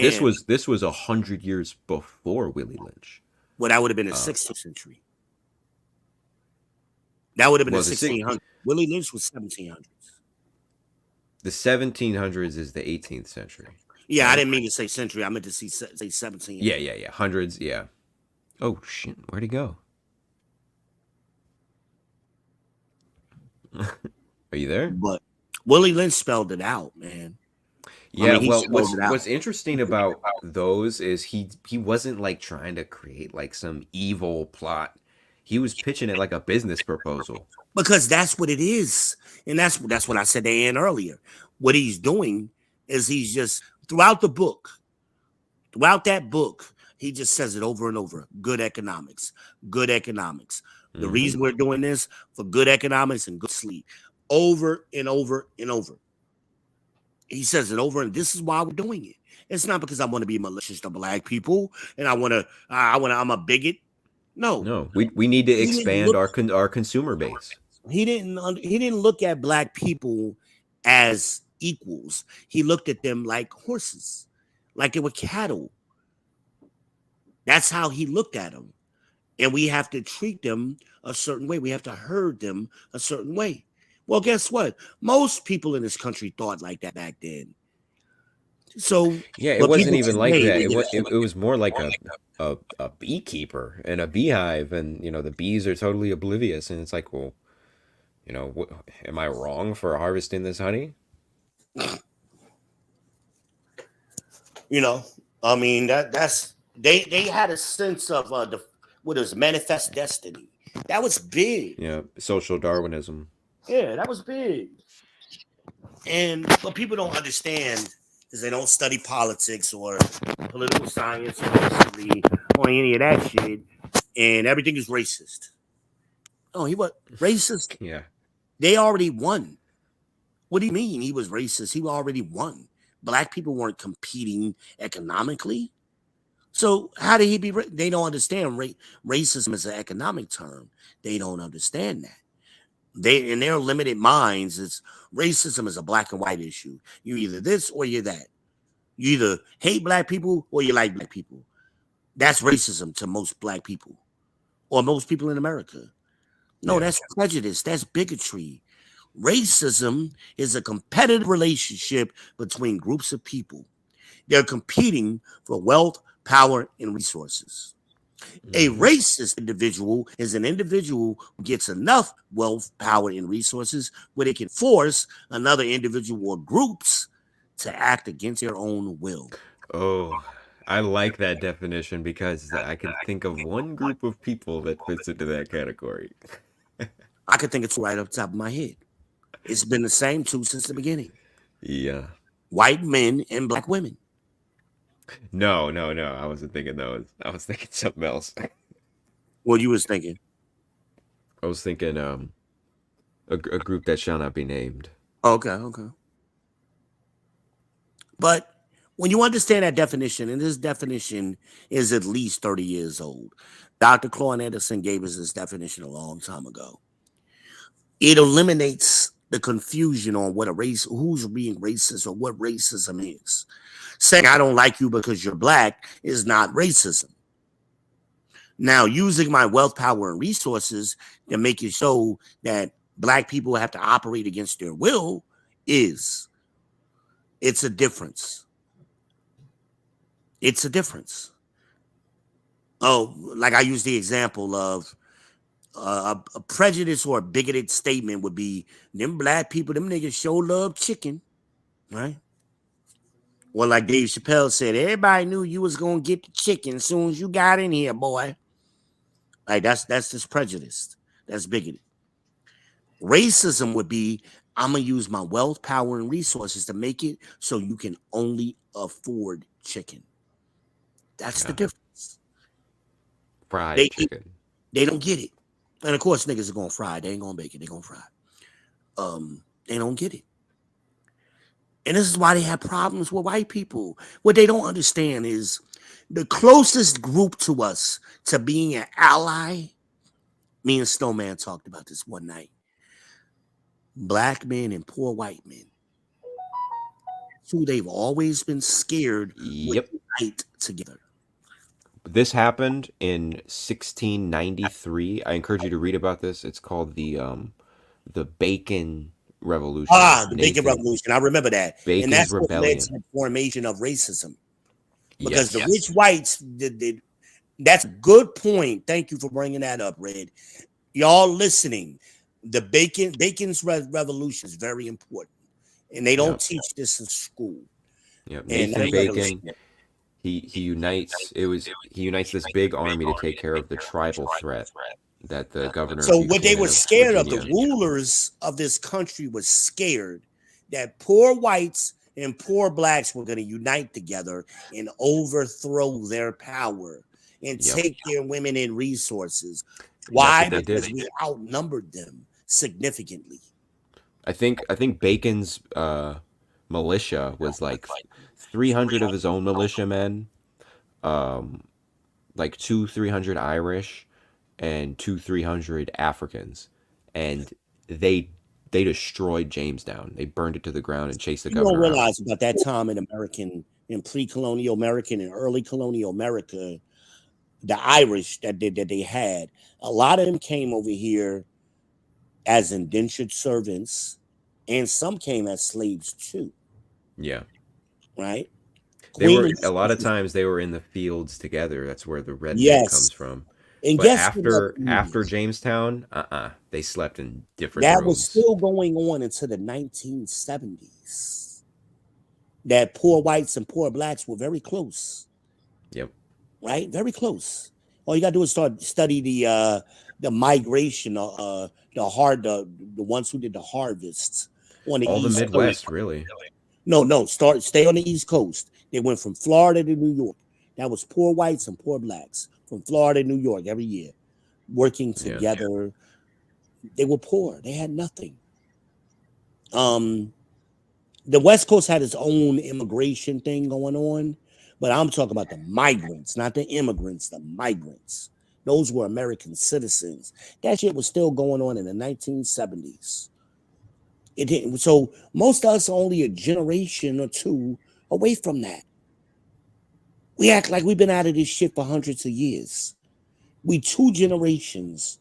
My grandparents migrated from the South to New Jersey. And a lot of their peers did the same thing. But Bacon's Revolution is a great place to start in American history because you understand before that there was no racism. That's where they invented white and black. It was classism before that. You either got money or you don't. Yeah. That's what it was. You're either from the British Empire and you have the right of the Queen, or you came from somewhere else and you're going to do what we say. The Dutch or whoever, wherever colony you were in, you had some kind of connections to the old world and somebody was financing you. Spain, France, Spain, France, Portuguese, they had small things, the French, depending on where you were in this country. But that's a good part of history to look at. Because after that, they invented something here in America that didn't exist before. They invented racism. So basically, racism.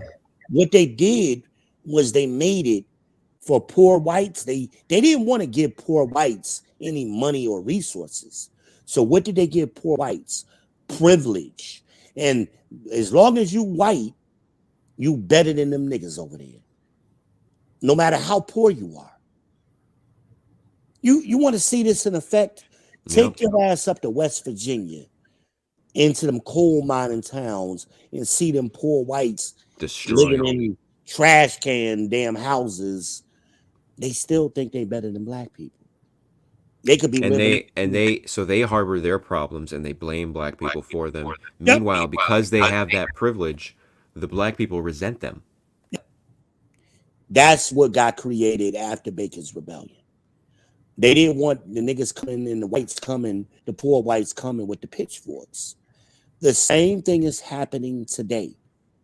If poor whites and poor blacks, the working class, ever wakes up and realize who the true enemy is, the plutocrats, the same group who's always been, their name's something different. In the old world, we didn't call them plutocrats.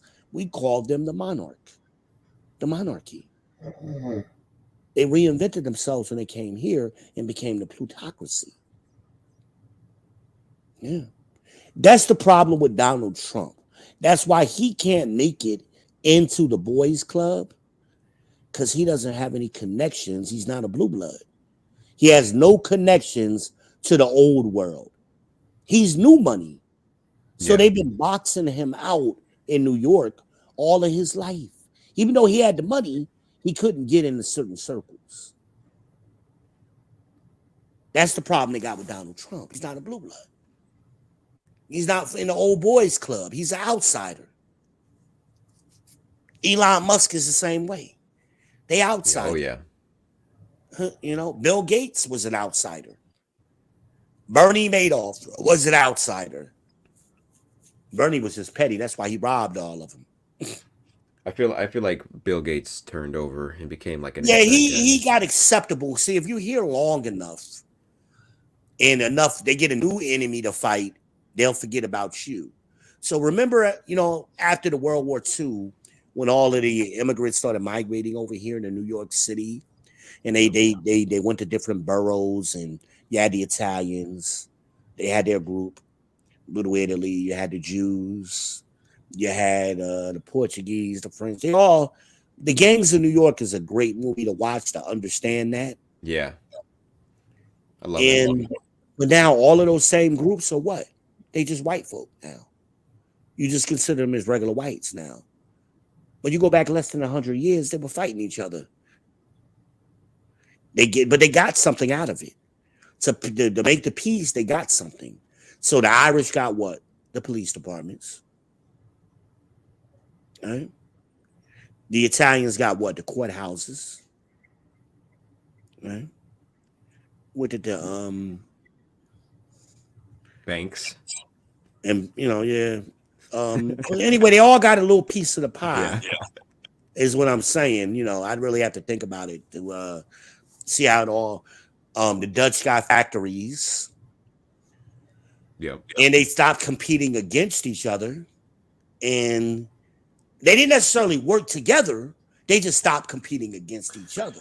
Kind of like a great success story between poor whites and blacks would be immediately after World War II, Detroit, Michigan. I would say Detroit and Cleveland. Yeah. All of those Rust Belt kind of cities did well. Detroit was the number one most prosperous city in the world in like 51, I think. So all of those cities, like I love talking to you, Red. All of those cities, like you make me think about things that conversations I can't have with other people, I can have with you. So Detroit, Cleveland, Akron, Newark, New Jersey, Trenton, New Jersey, Milwaukee, Philadelphia, Baltimore, a lot of places on the East Coast. They all benefited from poor whites. Pittsburgh, from poor whites and poor blacks working together. All benefited. They broke it up. The plutocrats broke it up. What did they do? Oh no, we can't have these. We can't have these poor folk. They're gonna come. Yeah, we can't. I mean, dude, the average black family owned a vehicle in the 50s. Yeah, we can't have that. That's middle class. We can't have that. So what did they do? They started redlining. Yeah. We're gonna box the poor whites and the poor blacks into a certain area. So they can't own. So they can't own outside of this area. If they can own, if the few of them that can own, if they're gonna own, it's gonna be over here. It ain't gonna be over here where we at. But see, they don't have to redline anymore. Some ninja wanted to argue with me. I said, brother, you don't know enough about history. This scenario has been repeated in many cities around the country. Actually, just about every major city has white flight. If you look at the history of it, that's what we're talking about. If not a dwindling white population. Right. They just moved further out. Now, my grandfather calls it now, what's happening now is the urbanization of Dixie. The blacks are moving back south and the whites moving back into the urban areas because they want to be closer to the entertainment. So you look at Newark. Oh, yeah, that's what happened when the cities first started. So that's what gentrification is. And coming back, they tired of being far away, catching an hour train into the city and You got to drive 2 hours. You're in Los Angeles. You got to sit in traffic for 2 hours to see a game. They're tired of that.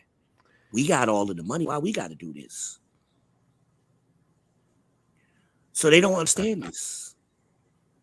They don't I think understand city life is a total lie. And then blacks are moving down south because things are cheaper and more affordable. That's what me and Ant was talking about earlier.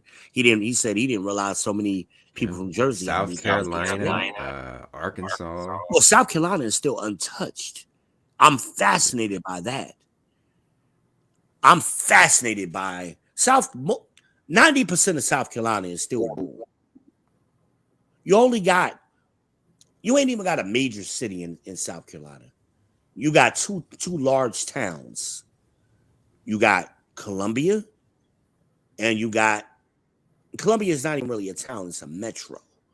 So what makes Columbia seem larger than what it is because you got West Columbia, KC, you got so many other little cities, Blythewood, so many other little cities that have gotten large too at the same time. It seems like Columbia is larger than what it is. Now Charleston is growing too, but it's still a town. Most people don't live in city limits of Charleston. They live in smaller cities on the outskirts. Hollywood, Ravenel, and all them little cities, Everyone I know that's been to SC says people are just so much nicer. Even compared they're to naive. South. That's what it is. They're not nicer. Naive. They're not nicer. Don't make nobody mistake you from that. They're nice, nasty. So we think they're being nice, but they're being very nasty. So instead of them saying "fuck you," they're gonna say "bless your heart." But they really mean. Why'd you have to tell me that?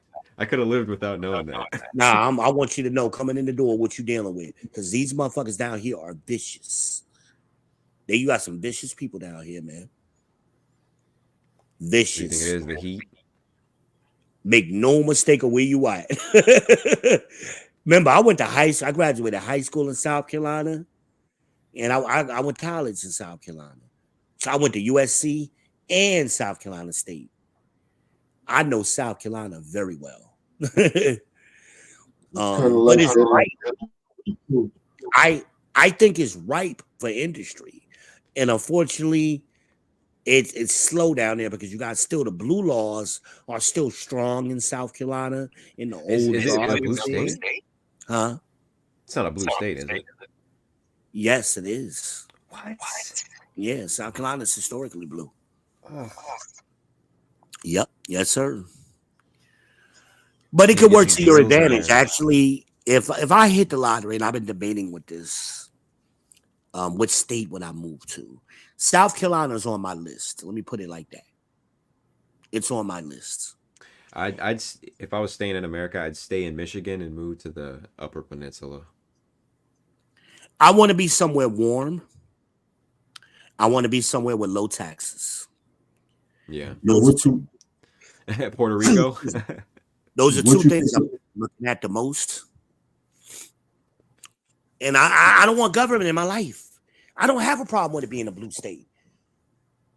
Or no, excuse me, it's a red state. I'm sorry, it's not a blue state, it's a red state. South Carolina? Yeah, that's what I thought. I don't have a problem with it being a red state. I do not have no problem. Actually, I prefer it because they're gonna stay out of my fucking business for the most part. And the cities are safer. I'm gonna check out Houston. Say what, Ant? I'm gonna check out Houston. Texas is another state because of the taxes. And it is a red state. Red states kind of typically stay out of your business. And I think like a family man, and that's kind of where Ann is. We're a little bit, we're older than you can defend yourself easier. Yeah. Oh shit. Are you kidding me? Yeah. Are you kidding me? I remember I bought my first handgun when I turned 18. It was like going into a candy store buying a candy bar. It was that easy. I bought a little bullshit 9mm high point. Oh, that little piece of shit gun. That's what I knew about guns. When you shake it, it sounds like a bunch of Skittles is shaking. The bullets is rattling up in that motherfucker, but it was a cheap gun. It was like $100. That's why a lot of New Yorkers and Jersey people, they come down here, they buy that cheap ass gun. Yeah, but that motherfucker's gonna jam on you. Spend a little bit of extra money and get you a Glock. Get you a SIG. Get you a real gun. Yeah, I That's like my SIGs and advice to my Jersey CZs. people and my New York people. Get you a real gun that don't jam. Get you a revolver. Stop Yeah, a buying. revolver ain't gonna jam. Stop getting them cheap ass high point pistols. That's, I think they're Chinese made or something, and they're mass produced. And you load your bullets up and you Fucking 3D printed. yeah, you might be better off with a 3D printing gun. Shit. Yeah, that's how they killed the guy in Japan. But yeah, man. But yeah, I look a lot, and I want acres. You know, the more the better. You know, if I win a lottery, of course. You know, I mean, we got 16 acres down there in the property now where my son is living. But I want more than that. I want more than that. If I had the money, I want 100 acres least, 50 to 100. That's what I want. I just And I want a want everybody bunker. telling me shit. If I want to collect rainwater, I'm collecting rainwater and I'm living off the grid. I got solar. I don't want nobody fucking with me. That's illegal. You're not allowed to collect rainwater, No, sir. in certain states it's not illegal. In certain counties it's not. Oh, lucky you. Yeah. Yeah. The water that falls from the sky, I'm not allowed to drink. Yep. So you look at your red states in South and Southwest, you can collect rainwater. You don't have to hook onto the grid if you don't want to. That's Really? very attractive to me. That's very attractive to me. For this city boy, right? I'm a city boy thinking about off-grid shit, right? But I'm close enough. If I was in South Carolina where my family property is, I'm close enough to everything. I'm 2 hours from Charlotte. 2 hours from Columbia, 3 hours from Atlanta, 2 hours from the airport. Everything is right around me. Like I live in the country and mind my fucking business. I can go into the city when I want to see a game or eat a good steak or something. And then when I'm ready not to deal with it, I go home and be in the fucking woods and I ain't got nobody fucking with me. And if somebody come on my property, I'm gonna put a bullet in their ass. You know, that's another thing, man. I don't know how much because I had dozed off. Yeah, we I know. work nights, so I'm still kind of it happens, brother. I do it all the time. Yeah, I work nights too. Yeah, I nod out on you in a minute. but these women, these women, they're gonna have to get used to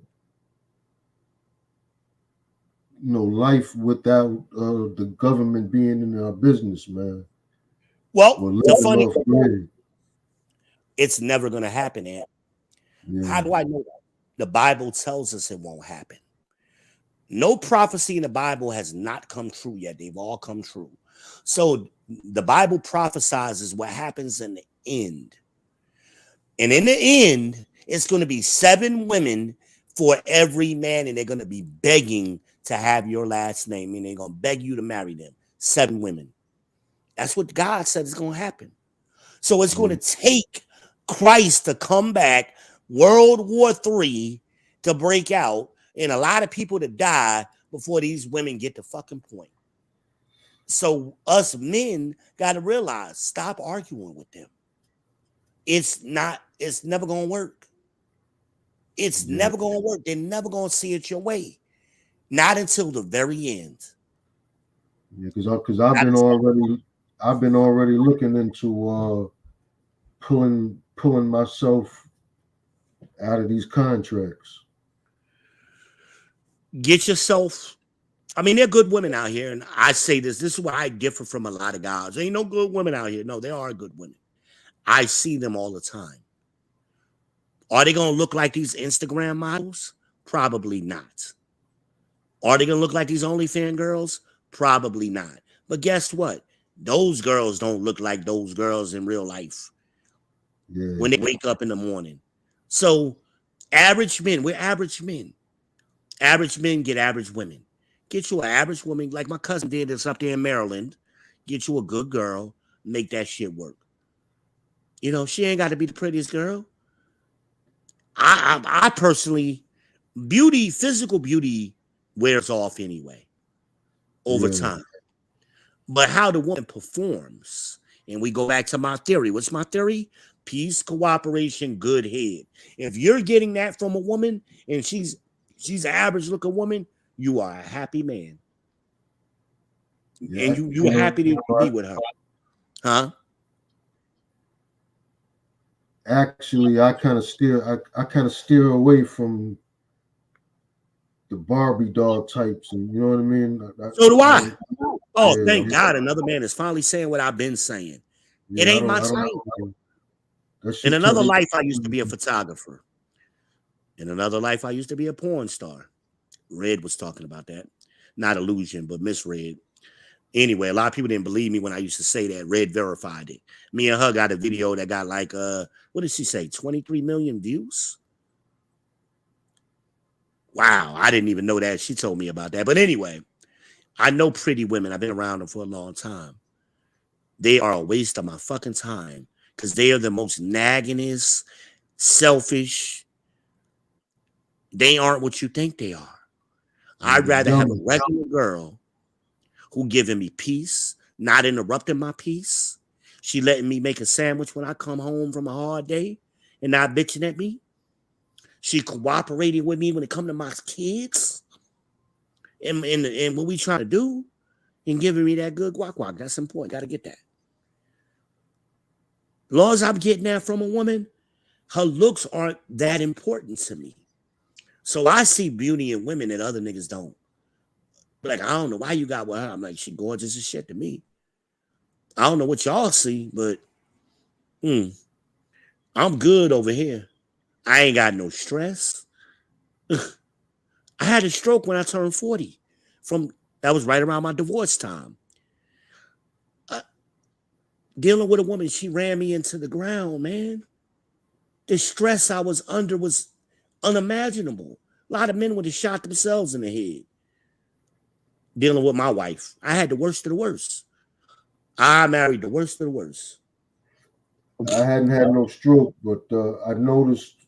I started noticing when I argue, I start getting pains in the back of my head. You know what I mean? All right, so now I'm gonna give you some advice. You make sure you got insurance on your job, right? Yeah. On the back of your insurance card is a 1-800 number. Monday, call that number and tell them you want a primary care doctor in your area. And ask them, how many free visits do I get a year? Usually it's 1 or 2. Go see your primary care doctor. Because we're at that age. And I see people die every day. I go to dialysis. I see people die every day because they just refuse to go to the doctor. I was dying. If I wouldn't have went on dialysis when I did, I would have been dead in 6 months. I was literally dying. And she didn't give a fuck. She didn't give a fuck. I was literally dying. You could see it. Visibly, something was wrong. Really wrong. Where you're like, you need to go to the doctor. Wrong. Now. It took a guy on my job to say it to me, like, hey, man, something ain't right, man. I'm like, what you talking about? Hey, man, you need to go to the doctor. I'm like, yeah, all right. He like, nah, you want me to take you? I'm like, when? He talking about right now, nigga. I'm like, no. Good brother named Jamal Harvey. He said, well, promise me we off tomorrow, Friday. You need to go tomorrow. I went to the hospital and my sister met me there. They stopped talking to me and they started talking to my sister. Like, how did he get here? Did you drive him? How did you wheel him in here? I'm like, hello, I'm right here. My sister don't think nothing wrong with me. She like, nah, he drove himself here. This nigga cut grass this morning, washed the car. Ain't nothing wrong with him. The nurse said, no, sweetie, we're taking him upstairs immediately. They took me straight up to the cardiovascular unit. I never went to the emergency room. They took my blood pressure. It was 243 over 144. They took me straight upstairs to the damn cardiovascular unit. That's how I found out I had the stroke. And in my eyesight, I'm legally blind. My eyesight been fucked up ever since. Go to the doctor. Don't wait. You pay for that shit. They give you free visits. Use that shit. Don't wait. Black men, we wait too long. I tell brothers all the time, I don't care if your toe itching the wrong way. Take your ass to the fucking doctor. Take your ass to the doctor. And also, if you can get Aflac insurance, get Aflac. That way you ain't got to worry about missing no days of work because Aflac will pay you. I think my wife, she had it on me. She was getting like $1,400 for every day I was in the hospital when I was missing work. That's one of them things I didn't even know about because I had her on my insurance, which was medical and dental. She was working for a job. The only thing they offered was Aflac. I didn't know she had put me on it. This bitch was getting $1,400 for it. I'd be in the hospital for 2 weeks. She got $1,400 per day. Never said nothing. Yeah, as a matter of fact, I just got insurance about 2 months ago. Use it. And I have Aetna, but I'm gonna start taking my ass to the doctor. Go to the doctor, get Aflac. Trust me, them two things. Get some cheap life insurance before you get sick. That way, I mean, it's cheap right now. Especially if your company offers it. You get like $100,000 policy for $1 or some shit. Get that life insurance. And that way, you know, because we getting older. Things is going to happen to you. Luckily, it happened to me at an early enough age where I could catch some of it. Where, like, if you saw me in person, if I didn't tell you this story, you wouldn't know nothing was wrong with me. You wouldn't even know. But I see people every day, man, in dialysis. They fucked up. Young people and old people. They are fucked up. And I see people die on a regular basis because they won't go to the fucking doctor. They won't do what the doctor told them to do. I listen to the fucking doctors. I don't care. Every ninja is a fucking mechanic and a lawyer and a doctor. I don't listen to nothing niggas got to say. I listen to what the doctor, and I mean a specialist. I listen to what the specialist got to say. I don't listen to regular people. Oh, if you just take this fish oil and take this vitamin, they say all that stupid ninja shit. You think my doctors don't know what's in Walmart, but y'all do? Get the fuck out of here. Go to the doctor. Get Aflac. You can go right on their website and apply for it. Get Aflac. I'm telling you, that Aflac pays a lot of shit. If something happens to you, because your regular insurance don't pay you when you miss work. But Aflac will, man. They pay good. I believe in that. When I lost my eyesight in my eyes, and one of my eyes is worse than the other one. The left eye is worse. We got a $5,000 policy for that. They gave us $5,000 for that. Aflac is good money. That little $10 or whatever, $20 a month is fucking worth it. Yeah, I'm gonna look into that. I done seen people get buried and they ain't got no insurance. We can't even bury these people. We got to put them in pine boxes or have them cremated. I'm like, all of this time you've been working and you ain't have a $10,000 insurance policy? That's all it take to bury somebody, and that's a nice funeral. $10,000 is a nice fucking funeral. And I see people ain't got it. We black people, we don't think proactively. We don't think for the next generation. I used to tell my kids all the time, man, if y'all ever figure out how much insurance I got on myself, all y'all niggas will be trying to kill me in here. My kids was young when I used to say that to them. And I was talking to my daughter recently because she grown and now she can work and she can get insurance. And we was talking about insurance. I said, imagine, do you know if I would have died, each one of y'all would have got $500,000 a piece? She said, are you serious? I said, yeah, baby. Each one of y'all would have got $500,000. I kept $2 million worth of insurance on me at all times. I got 4 kids. They my beneficiaries. And then she was like, hey, can you drink this glass of water for me? Well, I ain't got that insurance no more, you know. I ain't working no more. But at the time, And mama had some kind of clue. She didn't even know how much I had. You don't tell women, young men, stop telling them all your fucking business. Because they're going to use it against you at some point. Stop doing it. You could be honest with your woman. It don't mean you got to tell her every fucking thought you have. I learned that from my grandmother. Yeah, and stories you have. My grandmother said you're always supposed to have a little something on the side for emergencies. And my grandmother told me, your granddaddy don't know everything that's going on. She used to tell me that shit. Because I asked my grandfather one time, I said, what's the secret? How y'all stay married all these years? And he, being cocky like them old men used to be, well, I give your grandmama $1 a day. That's how we work. So I went to my grandmother and asked her. She said, well, what your granddaddy say? Well, she didn't say granddaddy. She called him me. What your daddy say? Daddy. That's what they country people call granddad and dad. It was daddy. So what your daddy say? I said, he said he give you $1 a day. She laughed. He said, well, if he give me $1 a day, I give him 100. What was my grandmother telling me? She was the one with the fucking money. That's what she was telling me. That land that we got down there in South Carolina, that land came from her father. Not my grandfather, from my grandmother. That's her father's land. Been in my family over 100 years. She was letting me know, nigga, I got money and I got land. Your daddy don't got that. And I don't tell him every move I make either. My grandmother was running numbers up in fucking Jersey and down neck and shit. I used to always wonder why Portuguese people would come to the house, you know, or some foreigners. There were always foreigners that come to the house asking for my grandmother. My grandmother was fucking running numbers. I did not know that shit. A fucking gangster. Some Russian in a suit and tie. In a briefcase. I had no clue.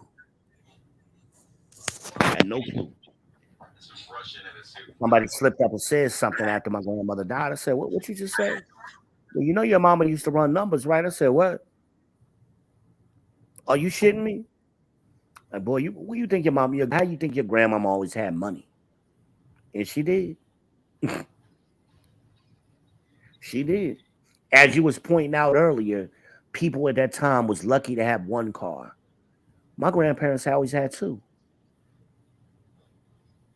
Always had two. Always. We always lived in a middle-class neighborhood. You know?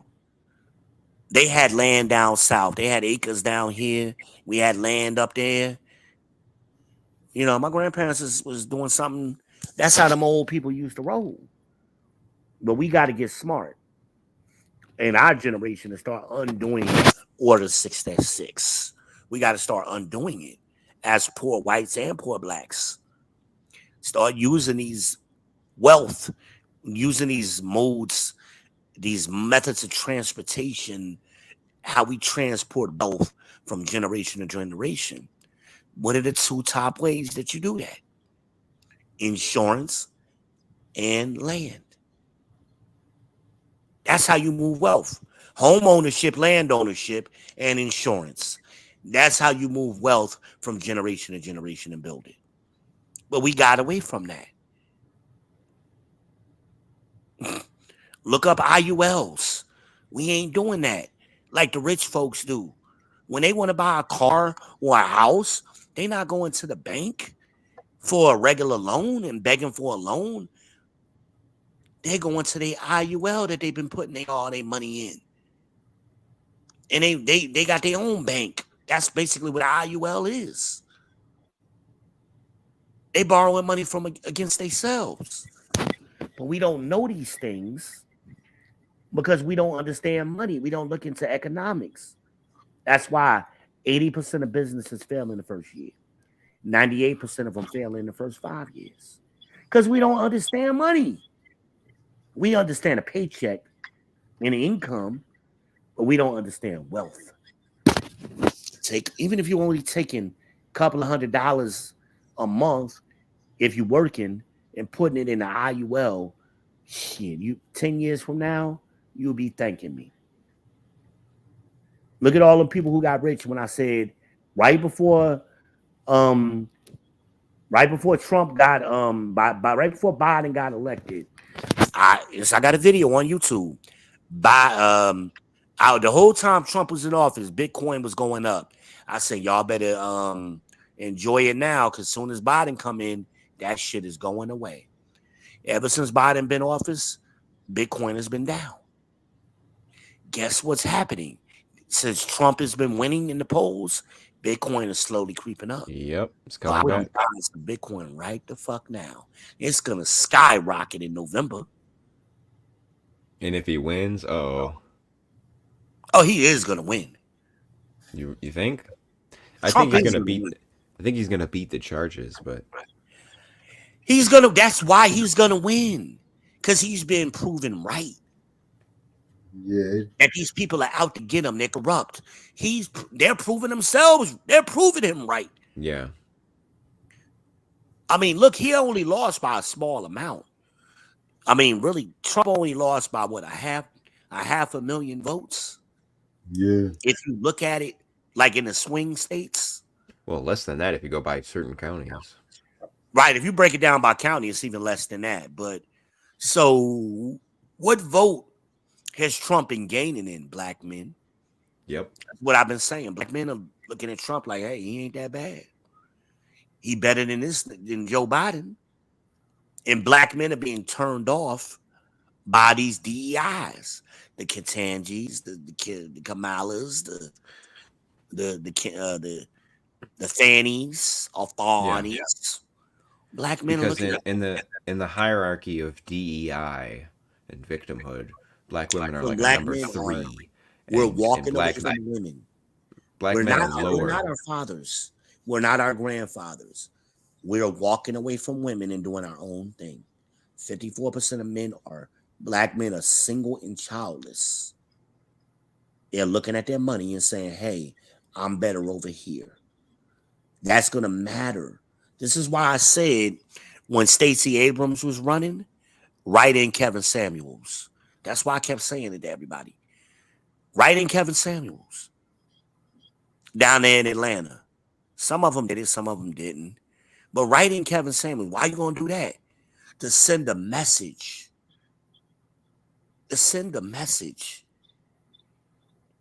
So right now, it's right for Republicans. Republicans got to stop going after the same black people that the Democrats go after, which are the bourgeoisie black people. Yeah. What the Republicans need to do is start going after working class black people. I agree. The Republicans need to stop being like, oh, the Democrats are the real racists. No one gives that. No one gives a fuck. Talk about the economy. Talk about taxes. Stay out of my fucking house and you're going to get my money right. That's what black people want to hear. We don't give a fuck about racism. Most of us don't live near no white people. Most of the ones who is more racist to black people, black women, or the most racist people against black men. Yeah, you're gonna have a lot more encounters with them than some rich white guy twirling his mustache. Exactly, and that's what the Manosphere was supposed to be about. Because again, remember the Manosphere formed out of the remnants of the MGTOW in the black in the male activists. That's what was the original 1.0 of the Manosphere, and we kind of got distracted with this culture, with this war of the sexes. The war of the sexes is over, and it's been over. But because black women can't lose an argument and they have a need to be right, they keep trying to rekindle it. And you got these corny ninjas on the internet that keep engaging them, like Jay. How many times have you heard me tell Jay, you're never going to win in an argument with them? But I want to bring black women together and black men together, but you're not doing it that way. No society was ever built by collaborating with women. None. Every society on this planet was formed by men deciding to work together. And then after the society is formed, the women come. Women don't want to do hard. What's so hypocritical about that is not only does he engage with all these chicks, and he'll scour the internet to find the most stupid examples of women possible. Yep. But then has the nerve to turn around and defend Kamala Harris and Ketanji Brown. It's like, do you not see the destruction of civilization before you? No, he doesn't see it, and I'm gonna tell you why. There's a problem with black people, okay, especially country Bama niggas like him. It's always been a problem. Do Harriet they have Tubman. like Democrat blood or something? Harriet Tubman said it best. I could have freed more people if they knew they were slaves. Okay. Well, guess what? Guess what happened? When all of the blacks migrated out of the South into the North and West, what was left behind? The most complacent, ignorant The people who didn't want motherfuckers change ever. Yep. And guess what they did? They kept breeding with each other Yep. in the worst school systems in the country's history. And their culture was informed by the worst of the poor white people. Now, this ain't all of them, because somebody gonna be like, "Oh, you talking about the Southerners?" This ain't everybody, but this is enough of you to push the tipping point. Yeah.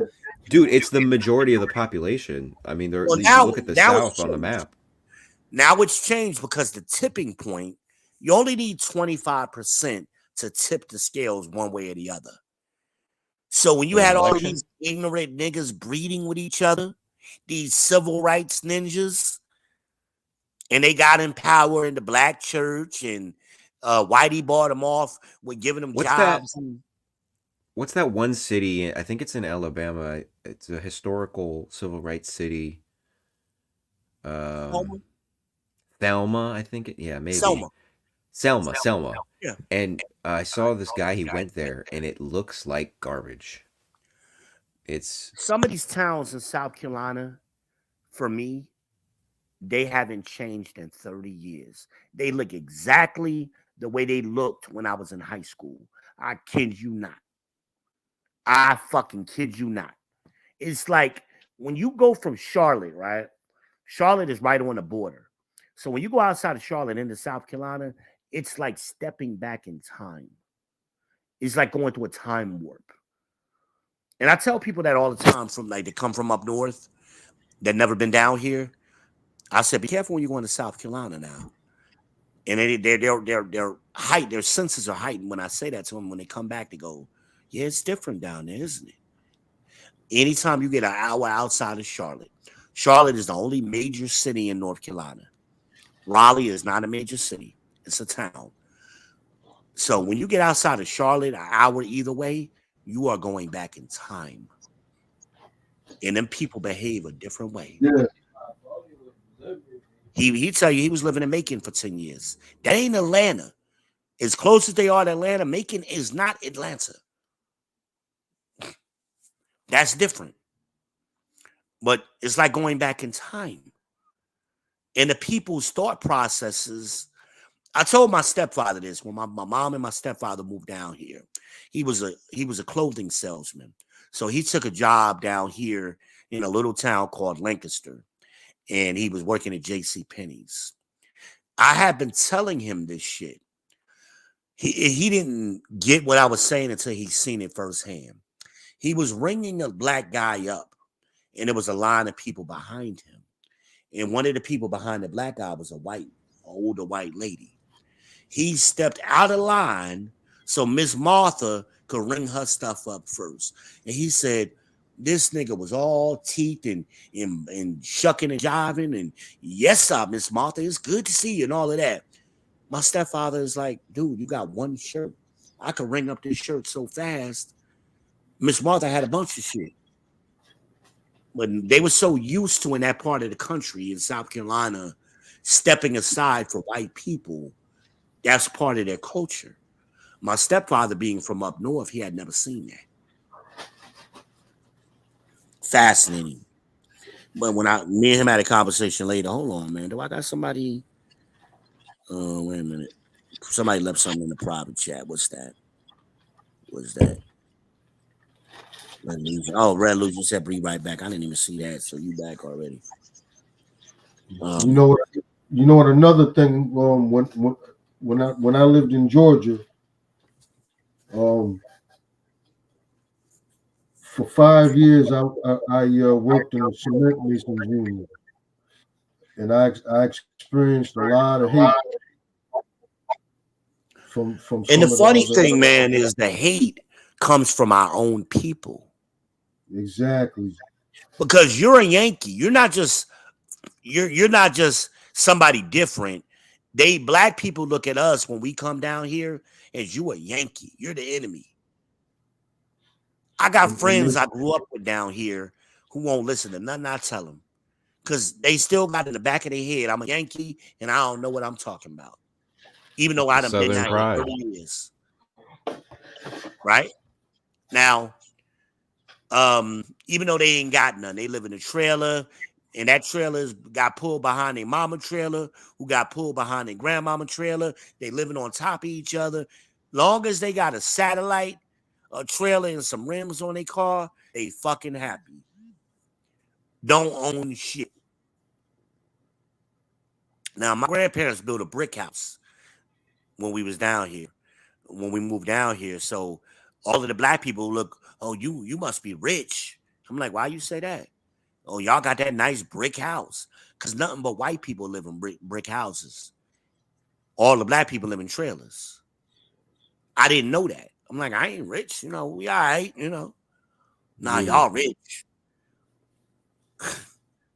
But that's the prejudice and that's the ignorance of these Adaba Daba niggas. That's what Coach call them. These Adaba Daba niggas. Shout out to Coach Greg Adams. These Adaba Daba niggas. They still got that in them. You can't tell them nothing. They will fight you harder than the white man. Also, if you look at every slave rebellion in this country failed. Every last one of them. Do you know why?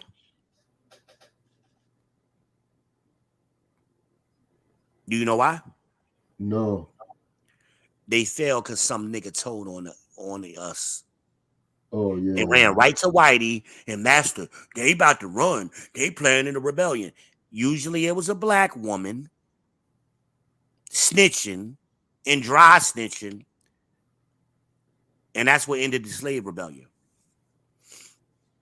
So black women have been these gatekeepers for the history of this country. They always functioned in that role. Yeah, you gotta understand. And again, I mean, nothing is new under the sun. That spirit is always going to be like that. Because they don't want to be equal to us. They don't want to be equal to their man. Men wouldn't have a problem with that. If black women were doing the equal work as black men do, we would not have a problem with that.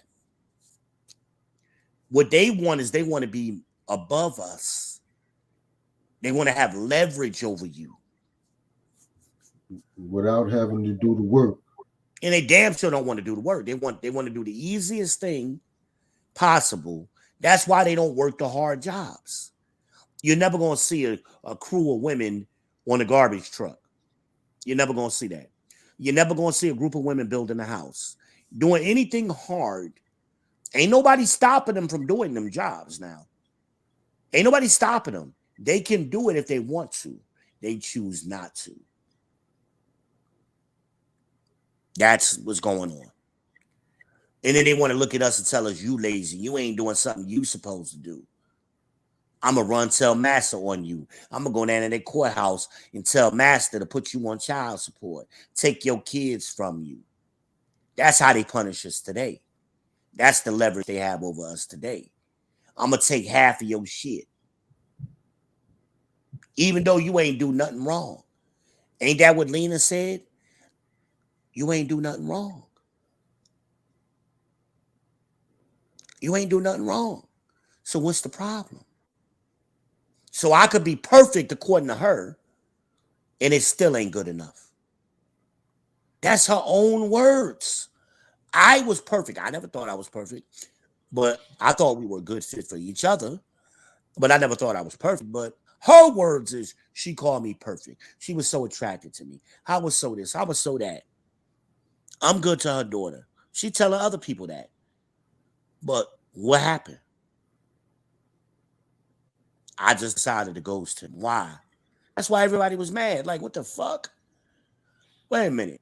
You telling us how good this dude is, and you fucked it up because of what? Because I changed my mind.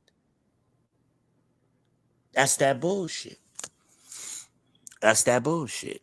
But it's because dude or Franklin or whatever his name is lets her do what she wants to do. That's part of it. That's part of it. In proximity, he's closer to her than I am. So she thinks. I mean, I'm an hour away from Cleveland. I mean, from Chicago. I can be in Chicago in an hour, just like I could be in Jersey in an hour. Like, I don't drive. I'm gonna take a plane anyway, you know. But he would have to drive. It'd take him an hour drive. I could probably be in Chicago faster than him. But they want what's right in front of their face. They want the easy way. They don't want to put no work into it. See, you deal with me, you got to come to Charlotte sometime. Deal with him, you only got to go to Cleveland an hour away. And you ain't got to get on no plane. I mean, women always do what's easy. They don't think long term. Women have insight. They think now, gimme, now. Men think long term. We have foresight. So we think, how is it going to affect my son? He's 18 right now. What's going to happen to him when he's 25? What's going to happen to him when he's my age? You know, men think like that. Women don't think like that. They think now. We look over the trees and look over the forest. Yeah. They miss the forest trying to look at the tree or some shit. You know, I know the saying you're talking about. Yeah. And like Kevin said, man, and I say it too. Y'all women probably met a bunch of good guys that could have been your husband already, but because of your mindset, you walked right past them, or you ignored them, or you tried to friend zone them because you wanted what you wanted at that time. You missed the guy who was really right for you. And I see it all the time. They don't want to put the work in. They want it easy. And as soon as any kind of opposition or any kind of anything happens that's not easy, they're ready to blow the whole thing up, including their kids. They'll fuck their kids over. They will fuck their kids over because they was in their feelings. I've seen it too many times. You know, a couple of times. They're used to the older generation of men putting up with it. The happy life, happy wife ninjas, and the civil rights ninjas put up with it. Well, us, you and I are Generation X. We are sick and tired of it. We ain't putting up with it. So that's when women are losing because they think they have options, especially these older women in our generation. They think they have options that they don't have anymore. My generation is waiting for robot girlfriends. Well, that's coming. AI girls are coming. We all waiting on that. But you a millennial? No, I'm a Zoomer. Yes, sir. He's younger than that. He's a Zoomer. A word? Mm-hmm. Yeah. He's just a couple of years older than my son. But he's very mature, 24. as you can see. I actually did a whole breakdown of every single generation. I even invented a couple. And I ranked them on a tier list. Like A to F.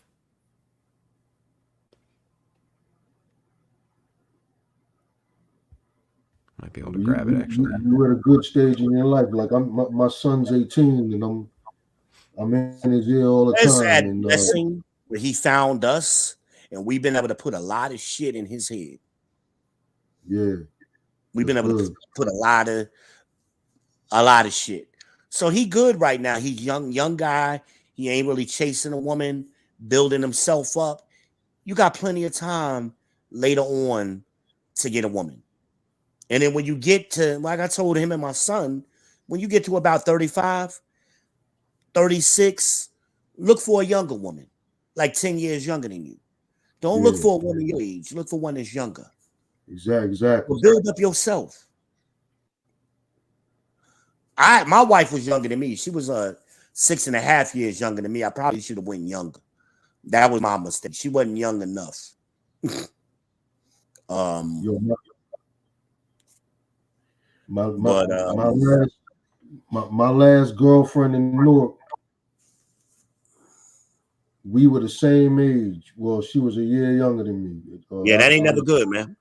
Nah, Gen X women are horrible, man. I was like 22, 23, and she had 2 children already. Oh shit! See, you would have benefited from the information we have now. Yeah, I don't know what the fuck I was. Well, I know what I was thinking. I was looking man, at them. She was a good pussy. Nice she was brown experienced. She had a Yeah. little post pregnancy body, so she was probably a little thicker. Yeah. Yeah, man, I know what you was thinking. Shit. But see, we didn't know. We were always taught if you get with a woman, you got to stay with her. Try to make it work. We wasn't taught don't take them type of women seriously. That's where we went wrong. We taking women seriously that we should not have taken seriously, and we wasted a lot of our youth with them instead of building up ourselves. This was my mistake. When we started having problems, yeah. The first time we started having problems, I left. As a matter of fact, I left a few times. My problem was when she came back, telling her to get the fuck out of here. I would go back to her. That was my problem. I did the same thing. I took my wife back a lot of times, and I shouldn't have took her back. But I had kids, and she was using that weakness against me.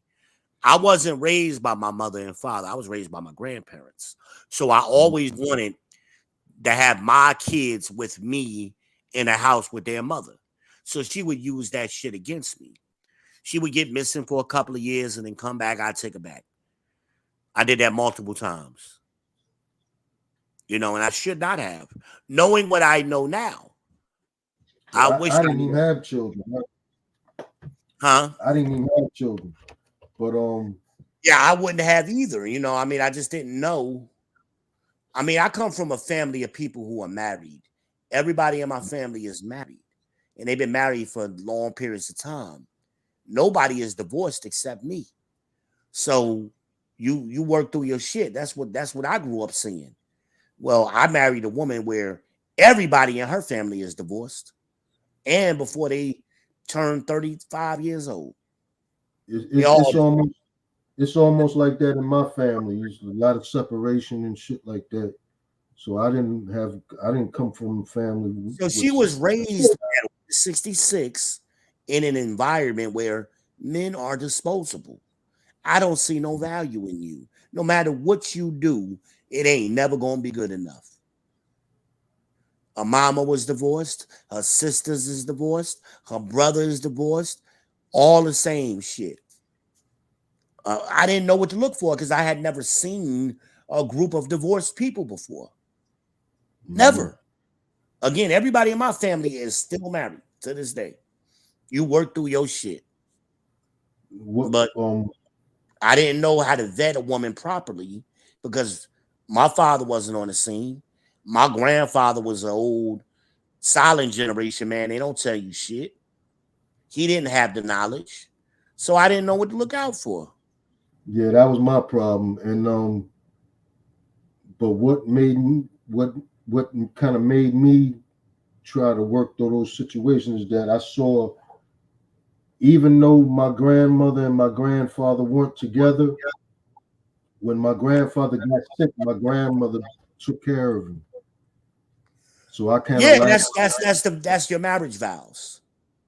That's your marriage vows through sickness and health, for rich or poor, in good times and bad. Black women don't hear none of that shit today. They don't hear none of that. So even me, when I got divorced, it's like that was after I got sick.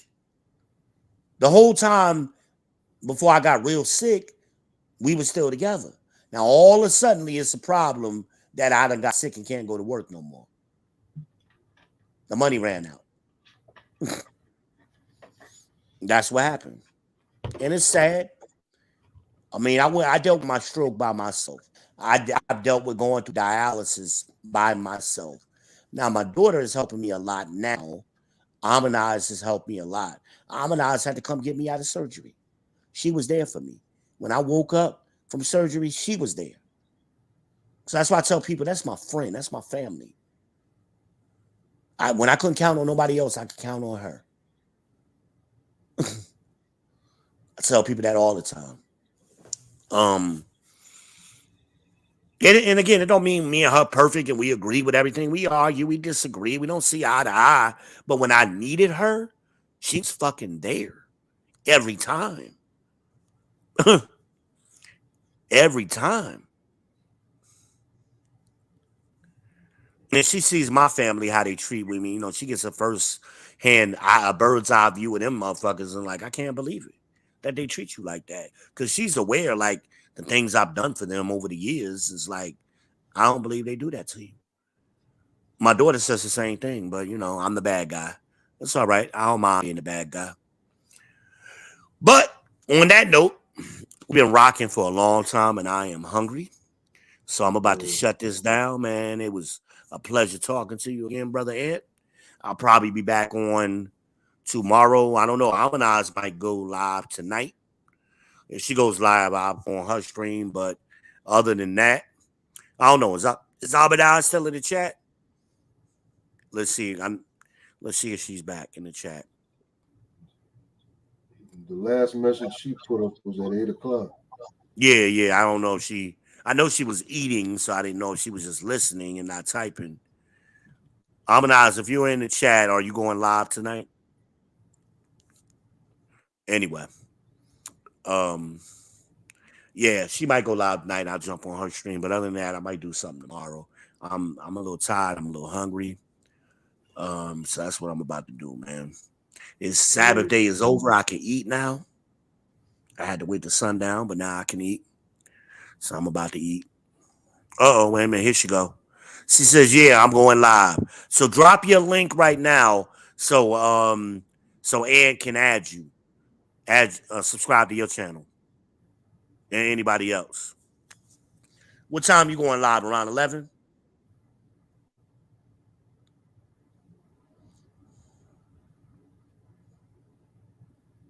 All right, she dropped a link and subscribe to her, smash the bell, and she said she's going live around 11.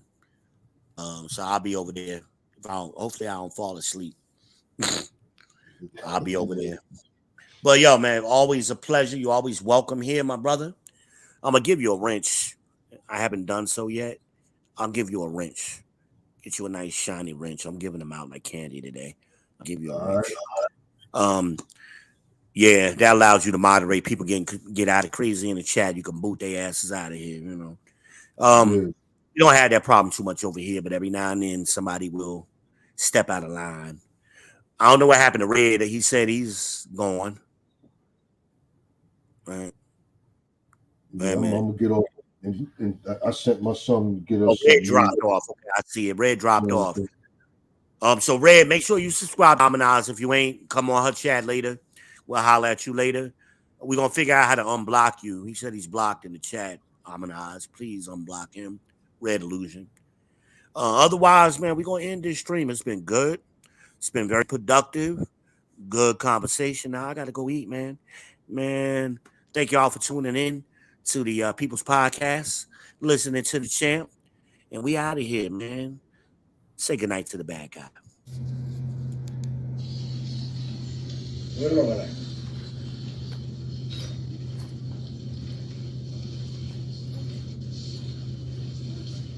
You're all a bunch of fucking assholes.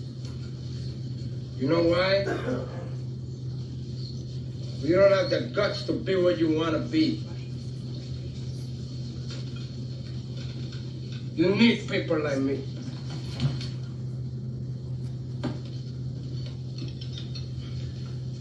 You need people like me so you can point your fucking fingers and say, that's the bad guy. So, what'll that make you? Good? You're not good. You just know how to hide, how to lie. Me, I don't have that problem. Me, I always tell the truth, even when I lie.